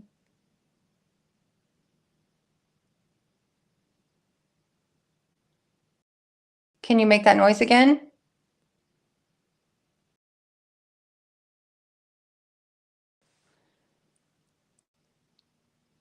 All right, guys, Christina says hello. Yeah, David, I think you're right. Everything seems to happen when we're here around the stairs. And there's your confirmation.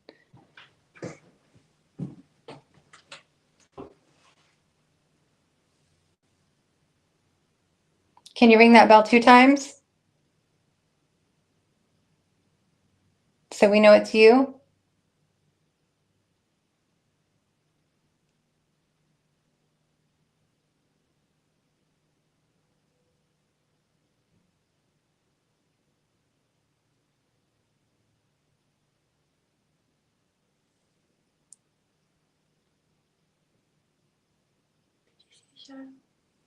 A shadow? No, but I wasn't looking. I was looking at the phone. Anyone see a shadow on the... What the hell is that?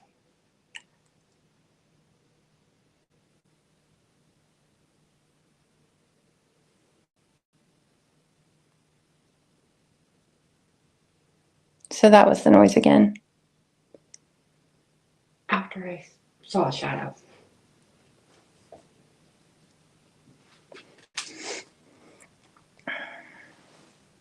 David, can you hear me?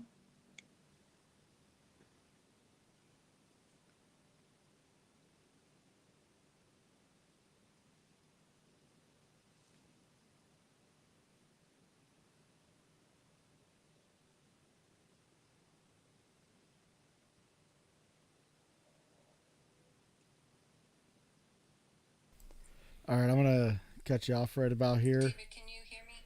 Yeah, I can hear you. Okay. I'm gonna cut you off right about here. Are you able to hear me? Yes. Yes.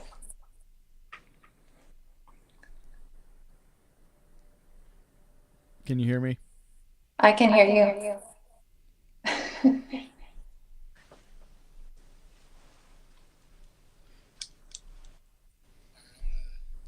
There it is.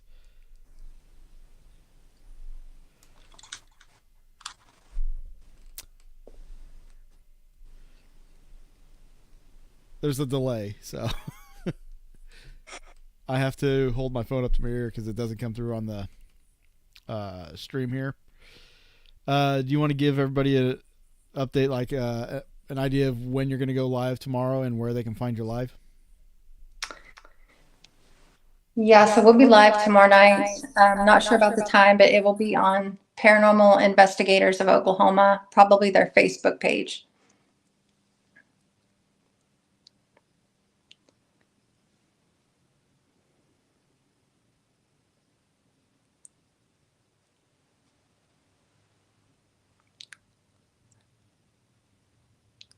All right, you guys have a good night. I know David can't hear us, but I'm going to pop off.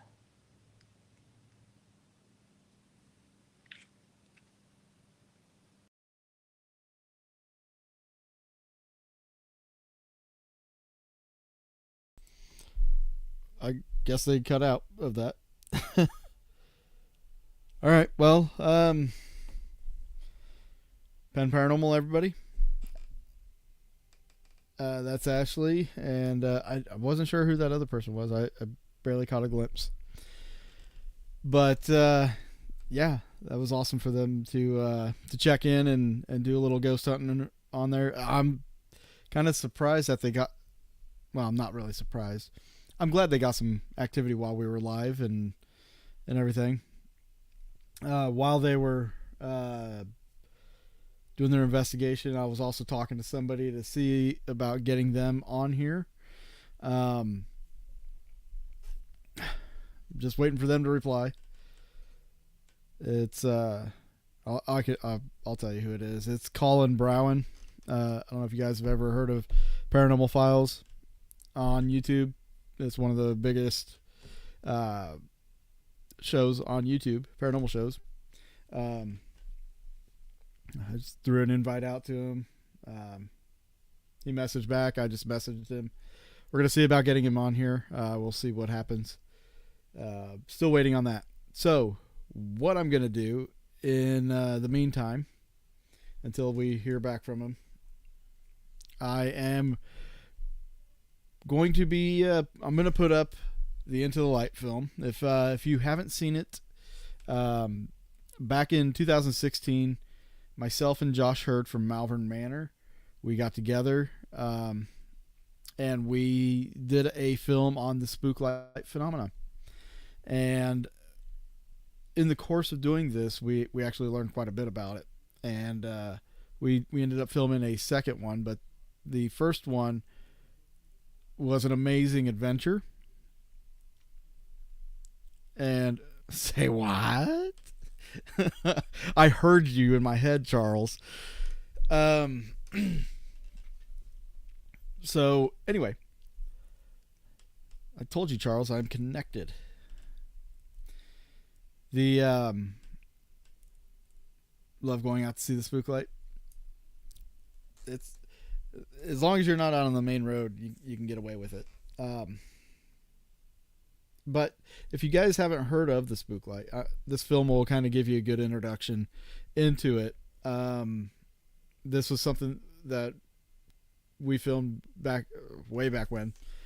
But some of the items that we are giving away are some of the items from the film. So I want to play the film. We're going to probably do it in parts because there's this film is in sections, 3 locations. So in between locations, I will stop it and we will do some drawings. Okay. Now, if you want to be in part of these drawings, we still have a condenser microphone for podcasting. Oh, about dropped it. We have a condenser microphone. It's a JLabs Talk Go USB microphone. Great for podcasting or just recording. By the way, Susan, you won one of the posters, the Into the Light posters. So congrats to you. Still available. That will be part of the drawing. Is the signed DVD, Into the Light DVD. It comes with a signed booklet with photos from the filming and everything. Just some behind the scenes and during the film stills, things like that. That is in there. There's a couple things, resources that we picked up from the filming that will go with that. So that's one whole package there. And then we still have a piece of ghost hunting equipment to give away, the infrared thermometer. So what I'll do is I'm going to play the show. Hopefully we could raise some more money because at this point it is getting late, and like I said, the viewership's dwindling. But it is what it is. We still have items on auction. The auction will go until the end of the live stream, until this stream ends, which will probably be at the end of the film, unless Colin decides to jump on if he's got time. Colin from Paranormal Files. I don't know what he's doing. I think he's out filming. I think I just caught him in between on a break or something. But or maybe he's editing. I don't know. But we do have some auction items still available. The Microkom is at $60 right now. That is the current bid. The camera, the Canon Powershot, that is at $50. And the closed circuit tube is at $10. So if you guys would like to put a bid on one of those, you can put the bid in the comments. If you want to be part of the drawing, these are the donation points to send in. At $5 get you an entry into the drawing, which is on a wheel of names. and we will spin that wheel. The more you put in, the more chances you get at winning one of these prizes. So I'm going to pull up the Into the Light film. If you have seen it, thank you, number one. Number two, I hope it's as good as you remembered it. We did actually have pretty good success with this film. I was surprised. This was my first documentary film that I ever did. So we are, we're just going to go with this. Hang on a second.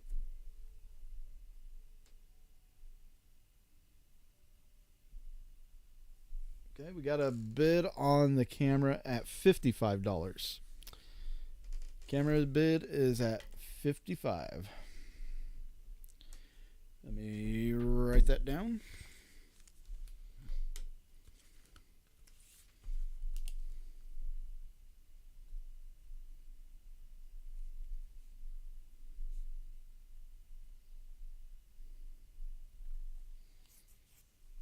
Okay. Camera bid is at 55, so that's where we're at. So we are going to play this film. Like I said, if you guys want in on the drawings for the remaining prizes, the condenser mic, the getting updates. Hang on a second. All right. The condenser mic, the Into the Light package with signed DVD and packet, and the thermal IR thermometer. Thermal IR thermometer. What the hell am I saying? The infrared thermometer. If you want to be in the drawing for those, $5 gets you into the entry. We'll do one. We should have 3 drawings throughout this film. So I will play the film. Like I said, in between locations, we'll do a drawing. All right, enough about that. There's a banner down here that tells you everything. So let's bring this up. Let's take me off. Enjoy the film, guys. Is it on my channel? Yeah, the film's on the channel.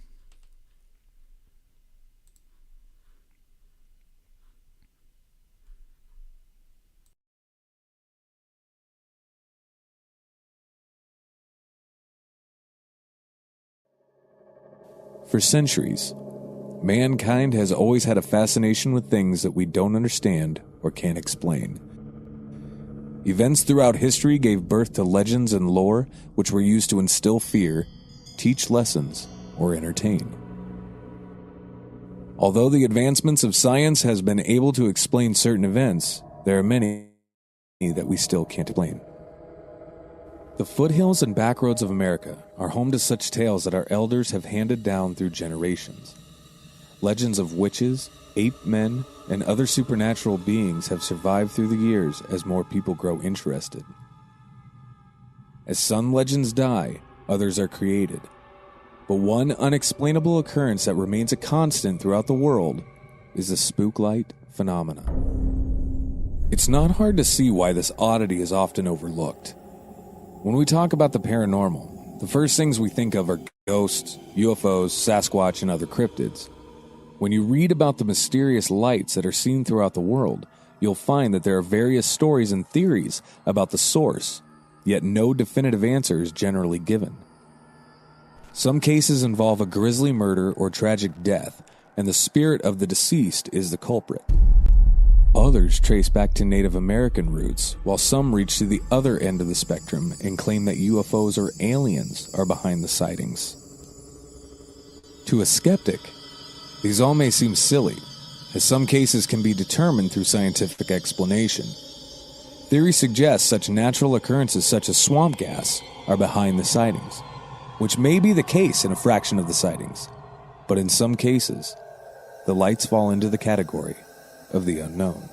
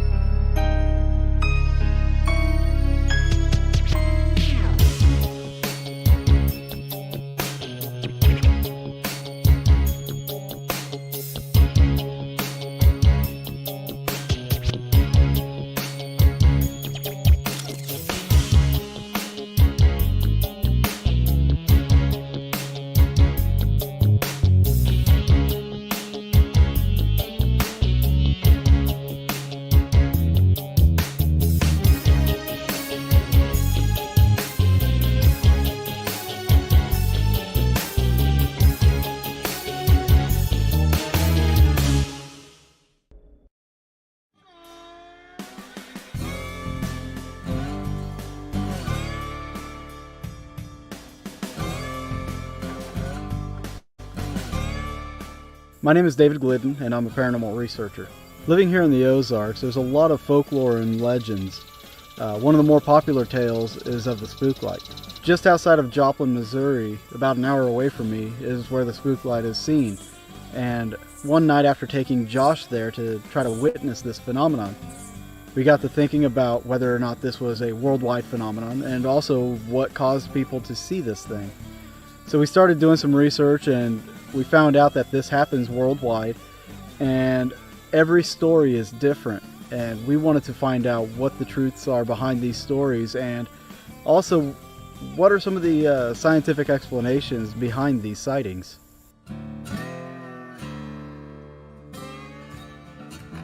I'm very excited that Dave asked me to be a part of this project for a couple different reasons. Number one, I think this is a subject that has been grossly overlooked within the paranormal community.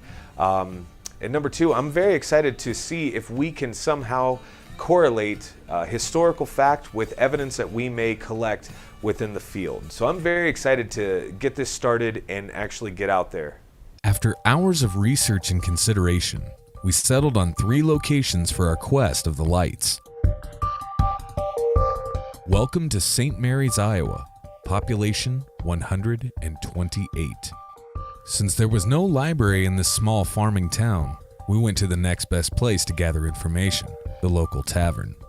It was there that we learned more about the legend, but more importantly, we met Jim Gavin, the man who owned the property in which the light is said to appear.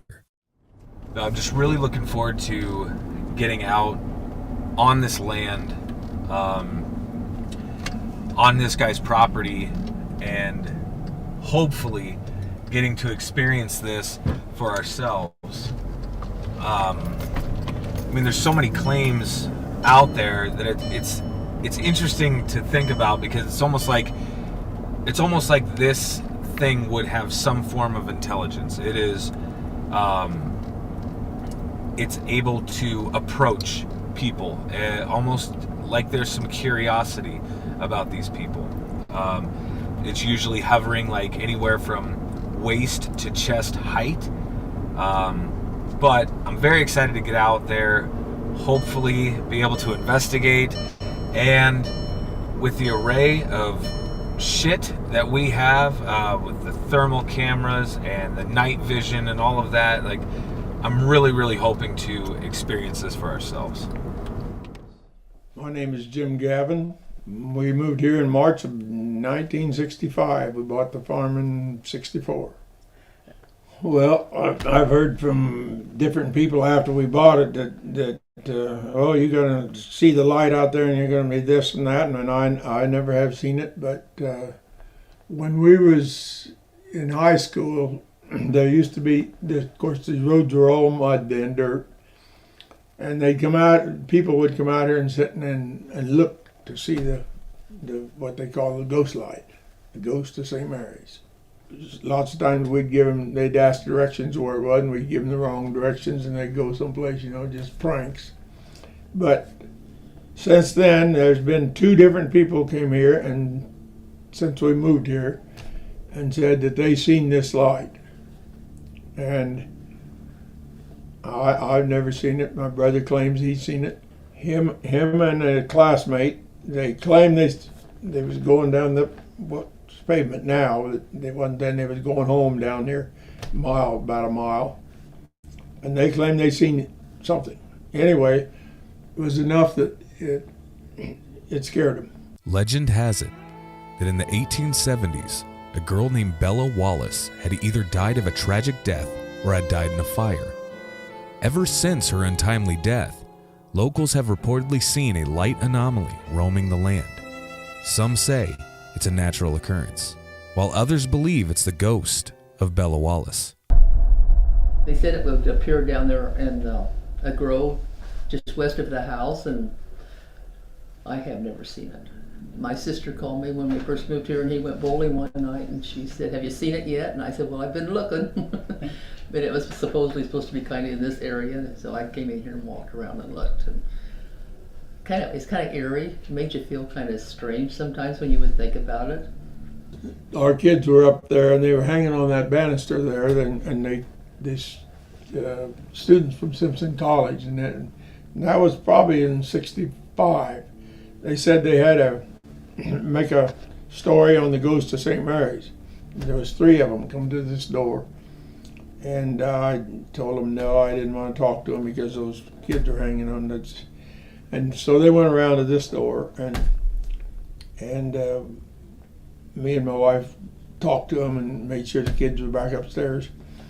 And they was never scared of anything or anything, you know, but being little like that, I didn't want them to be all their life, because I knew they was going to have to live here, and I didn't want them scared to go outside. The majority of the sightings seem to come from earlier generations. Over the last few decades, however, the once embraced light seems to have lost its popularity. Yeah, they had ghost light days in St. Mary's. They called it ghost light days. It was just more like a 4th of July parade or thing, you know. And they did that for several years, but then people got so they didn't want to organize it, and they kind of done away with it. In the 40s and the early 50s, it was pretty popular. I mean, there was lots of people knew about the ghost of St. Mary's. They not necessarily all seen it, but they'd all looked for it. If it was a gas formation, like they said, on a swamp light, if that's what it was, why, the farming practices of today have probably disturbed it, and it's gone. After gentle persuasion, we were given permission to camp on Jim's property for 2 nights to catch this ever-elusive light.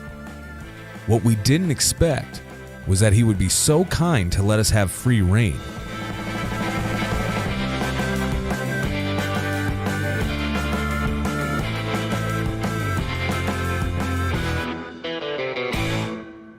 Before it got too late, we made a trip to the Indianola Public Library to try researching the story of Bella Wallace, the girl who in 1872 died on the property. What we're going to do here, we've gotten a couple books on the cemetery and death records of Warren County.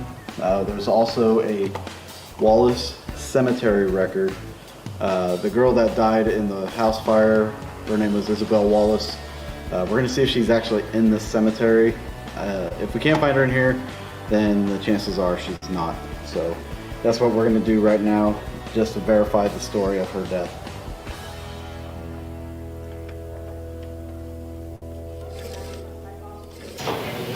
This is supposed to go from 69 to 74, but it goes from 71 to 73 in an instant. Now we're in 73. So it literally skips the year 1872. Yeah, completely skips it. We came up empty in our time at the library, which was a little discouraging. But night was coming quickly, and we had to get back to see if we could experience the mysterious light.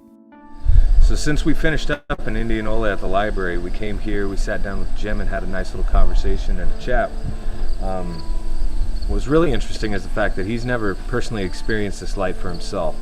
So maybe tonight, I don't know, we might get lucky, we might not. What was really interesting is the fact that he told us that we could camp here. I mean, he has 160 acres worth of ground that he's just letting us set up shop and camp here and try to experience this phenomenon for ourselves. So it could get very interesting this evening. What we're going to do to start off the night is we're going to go through the whole field over here, and we're going to do a sweep. Josh has got a thermal imaging camera that we're going to use to check for possible rodent dens, things that might disturb us while we're out here. And you know, if the light shows up and we can see if there's any kind of color to it or heat signature to it, then so be it. I'm also going to be running an EMF detector out there to see what the natural EMF is like out in this field. So we're going to try to get some of this natural stuff out of the way as we go, and then we'll continue to make rounds throughout the night. A lot, actually. Thank you.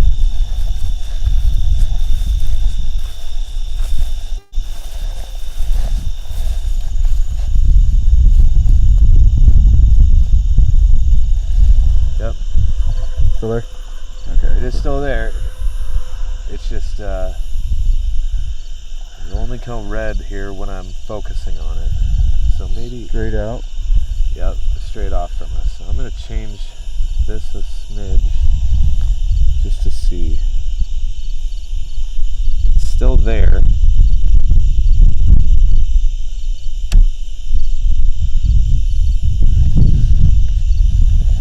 Should have got like a 5 million candle power something. Light? That's what it's called. Just judging by that tree then, I can tell that's a tree. That's a tree.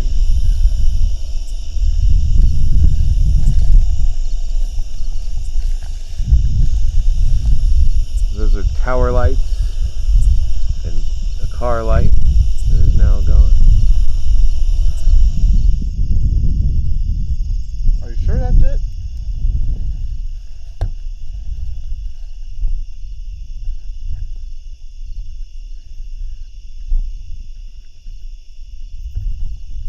That's crazy. Are you sure that's it though? It's like staying there. Like that, right? I saw one right over here by this blue light on the left. Yes. But then there's that orange light there, but I think that's a house. yeah, I think that's a house. After hours of monitoring the area, we had finally seen something. A bright light originated from the wood line and emanated a dull glow. Other lights from the nearby highway, town, and other man-made structures pierced the darkness, making it hard for us to figure out what it was that we had just seen. I see the blue light still. Yeah, I see the blue light. I got that. But what the fuck happened to the other light? I don't. Unless that is a house light and they just went to bed. But I thought the house was over there. It was Like- over there. Like over there. This way. It is over there. So what's over here? That's the house right there. Yeah, the house is over this way. So what the fuck's that? Is that a house? Right here? I don't know. I don't either. Yeah, that is a house on the right. You can see the top of it now when this car goes by. Okay. Yeah, I see that house. But yeah, what the? And now this light over here. It's still there. It's still there, okay. Did we just see it? I think. I just sounded like Bill Cosby right there too. Totally sounded like Bill Cosby. Did we just see it? You see? What the happened? Like, it's fucking. I don't know what that is. That's got to be something natural, right? That's got to be something. It's too constant. What the fuck was that? But then again, I thought this was too constant to be. I saw it come in to existence, like it just appeared. Like, not fast, but not slow. It just like, whoop, here I am. I saw it move. At this point, right now, as of 11:24 p.m. on August 16th, I'm saying there's a high probability we just saw the spook light, I guess, if that's what you want to call it. Something anomalous. That is for dang sure. Okay, let me ask you this real quick. Yeah. Where did we think it was going to be at? Where did we think? Originally, before we met Jim. Originally, we thought it was going to, so right along the road. That's what we were talking about in the diner, wasn't it? Yeah, we thought it was going to be right over there. Exactly. And initially, we wanted to camp right there. You remember that? Yeah. When we came out here with the gator, that's where we wanted to camp. I think we may have to move our shit tomorrow. I think so.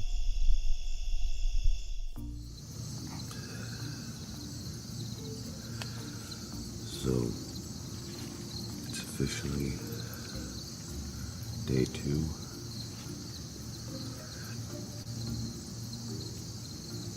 I didn't sleep for shit.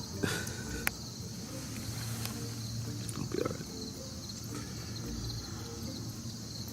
I don't know what we expect. experienced last night. It was crazy. Pretty positive we saw the light. But now that it's actually daylight out, it'll give us an opportunity to go and see if we can debunk what we experienced. So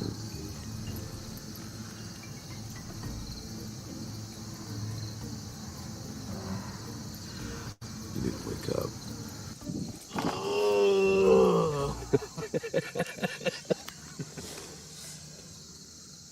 How'd you sleep? I slept really good. Did you? Yeah. Nice. I think I'm on a slant. Yeah. Because I started up here and I slid down this way somehow. I did some weird shit last night too. I don't know what's going on. I don't want to talk about it. Yeah, I don't know exactly what's going on. But I think I may have found our spook light though. we may have. Do you see it over there? Huh? Do you see it over there? Oh, no. We'll have to get up. Yeah. But interesting night, I guess. I would say so, man. Had a flash behind us. Yeah. Seeing stuff in the sky. Called the one flash in the tree line. Like just a flash and then potential lights. Yeah. Today's all about discovery again. I think we gotta go look and see what that was. For damn sure. We gotta see if we can confirm, debunk, anything. And today we gotta hit the Historical Society, so that'll be fun. Hell yeah, dude. Then move camp. Relocate. But the most important thing we gotta do is I gotta go pee-pee. After a brief examination of the area in which we had seen the light, we were able to come up with a satisfactory explanation for what we had witnessed. We were dead set to make day 2 of our trip a fact-finding mission. We were lucky to have the Historical Society in Indianola be open, as our mission became a critical success in finding out the truth behind the death of Bella Wallace. We sat down with Jim and Dorothy Gavin to go over our findings and reveal the truth behind the tale of the light's origin. So one of the things we wanted to do when we came out here was we wanted to find out the truth behind the stories of the light and everything, and part of that has to do with Isabel Wallace. Okay, and to understand exactly what the true story is, you have to do the history, you have to do the digging. So that's what we did. The first thing we were shown at the Historical Society was an 1872 plat map, which not only confirmed the Wallace family presence, but gave a rough estimate of where the house was located on the property.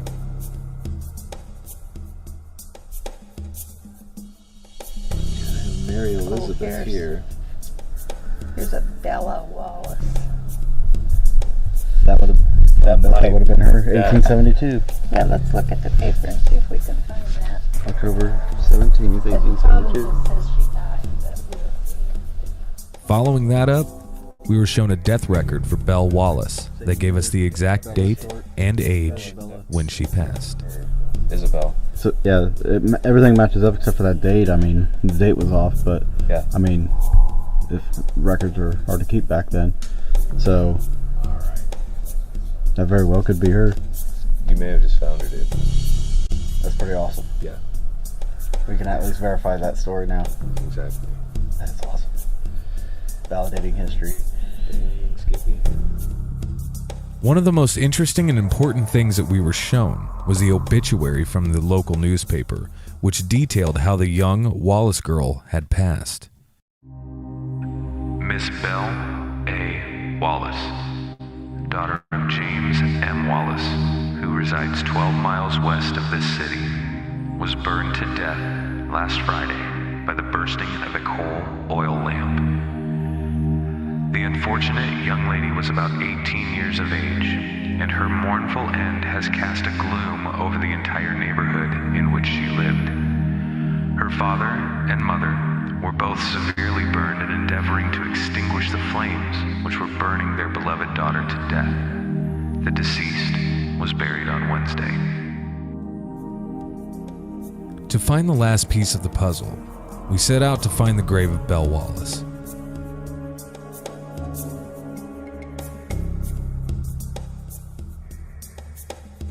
After hours of searching, all of our research had come to a head after locating the site of Isabel Wallace. All that digging? All that digging. Now there's something I kind of want to do. I say we get some flowers for her. It's a hell of an idea.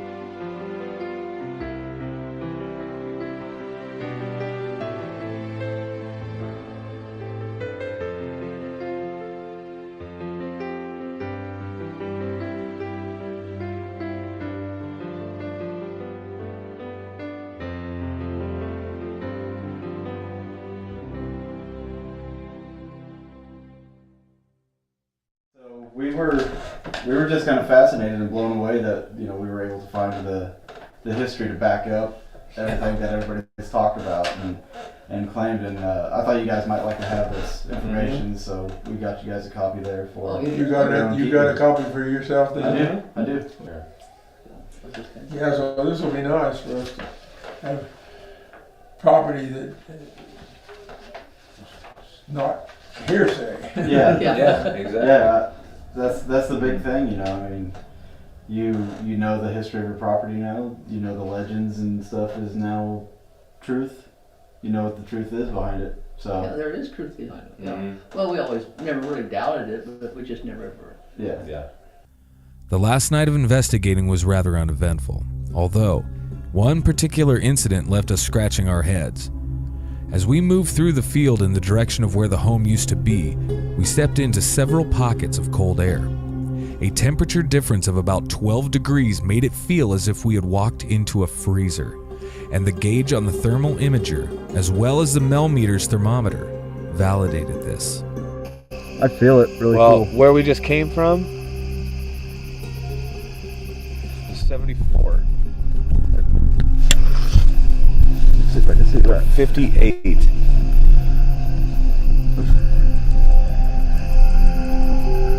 So. It seems to have been years since anyone has truly seen the light here in St. Mary's. While it is possible and probable that the farming practices and land development could have caused the natural occurrence to disappear, those who believe in a more supernatural tale may just believe that the spirit of Isabel Wallace had finally come to rest.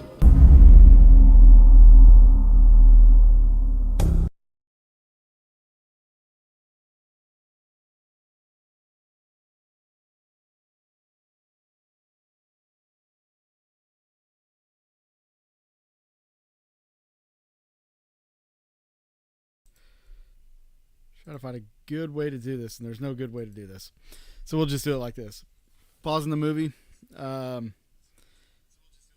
We are having a bidding war currently on the camera. So currently it is at $70 on the Canon camera. Let's see.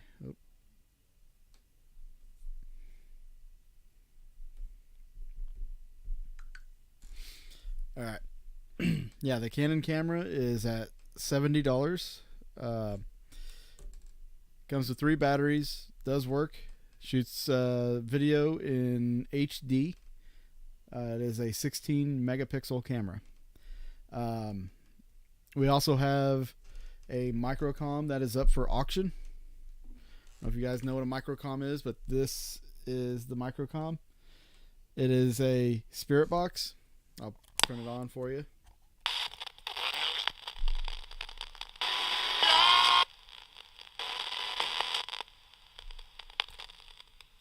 It sweeps through FM frequencies from the broadcast to non-broadcast range. It is non-linear, so it randomly sweeps. This was built by Katie Stafford and signed by Katie Stafford from Ghosts of Devil's Perch and Ghosts of Morgan City on Discovery Channel, or Discovery Plus. So this is at $60 currently on the bid. You can also take the antenna out. If you don't like the antennas, you can take them out of these. I highly recommend it. It's awesome. And then we also have $10 on the closed circuit tube. So that's where we stand on everything. Okay.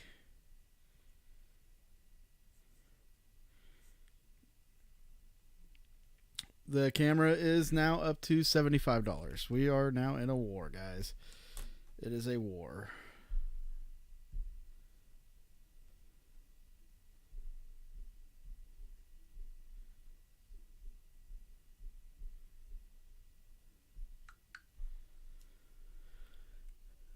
Okay. So 75 on the Canon camera.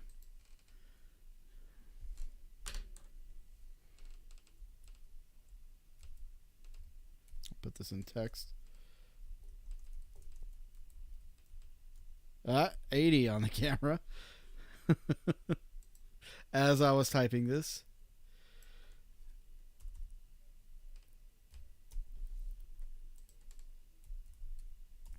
We are at 80 on the camera. Woo! Bidding war.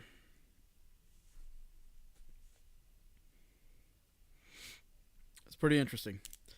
While that's going on, I'm also going to spin the wheel of names, and we're going to do this one for the infrared thermometer. Okay, the infrared thermometer is the prize up for right now. If anybody hasn't put any money in and would like your name in there, it's just $5 on a donation to any of these Venmo, CashApp, or PayPal links. You can I know.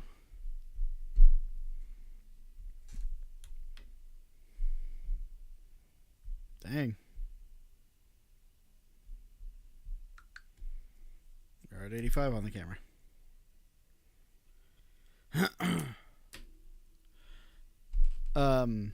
$5 will get one name or one entry into the drawing. And if you want, what I'll do, if you do $20, I will do 5 entries on $20. Camera is at $95.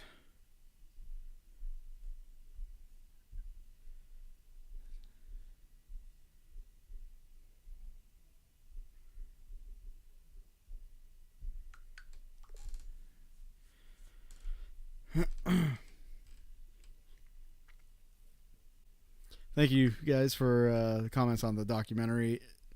That's just the first 1/3 of it. Shit. All right. Camera is the moneymaker. We are at $100 now on the camera. $100 on the camera.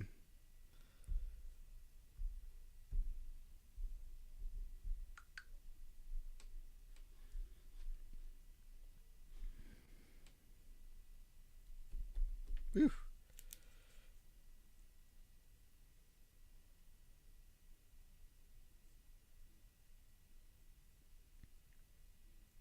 Just remember, everybody, that all this goes to a good cause. All right, still going up. All of this is going to a really good cause. It is going to help somebody that desperately needs it, and I can tell you right now, where we're at with the drawing money and the auction money. It is going to help a little bit. It is going to help them out. So the goal tonight was $1,000. We're not there yet. We still have a little ways to go, but a little bit of time left. Before we start the documentary back up, let's do a drawing on the infrared thermometer. Again, if you want to get your name in on these drawings, it's a $5 entry. If you want to do $20, it'll get you 5 entries. All right. I'm going to give it a second.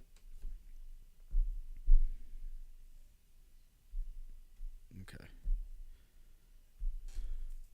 Because I've got like this whole bidding war going on.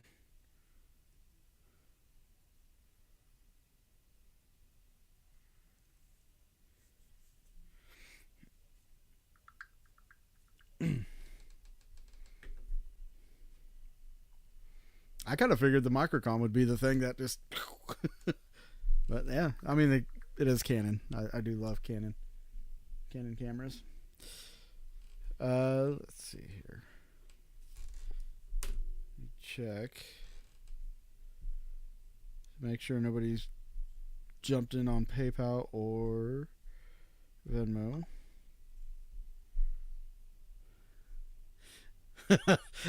Coming in with the heat. Alrighty.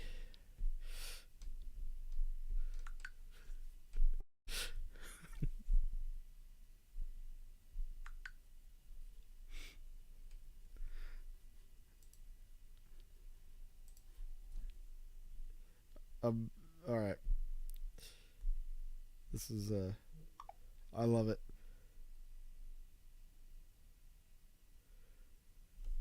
All right, here we go.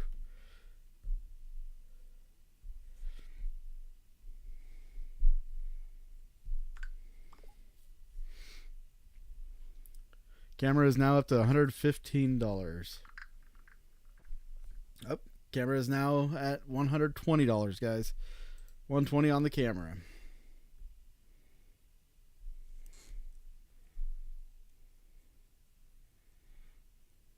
I have to keep track of who's bidding what here. Oh, you guys just watch me go on here. Okay. Let me let them know.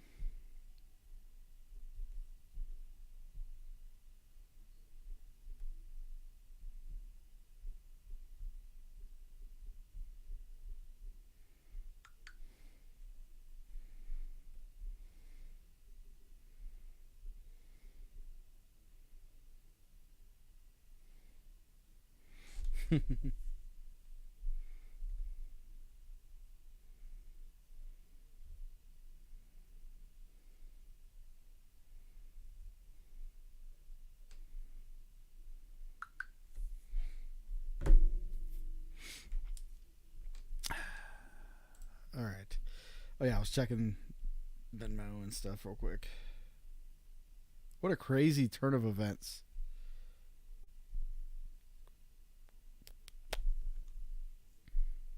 Okay. All right, so nobody watching wants to enter the drawing. We got you. So let's bring up the Wheel of Destiny here.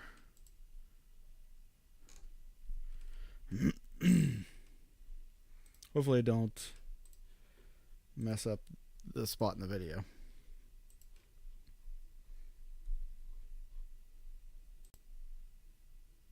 Okay. We have the Wheel of Destiny here, guys. We are about to find out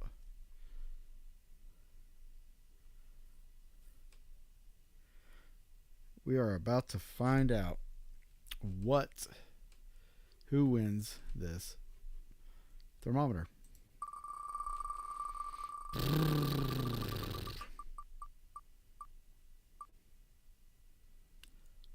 Looks like it's Miss Susan Roberts. Susan wins the infrared thermometer.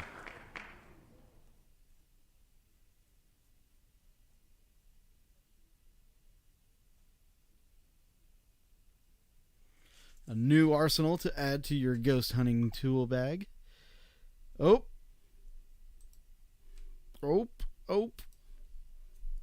So congratulations on the IR thermometer. And now we have a new bid here.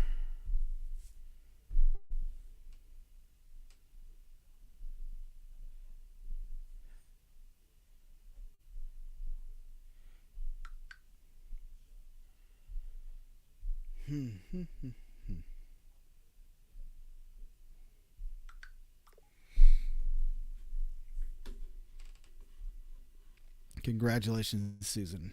All right, so in the video we have 2 more locations that we do visit, and after the next location we will do another drawing, and then after the final location we will do the final drawing.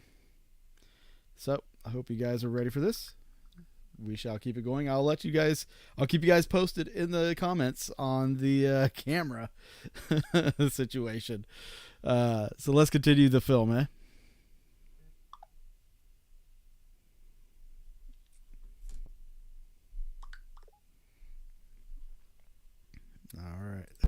Our next Spooklight location takes us to Joplin, Missouri, where for over a century, many have reported witnessing this mysterious orb of light. Claims made range from seeing it from afar to having it come into their vehicles. While some of the sightings have been debunked as headlights from a highway, other studies have turned up inconclusive.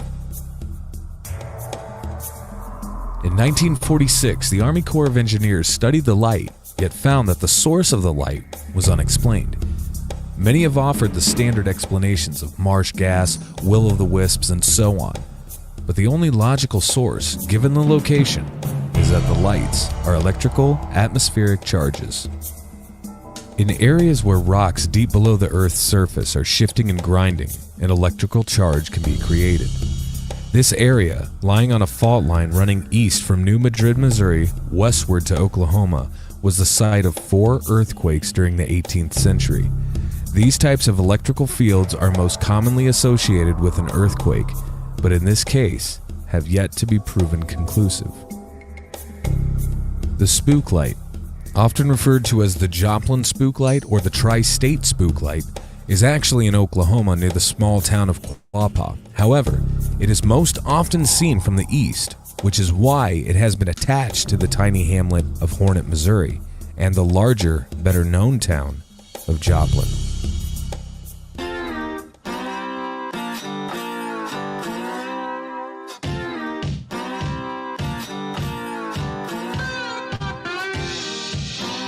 So we ran into a guy up on the road, our contact that was going to let us camp at our property. She wasn't available.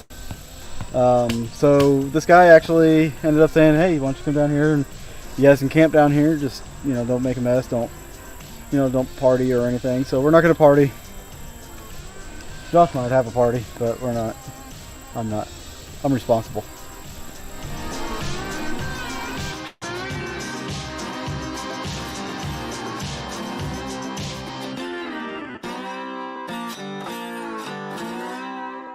After setting up camp, we set out to establish a baseline EMF reading along the road. What we found was an odd reading, considering that the closer we got to the power lines, the EMF would dissipate. Right now we're getting 2.1. 2.3. Walk closer to the power line, maybe. 2.4. 02, 04, 03, like 2.3, 1.9, 1.4, 0.8, 0.6, 0.2, flatline. Bringing it back over here, 0.2, 0.7, 1.5, 2.1. As far as a baseline reading though, it's kind of all over the map. I mean, it's still jumping everywhere. Flatline. It went from 1.6 to nothing. All right, so we are going to take this. We put it on a tripod just So there's absolutely no room for human error, because jostling these things sometimes will send a spike up or anything. So we're just going to take it over here. We're going to put it right in the middle of the road, for as long as humanly possible anyway, before a car can come. And we're just going to leave it. So like right now, it's reading anywhere from a 2.1 to 2.2, which is quite high. I mean, that's really high even for an active paranormal house that you would go and visit, or anything. That's fairly significant. I don't know, man. Like, it's very odd to me, just because the closer we got to the pole, the lower the reading got. And the closer we get to the road, the higher the reading gets. I don't get it.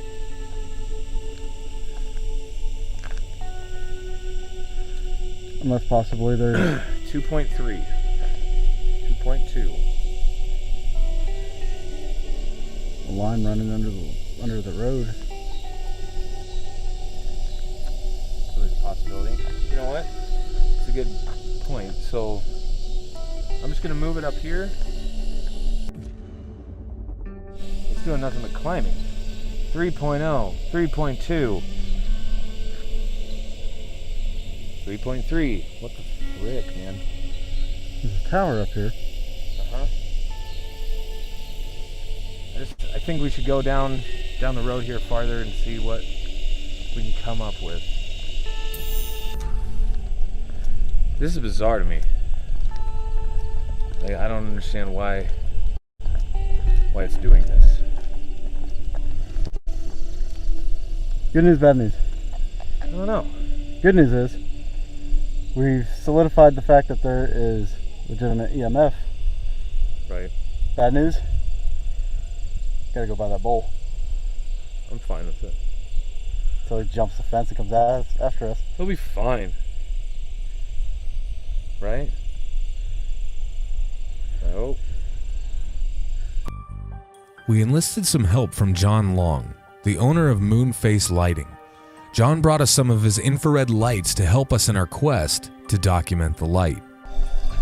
Anyway, Josh, this is one of my new lights. Each one of these bulbs puts out 200 milliwatts, which are really super bright. Right. This is operated by a 9-volt battery, which is in a compartment back here. So it is about 10 o'clock out here. We're at the Joplin Spook Light.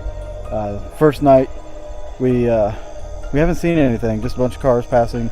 The skies have cleared up a little bit, so we're kind of sky watching as well. John brought his lights out here to help illuminate the roads, just in case we do see something. We can flip them on, turn on the cameras and everything. But you know, we just gotta watch out. Just kind of keep our eyes open. You never know when this stuff starts to happen. Our search on the paved road was largely uneventful, but as we got back to the campsite and started to dump the video footage, a brief light anomaly was seen.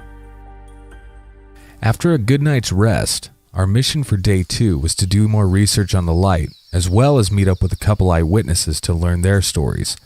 First, we met up with Hank Rotten, who works for a local television station. First of all, I grew up in a small town, Carville, Missouri, and if it wasn't for the Baptist church there, we would never do anything, you know, when I was growing up. And one of the things we'd do once I got to junior high, about once a year, we'd take a hayride down to Spook Light.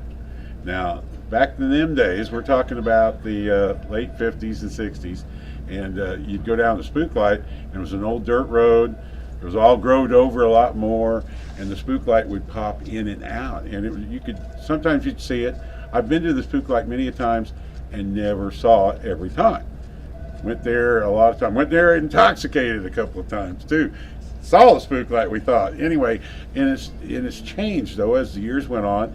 They you know, it's developed down there. It's now a paved road with fast traffic. You can't really go down there and park anymore.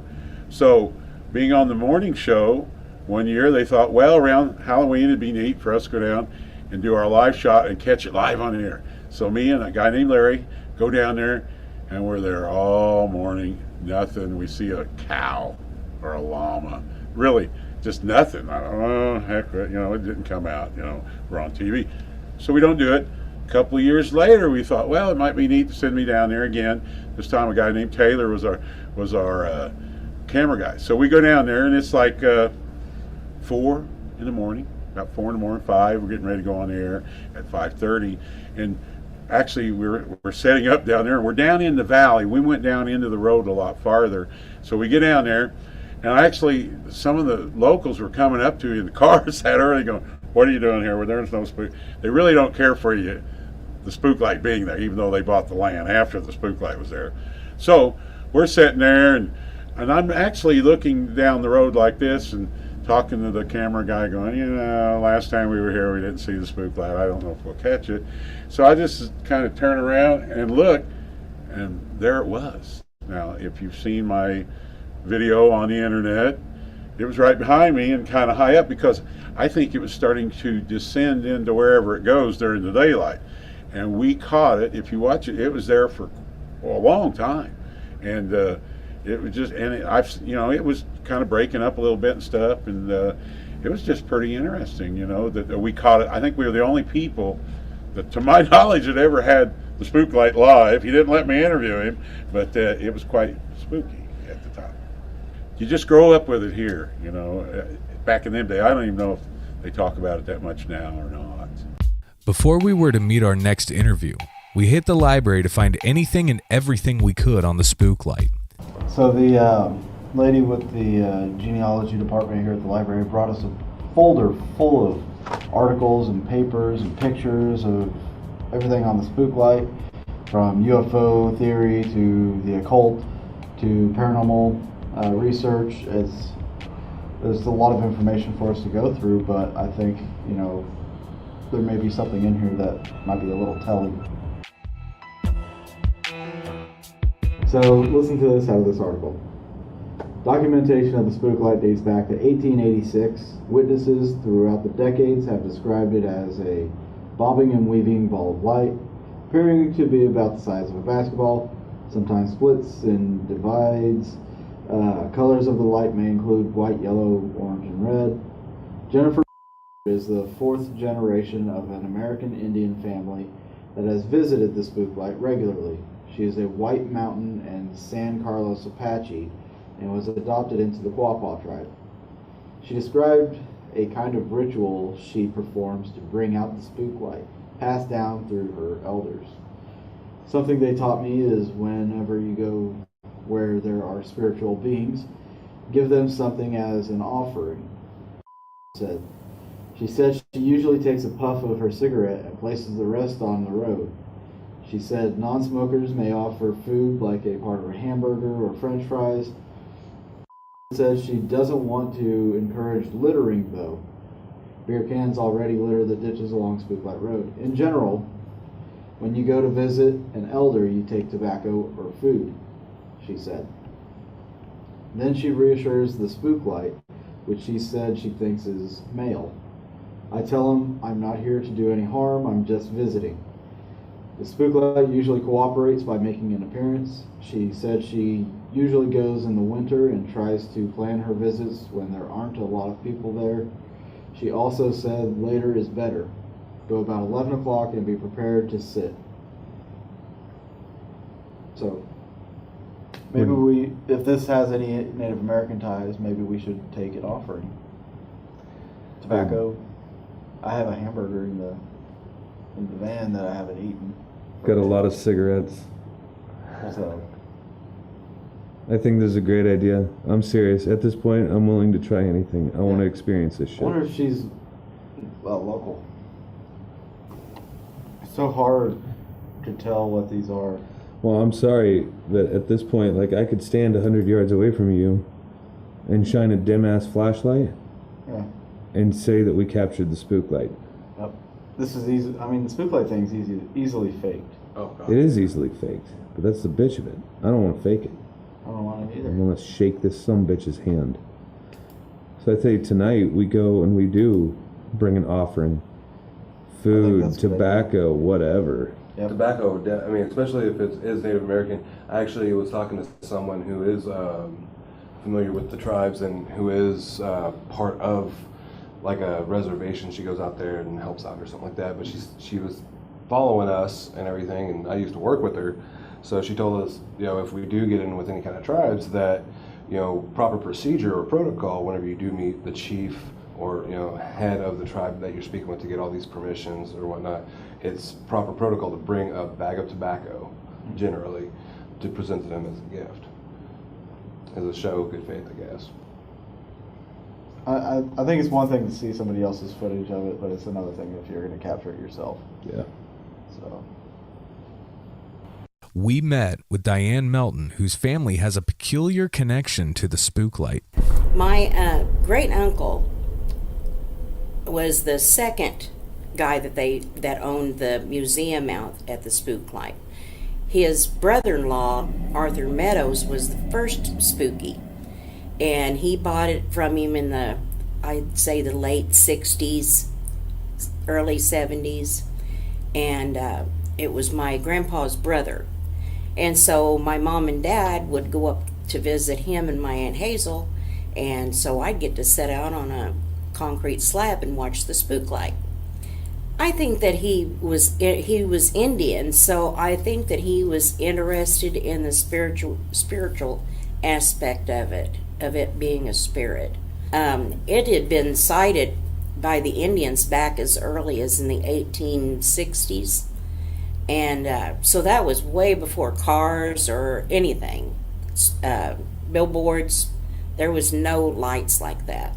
But I think that's why he did it. He was actually interested in the Indian spiritual part of it.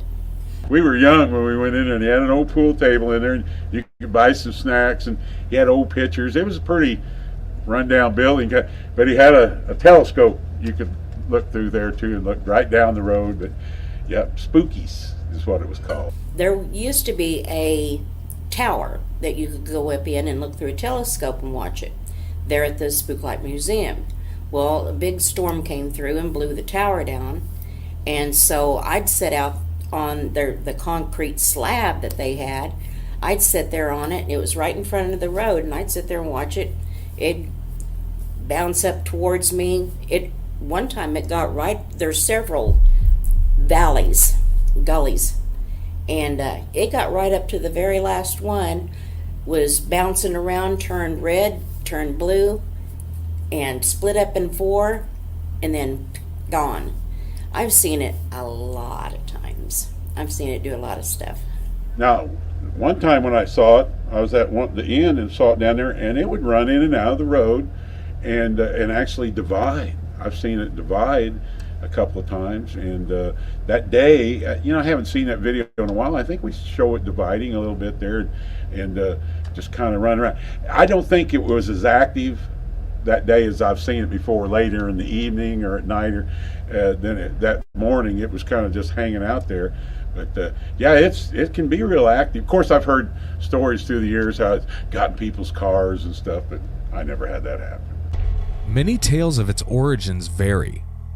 According to the local legend, the spook light was first seen by Native Americans along the infamous Trail of Tears in 1836. However, the first official report occurred in 1881 in a publication called The Ozark Spook Light. The story we always heard that it was a pioneer days, a guy was coming through and his wife went out to gather wood and didn't come back, and that's him with a lantern looking for her. I've heard that.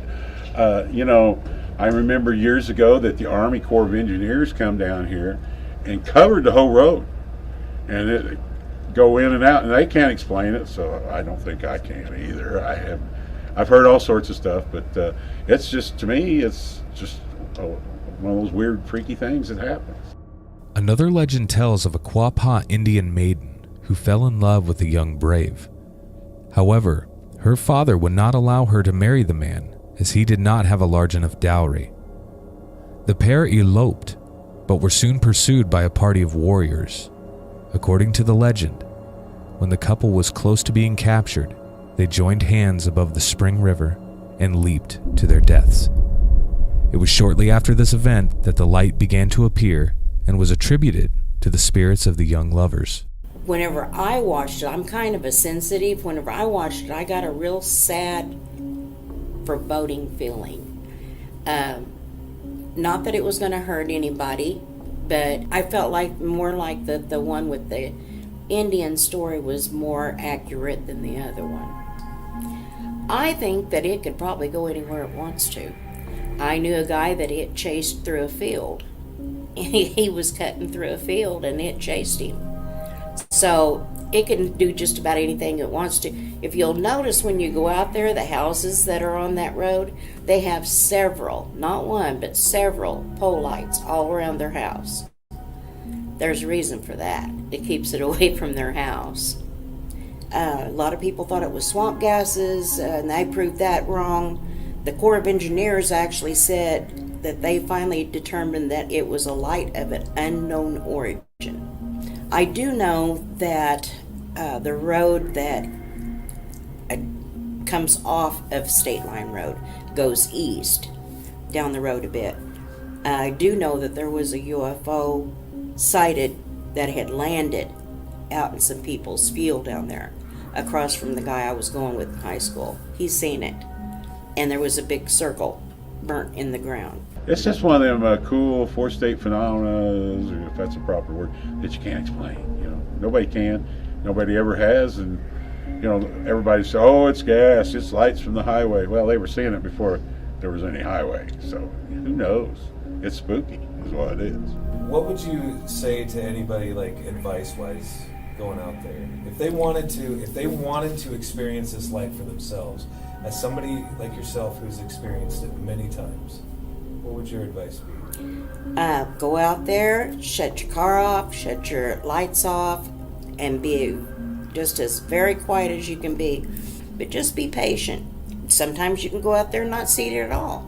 But I guarantee you, if you go out there enough, you will see it, because it is there.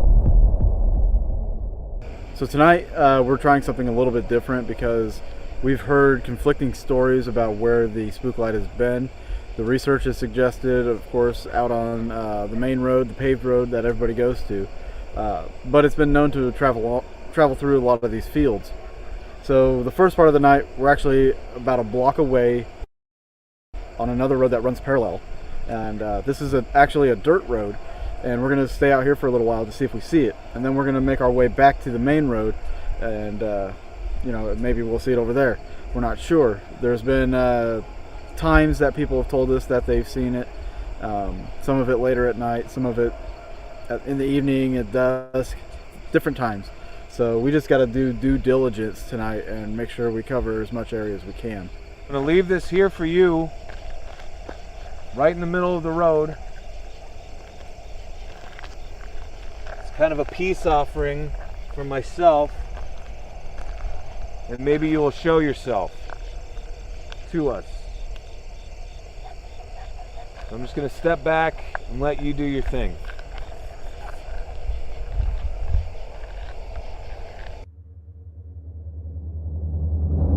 This right here, guys, this looks almost identical to that picture that it's fairly infamous picture, honestly, of the spook light phenomenon. Shit, dude, you may have just recreated that. And all it is the moon back here, the light blasting down there. It could have been car lights. Yeah. I don't know how well you can see me on that. I can see you okay. Okay. Yeah, it may have been car lights that people were seeing. Or what they were using to shoot down there was probably car lights, and then they took a picture of the moon. Yeah. Possible. Not saying that's what it is, but that's a possibility. Absolutely. This is the majority of what we do. Hey guys. After an hour of waiting, we were caught off guard when we had seen a dull light that was the width of the road, glowing upward and highlighting the overhanging tree. I'm just glad we both saw that. No We shit. both just experienced that. Yeah. Whatever it was like dim at first, and then it Yeah. started getting brighter, and then it just And then dimmed it's out, faded gone. out. Yep. So we just saw a light. We definitely just saw a light. Unknown at this point. Not saying it was a spook light, but that was pretty freaking weird. I mean, we just saw something. Something. Anomalous. I think that's the safest thing we can say right now is that we just saw something. That's it. I do not have an explanation for that. That was pretty cool. That was really, really cool. Because And here down we there were- right now, it's fucking pitch black. Here we were like, well, this is turning into kind of a boring shot Yeah. or shoot, and we may have just seen something. One of the most interesting things is we've been all up and down the main road there today and yesterday, last night especially, but nobody knows that we're back here on this dirt road. We didn't even plan to be back here until today, and we didn't tell anybody. Yeah, we didn't say a word about where we were going. I'm sure everybody that we talked to today just assumed that we were going back to that main road where Yeah. we were yesterday. So whatever we just saw, I mean, it's not somebody screwing with us. They don't know we're back here. Nobody knows we're back here. We're gonna just see if there's like a crossroad over here that might somehow explain what we just saw.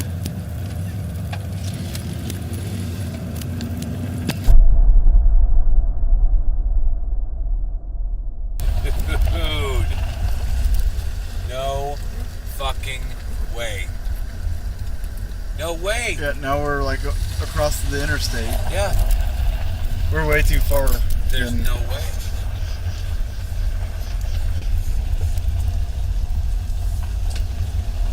So we just drove off looking for like a crossroad to figure out or somehow explain what we just saw.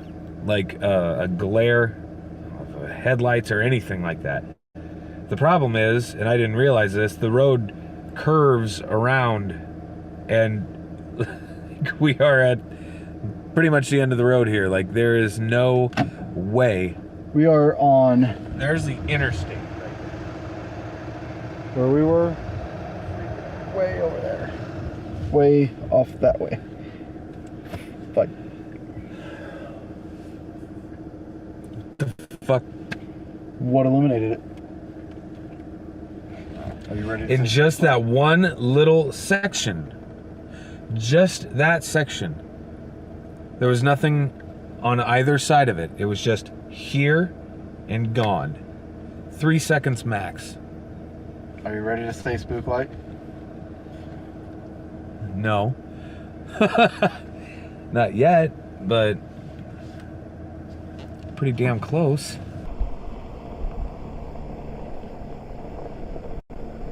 So what's about to happen right now is Josh is running down the road here. He's going to go down as far as he can and come back over the hill. And I'm going to keep an eye on the hill where we saw the light illuminating the trees and everything to see if his car headlights will cause a reflection down there. We just drove this road. We don't know what it was. There's no crossroad down there. There's no way anybody could be coming from that direction this way and taking a turn because it just goes straight over the highway. So I don't know what that was, and we're going to find out, hopefully. If not, then it's just going to add to the mystery. It's down the side of the road here. Once he crested, here it goes.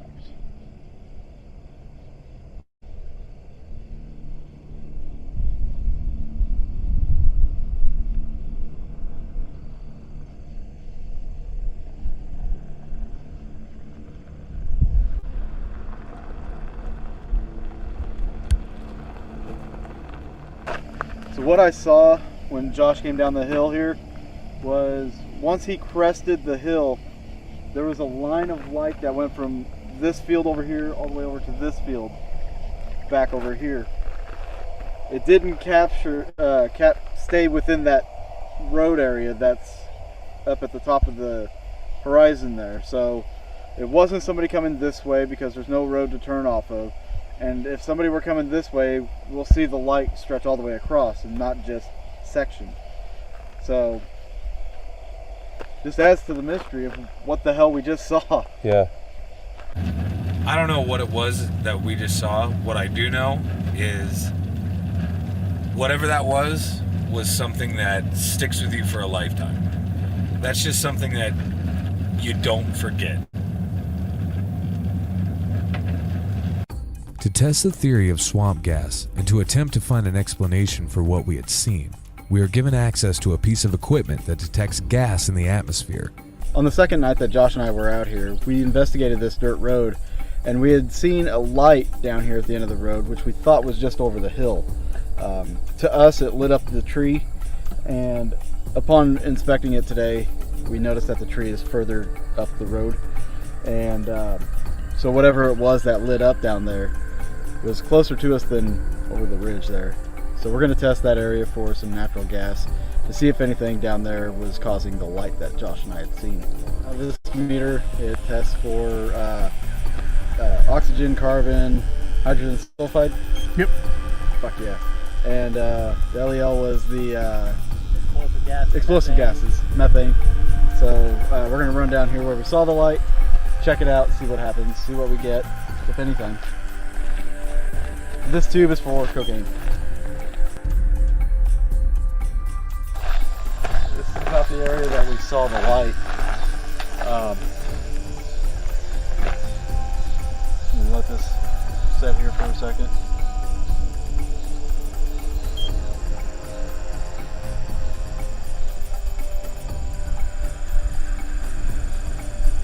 It's not, nothing's changing. We got 0 on the explosive gases, the methane, 20.9 on oxygen, 0 on carbon, and 0 on the hydrogen. So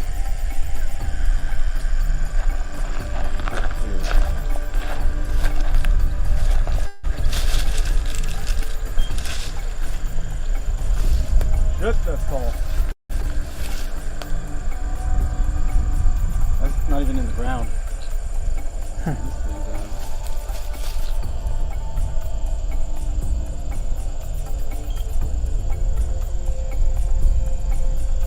Nothing.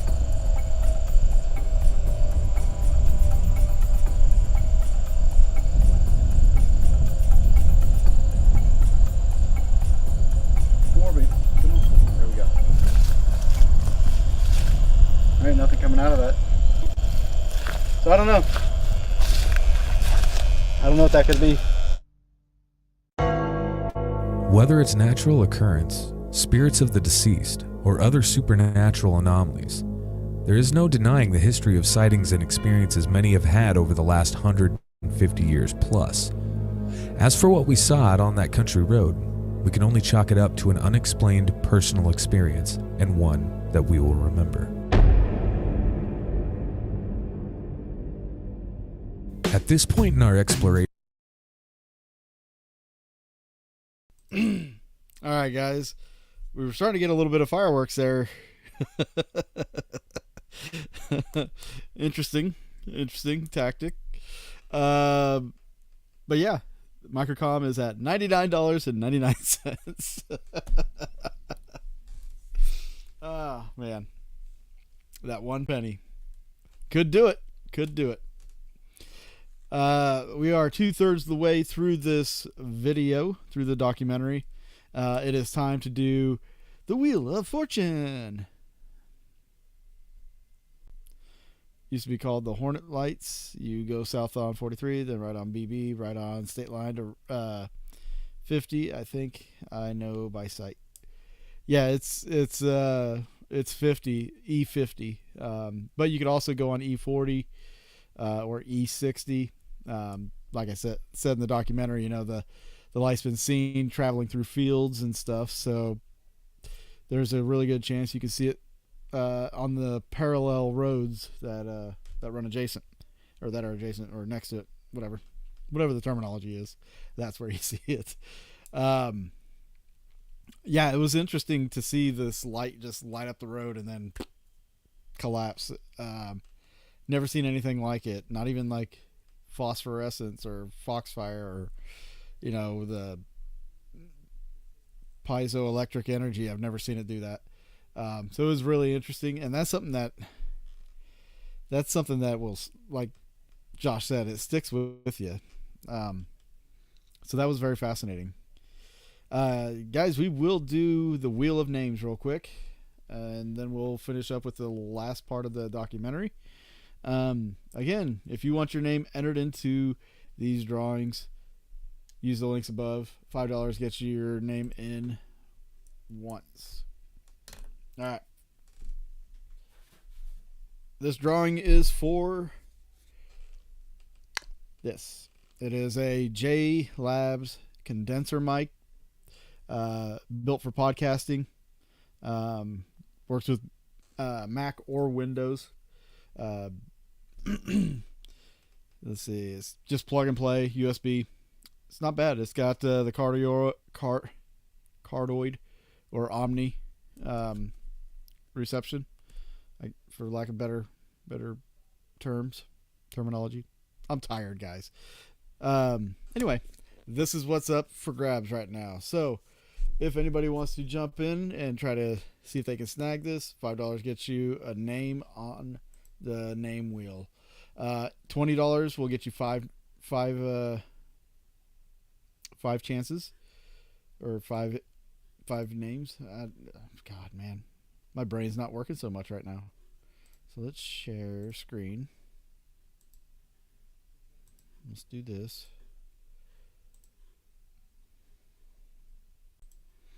There we go.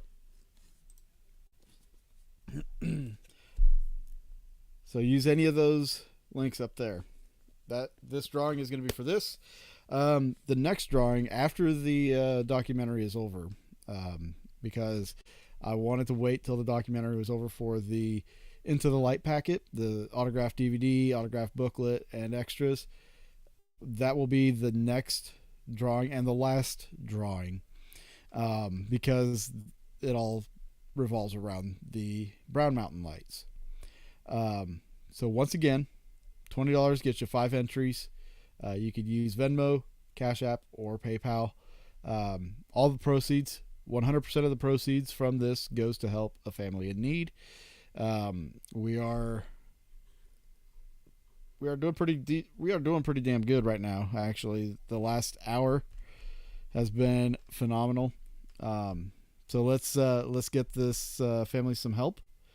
Let's see what we can do. Open up your hearts, open up your wallets, get something in return. I know that's what people want, is something in return. So let's go ahead and let me double check, make sure I don't get updates or notifications from PayPal or Venmo. Cash App I do. So yes, you did, Lori. You got your 5.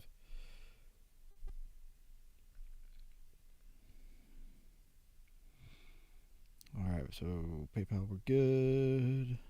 We good. Venmo, we are good. Just double check our Cash App real quick. And Cash App, we're good. All right, so we have no more entries. No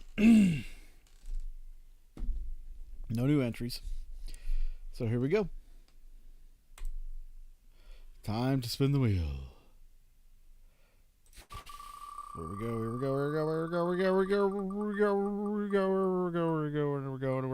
going. Looks like Christina Dodd. Come on down. You just won yourself a condenser microphone. So if you ever wanted to get into podcasting or even just making YouTube videos, now you have something that you can record with, connect it to a laptop, computer by USB, and like I said, it's just plug and play, turn the power on, and you're good to go. So I'll get your information here soon, and we'll put this on the burner here for you, right up there. Let me write that down. Let's see.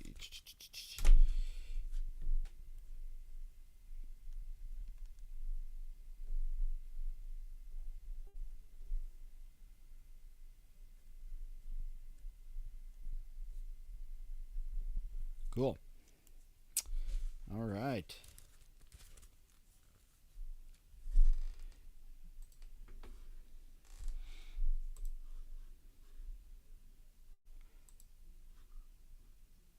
What do you mean someone else can take it? you earned that one. You won the game. You have a microphone. You sure you don't want it? We can spin again. I'll give you a minute to think about it, but yeah, we can spin it again, or we can send it to you. You want someone else to win? This lady is just too nice. Christina, you are too nice. Let me do something here. I'll get a hold of you later.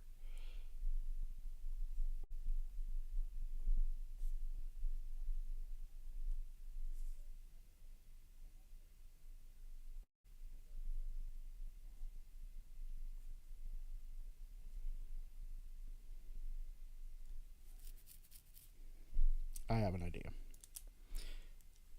Stick around. Don't go anywhere. All right. We are going to jump into this last part. A visit to the Garnett House Hotel instead. We're going to jump into this last part of the film. For everybody that stuck around, appreciate you. Everybody that's donated, I appreciate that. You guys are helping a wonderful family. Hang on a second.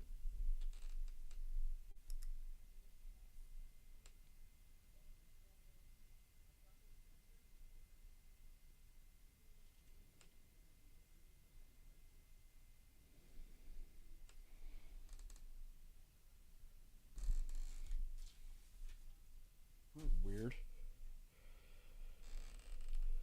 Oh, seeing things now, guys. I just saw something out of the corner of my eye, like flashing. Interesting.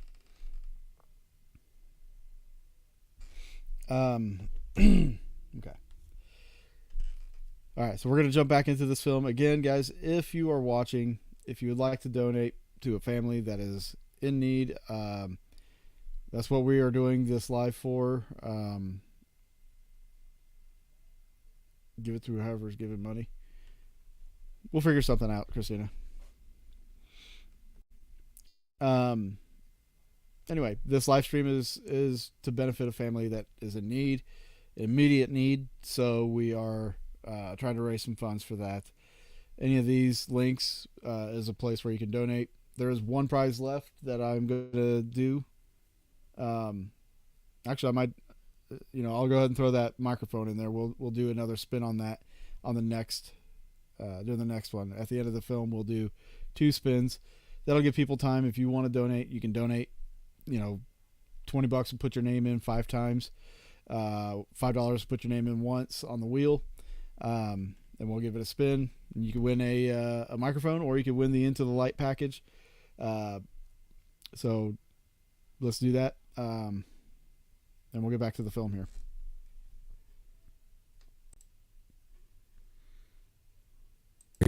We were pretty happy with what we had seen and done, but our excitement was just getting amped up for our final location.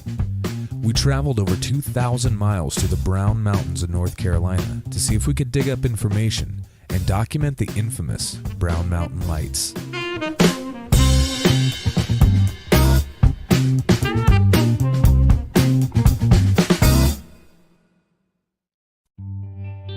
We arrived just before dawn, and before we could check into our campsite, we took advantage of the sunrise at Brown Mountain Lookout.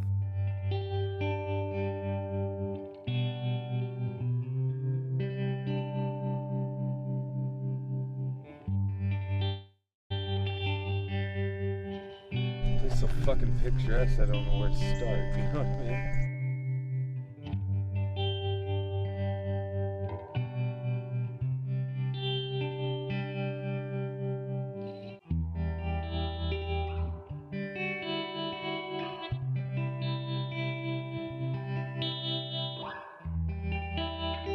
We got out here at about 4 o'clock last night, and of course we couldn't really see anything but the horizon or the outline of the mountains. There was no moon, so there was no illumination on the hills. Tonight there's not going to be any moon. The sky should be clear. So if we do see something in the hills, it's going to be from its own illumination. It's not going to be from moonlight bouncing off of it. Other than getting here at like 4 a.m. and being able to see the landscape at night, which was super amazing and impressive, it was a really cool feeling just to finally say, we're here. We made it, right? Pretty impressive landscape, I will say that. I'm really looking forward to this evening and seeing if we can figure out what the heck these lights are.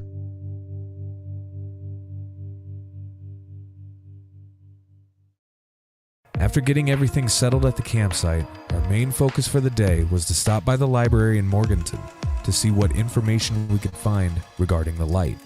We're here at the library to do some background research on some of the origin stories of the Brown Mountain lights. We were told that they had records of some of the geological surveys, different ghost stories and things of that nature. So we're going to go through these folders here and just kind of see what we find.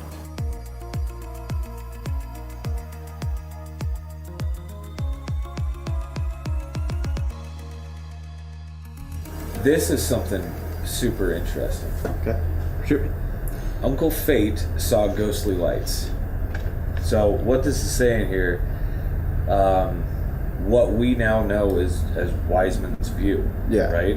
And it says here, as a small boy, Uncle Fate Wiseman camped out here on the rim of Linville Gorge, which apparently is what that gorge is called. Right.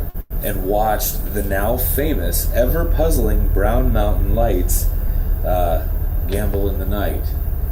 So this is literally almost like named after him. Like he would sit out here and pitch a tent and just observe these lights from kind of like us. Exactly like us. I mean, even from a small child being able to just go out there whenever he wanted to. That's check awesome, out though. these lights. Super cool. Have that in your backyard? Basically, yeah. Yeah. Another person from the Geological Society in 1922, February 22nd, 1923, did a report. Okay. And he basically went through, he did a thorough investigation. He did 2 weeks observing from different mountains. And so he had all these different perspectives and even witnessed the lights. Okay. Now, in his report, he went through and, of course, noted everything he saw, and in accordance with the different claims that people have had. Now, he went through all the proposed explanations and totally shredded them. Okay, so I'm going to read these to you. Shot them down. Shot them down, and some of them are, stuff normal people wouldn't think of. Sure. So, number one being will-o'-the-wisp. Yeah. Phosphorus. Radium emanations, phosphorescence, or foxfire, St. Elmo's fire, chemical reaction between hydrogen sulfide and lead oxide. Another one that somebody said was a mirage, locomotive headlights, right. Let's see, and automobile headlights. Let's see, Andy's light. They're shooting in the dark. Yeah. So they're trying so hard to disprove it. Mm-hmm. That they're taking anything. Yeah, they're just grabbing anything that they can. So all the suggested thoughts or explanations people have put forward, he has found a way to disprove them. Yeah. Okay. So now let's go into the future a little bit. This is from 1923. Right. In September 1st of 67. This is a letter from the United States Department of the Interior, the Geological Survey in Washington, D.C. Somebody had written them, Mr. McGill, and they wrote it back saying, the Geological Survey did perform an investigation into the Brown Mountain lights, results of which were issued in 1922. Because of the investigation was rather far removed from our normal subject matter, the results were never published in our regular series of reports. What? But instead were issued as a lengthy press release. A copy of the press release is enclosed with this letter. Our organization has conducted no other investigations of the phenomena. Throughout our 2 days in North Carolina, one particular description of the lights that seemed to keep showing up in our research and interviews was that people were seeing a red-colored light. At this time, it only sounded like an odd coincidence, but would later become a vital bit of information. Here's what's interesting. The Joplin spook light. Yeah. The Army Corps of Engineers investigated twice. Right. Brown Mountain lights. The the Department of Interior and the Geological Survey also did extensive investigating on it as well. Yeah. And nobody was able to come up with an explanation. Exactly. They're not able to put their fingers on it. And I think that ultimately, I mean, you talk to any government official, not knowing something, that's going to scare the shit out of them more than anything in the world, right? If they can't figure it out, that's what's terrifying. Before it got too late, we met up with our good friend Richard Rose, who we invited out for the first night.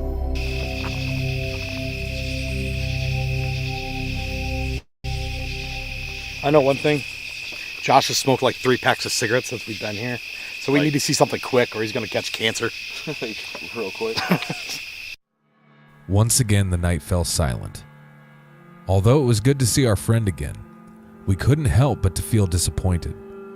We had filmed several locations and only had a questionable experience that wasn't captured on film. But because we had come so far and put in the work, we were not about to throw in the towel. The next day, we went to the town of Morganton to talk to some people and find out a little more about the lights.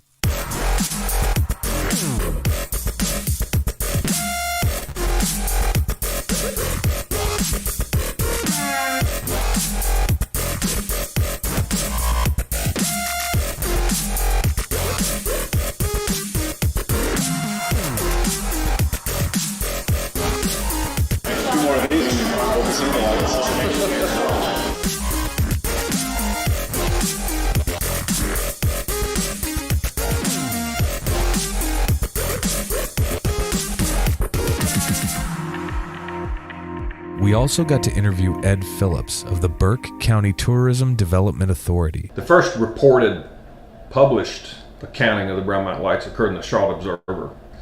And it was actually from the Morganton Fishing Club, which was based out at Lake James, and they reported, it was in the late 1919, I believe, reported seeing mysterious lights up in the mountains while they were out fishing on Lake James. And of course, back then there weren't many roads at all that went up in the mountains, and they saw lights dancing around in the sky. And so that was the first documented on paper newspaper accounting. Prior to that, it was more lore, legend from the 1800s, late 1800s, that people passed down from family to family, that what they had seen as settlers in the area.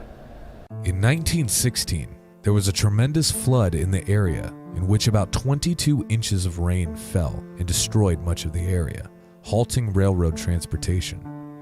Prior to the flooding, reports were typically dismissed as lights from trains, yet when the flood occurred, the reports continued. There was nothing conventional that could have created these lights back in the early 1900s.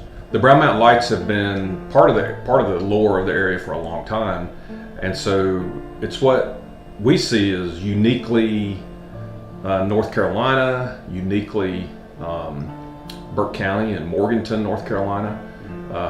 It's something that we have here that's real, unexplainable, but real. People have seen it. So it means a lot to us to have something very unique like this, that people come here to explore and camp and hike and do scientific observations to try to find out what the lights are. The fact that they're unknown, they're mysterious, they're not predictable. You have to come. Some people have been 50 times and never seen them. Some people have been 3 or 4 times and have seen them. The UFO piece has been perpetuated by conspiracy theorists, but there is basis for, there was a lot of government activity, military activity, Some people say NASA activity around Brown Mountain back in the 60s and 70s. So I think it's a part of that it's just a huge mystery. It's in the mountains. The mountains are mysterious, just by themselves. Up Highway 181, they call it Area 181 because there used to be a lot of military activity in aircraft that flew over there. And there is a low-level aircraft training route that passes through there.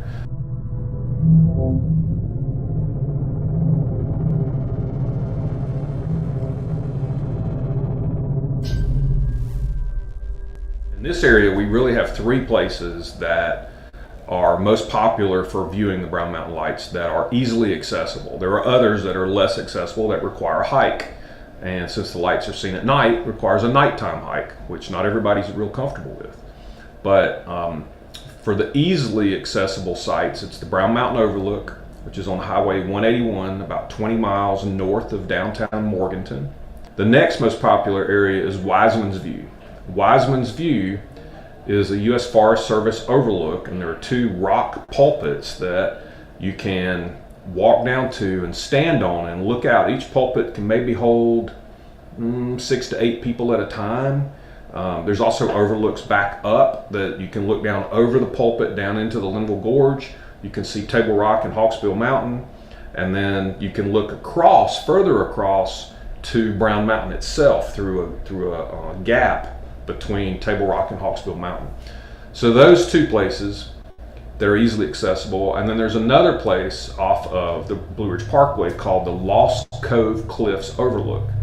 And you can pull over there, there's a grassy area, and you can look down. It's probably 6, 7, 8 miles down to Brown Mountain from there. Among the claims and reports, Ed told us of a time in which he witnessed the phenomena. It was in April of 2013, and I actually had a journalist with me, and we went up specifically to try to find or see the Brown Mountain Lights. And we'd been there about 45 minutes. It was about 9:45 at night, and we had our chairs out and we're looking across at Brown Mountain, and this light appeared. And which is the typical description of the light is it's dim and it grows brighter and brighter, and then it can kind of flicker, if you will, and then go out, and then it may travel a little bit, dimly lit or not lit at all, and reappear someplace else. What we saw was on a cliff face. There's no way a human being could travel that fast between point A and point B. It was impossible to go, let's say, 400 or 500 yards in 10 seconds or so and reappear another light and then move across the face. And we looked at each other and said, "Do you see what I see?" And we said, "Yeah."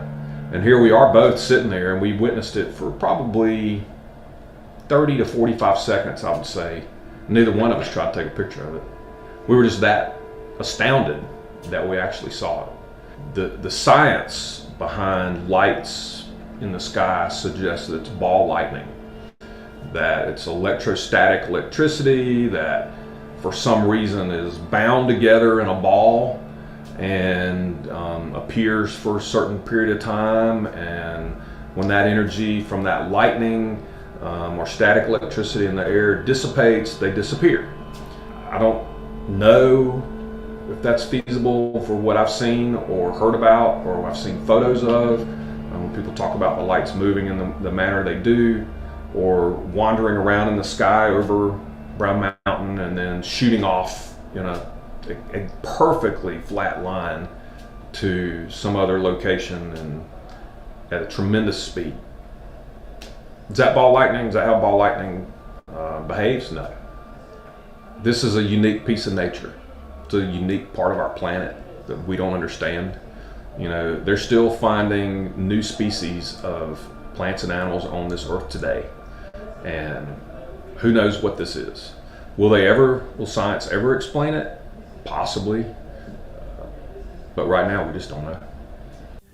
Ed gave us some valuable insight and directed us to Wiseman's View, a location tucked back in the National Forest with an astonishing view and the best place to see the lights. Alright, I'm as bright as I can get without it chopping. Dawn quickly fell upon us by the time we arrived at Wiseman's View. With enough light left, we were met by the most awe-inspiring view of the mountains.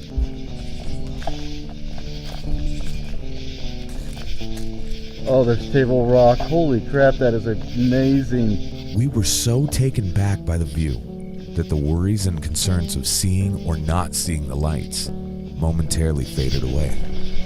Holy shnikes, dude. The mountain to your left? Yeah. It's very important you don't drop like shit. Very important. One fucking fall. This is absolutely breathtaking. I hope you're not Right? Like, Are you really? this is Holy tripping me up. Wow, this is where we should have been last night. Holy fuck, Rick Rose is missing this. Guys, look at this. Look at this shit. Holy shit. Without realizing it at the time, we inadvertently captured a flicker of light off in the distance.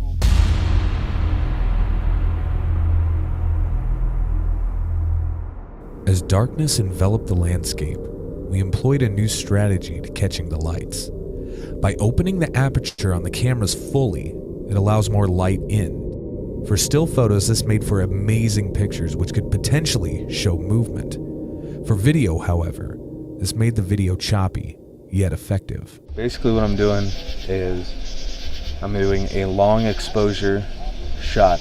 So basically I'll click and hold for the aperture and it will just remain open, basically soaking in all of the light that it possibly can until I release the button. So basically we'll be able to take shots and things of that nature. Are you ready? What is this? This is 30 seconds of a long exposure, or actually I'm just gonna wait till it says 40 seconds. So 40 seconds, long exposure at Table Rock. Something's streaked across the sky. That is most likely whatever that is up in the sky. Do you see that thing? Oh yeah, probably a plane. It's a plane. Yeah, but that's pretty sweet though, right? Yeah. Okay.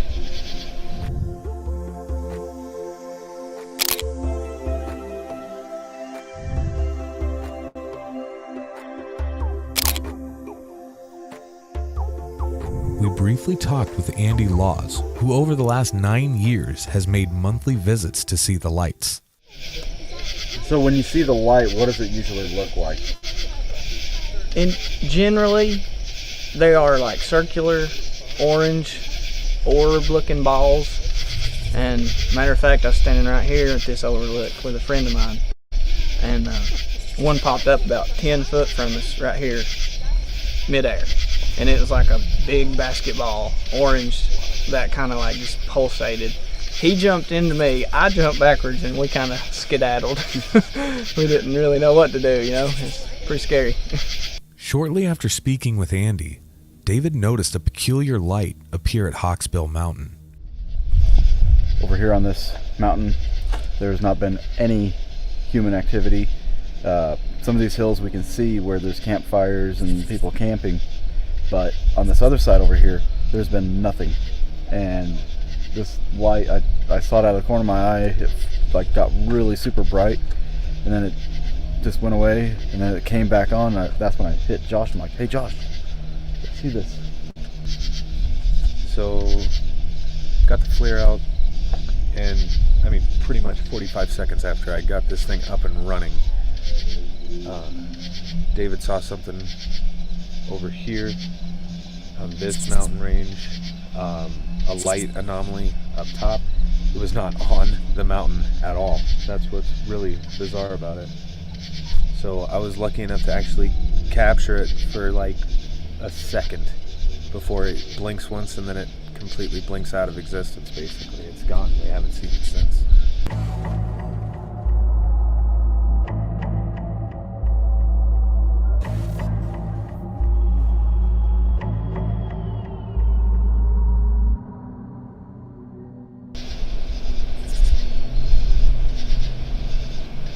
There's not been any lights over there all night. No, there has not been.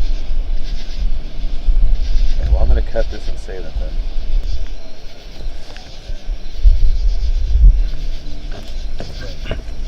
Huh? I got it. I got it. Yeah, I got it. We're seeing the light again over the same mountain. Look, it's moving. Oh yeah. Shit. Did you see the trail? Yeah, I did. Look. So we've seen the light again on the same mountain. Josh did a full exposure on it. Apparently the thing moved. I think we can say for sure that that's not a campfire. Moved a good 150 feet, 100 feet. How far do you think that is? I don't know. I have no idea. I couldn't tell you. In a matter of 30 seconds, 40 seconds, is for an explosion. We were lucky enough to catch it on thermal imaging, but an hour later, more lights began to appear around Table Rock, and this time, we captured something amazing. Dave, what just happened? Well, we've been seeing some lights over on what's known as Hawksbill, and we got a couple captures with that. Well, a little later, on Table Rock Mountain, just to the side of it, there's two humps known as the chimneys, and we were seeing lights on the chimneys. So I decided to grab my camera, open up the aperture, let as much light in as I could. The footage gets jumpy when you do that, but I was still able to shoot with it. And I wanted to shoot those lights. Well, I noticed that there's a red light off of Table Rock, and when I started shooting it, this red light started moving off of the mountain up into the air. And I mean, it moved significantly into the air. And then after a while, it disappeared. A few seconds later, another light shows up in midair and then disappears.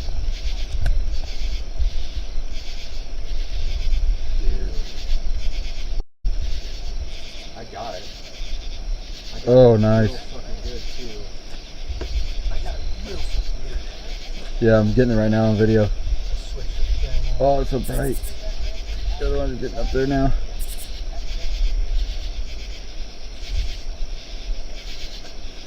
There's a red light on Tabletop or Table Rock. Is there? On the right side of it. There's a red light. I've got it on my camera right now. It's not even touching Table Rock, dude. Seriously. It's not. Dude, come here. Come on, God damn it. Dude. Sorry, bud. I'm trying to hustle. It's fucking moving. Dude. It is moving. Dude, come here. Right here. Oh, it's off of Table Rock, dude.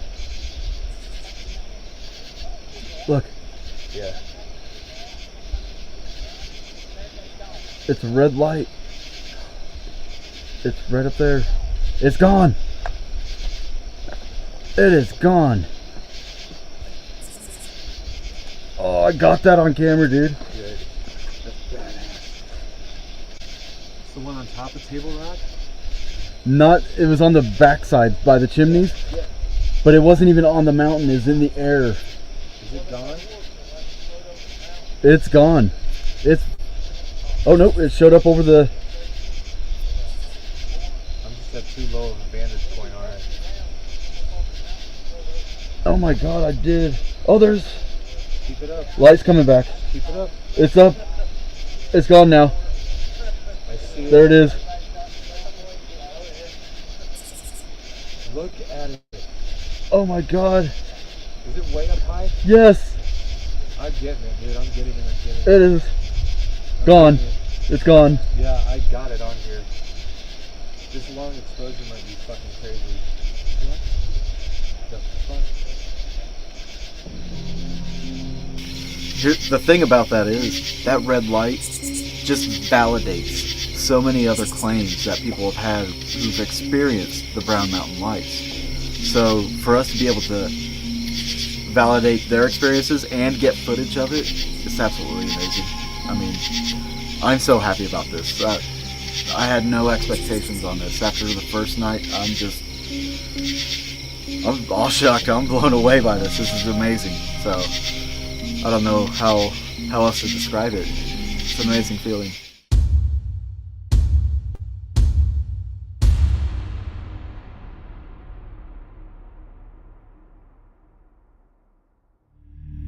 Our exploration of the spook light phenomena took us halfway across the country and proved challenging, yet successful.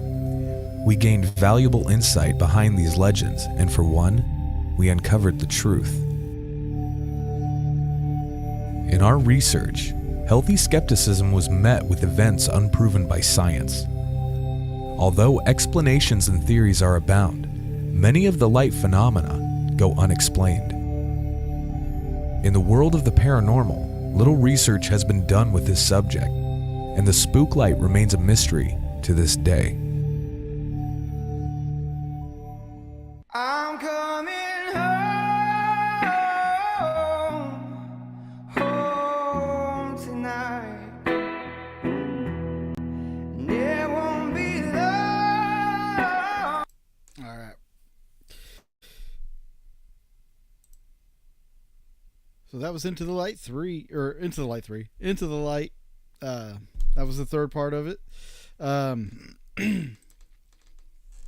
The Brown Mountains were absolutely stunning, guys. It was absolutely stunning out there. I don't think I've ever been to a location and just been in awe of the view. There's been a couple times where I've taken a second, but like the view there was just amazing. Just amazing.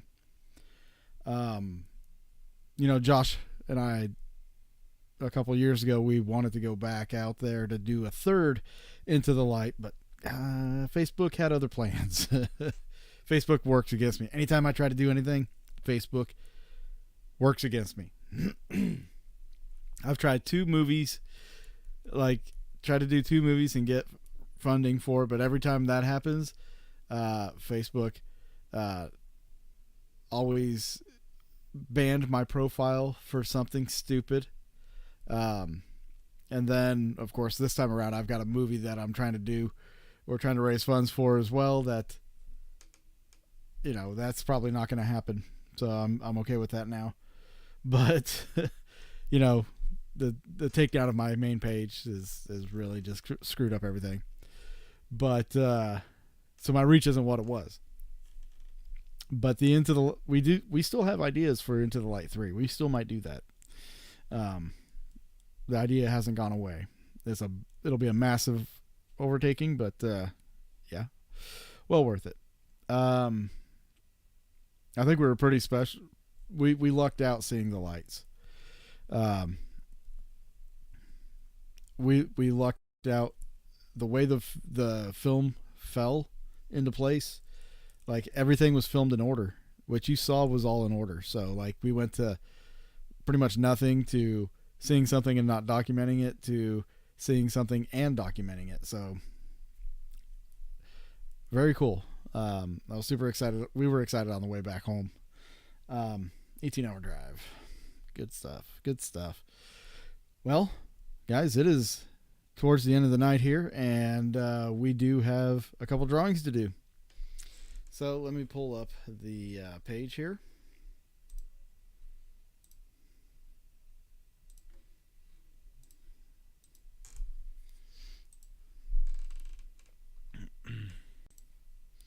Here we go. We have a couple drawings. Since Christina decided to give up the microphone, we are going to go ahead and do a drawing for the microphone. If by any chance you guys don't want certain items, you're more than welcome to just let me know. I won't feel offended. So we'll do the microphone, and then we'll also do a drawing for the Into the Light package. So let's do the microphone first.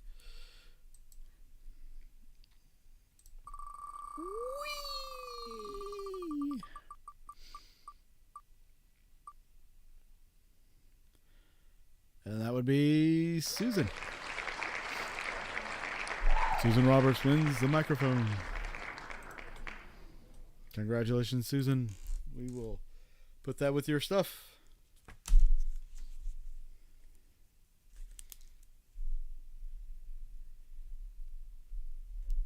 You're making out like a bandit.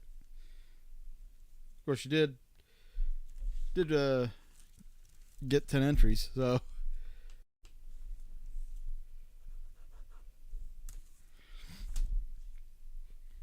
All right.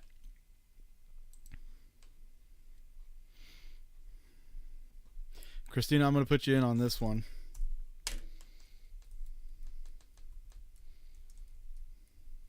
Because I think you will appreciate having a DVD and everything.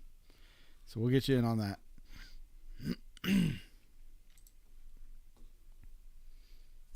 All right. Also, guys, right now, currently as it sits, the Microkom is at $99.99 for the bid. Oh, no, it's at $100. I'm sorry. Nathan is at $100 on the bid for the Microkom. The Canon camera, we are at $129 or $125. I'm sorry. We're at $125 on that, and then the closed circuit tube for ghost hunting, it is at $10. So if anybody wants to make a final bid on those, now's the time to do it. Let's get this spin in for the Into the Light package.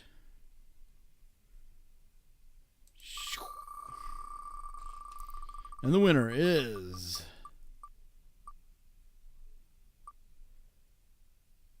Lori McGuire. Lori, I don't think is watching. She just won like one big Into the Light package. Like she got the poster and this package. So very cool. Very, very cool.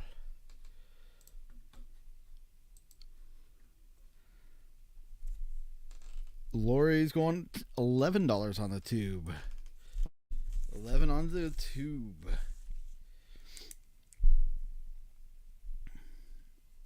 I see 11. Do we have 12? Do we have a 12 anywhere? 12. $12 on the tube. Oh, just got a message. Whoa. We got 15 on the tube. 15 on the tube. Here we get a 16. 16 on the closed circuit.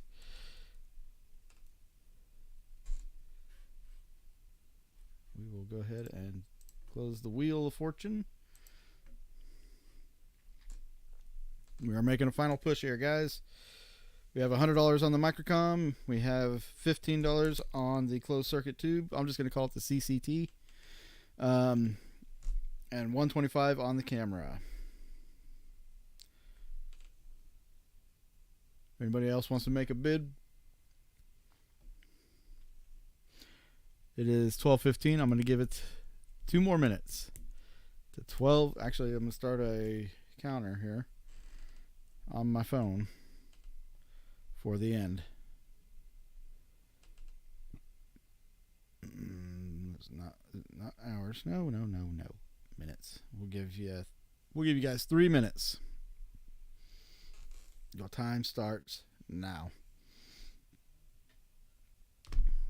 All right.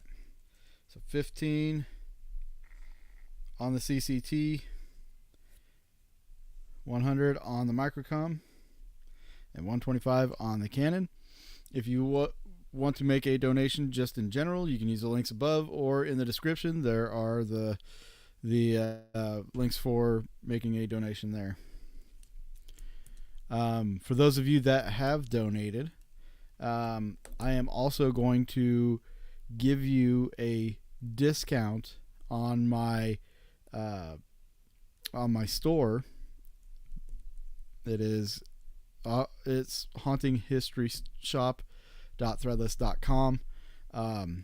You guys will get everything on there at a discount. In fact, you'll get it for the for my rate, for the rate that I get it, which is basically at cost. So I will be sending you guys messages with the code and everything. If you guys want to get something there, you're more than welcome to. I pretty much know everybody on Facebook here, so that is donated. So we are at 137, 136. The clock is ticking. This was fun, guys. I had a good time. I hope you guys had a good time too. We did some Mad Libs. We did some trivia. Everybody won something. And, it was good. I felt like it was a good time.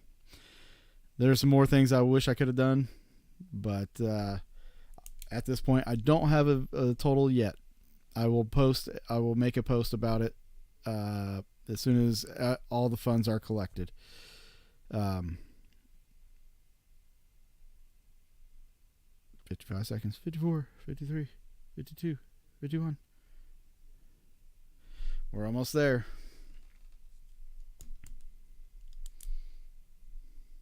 Oop. Like the cards, the trivia. It's a fun game.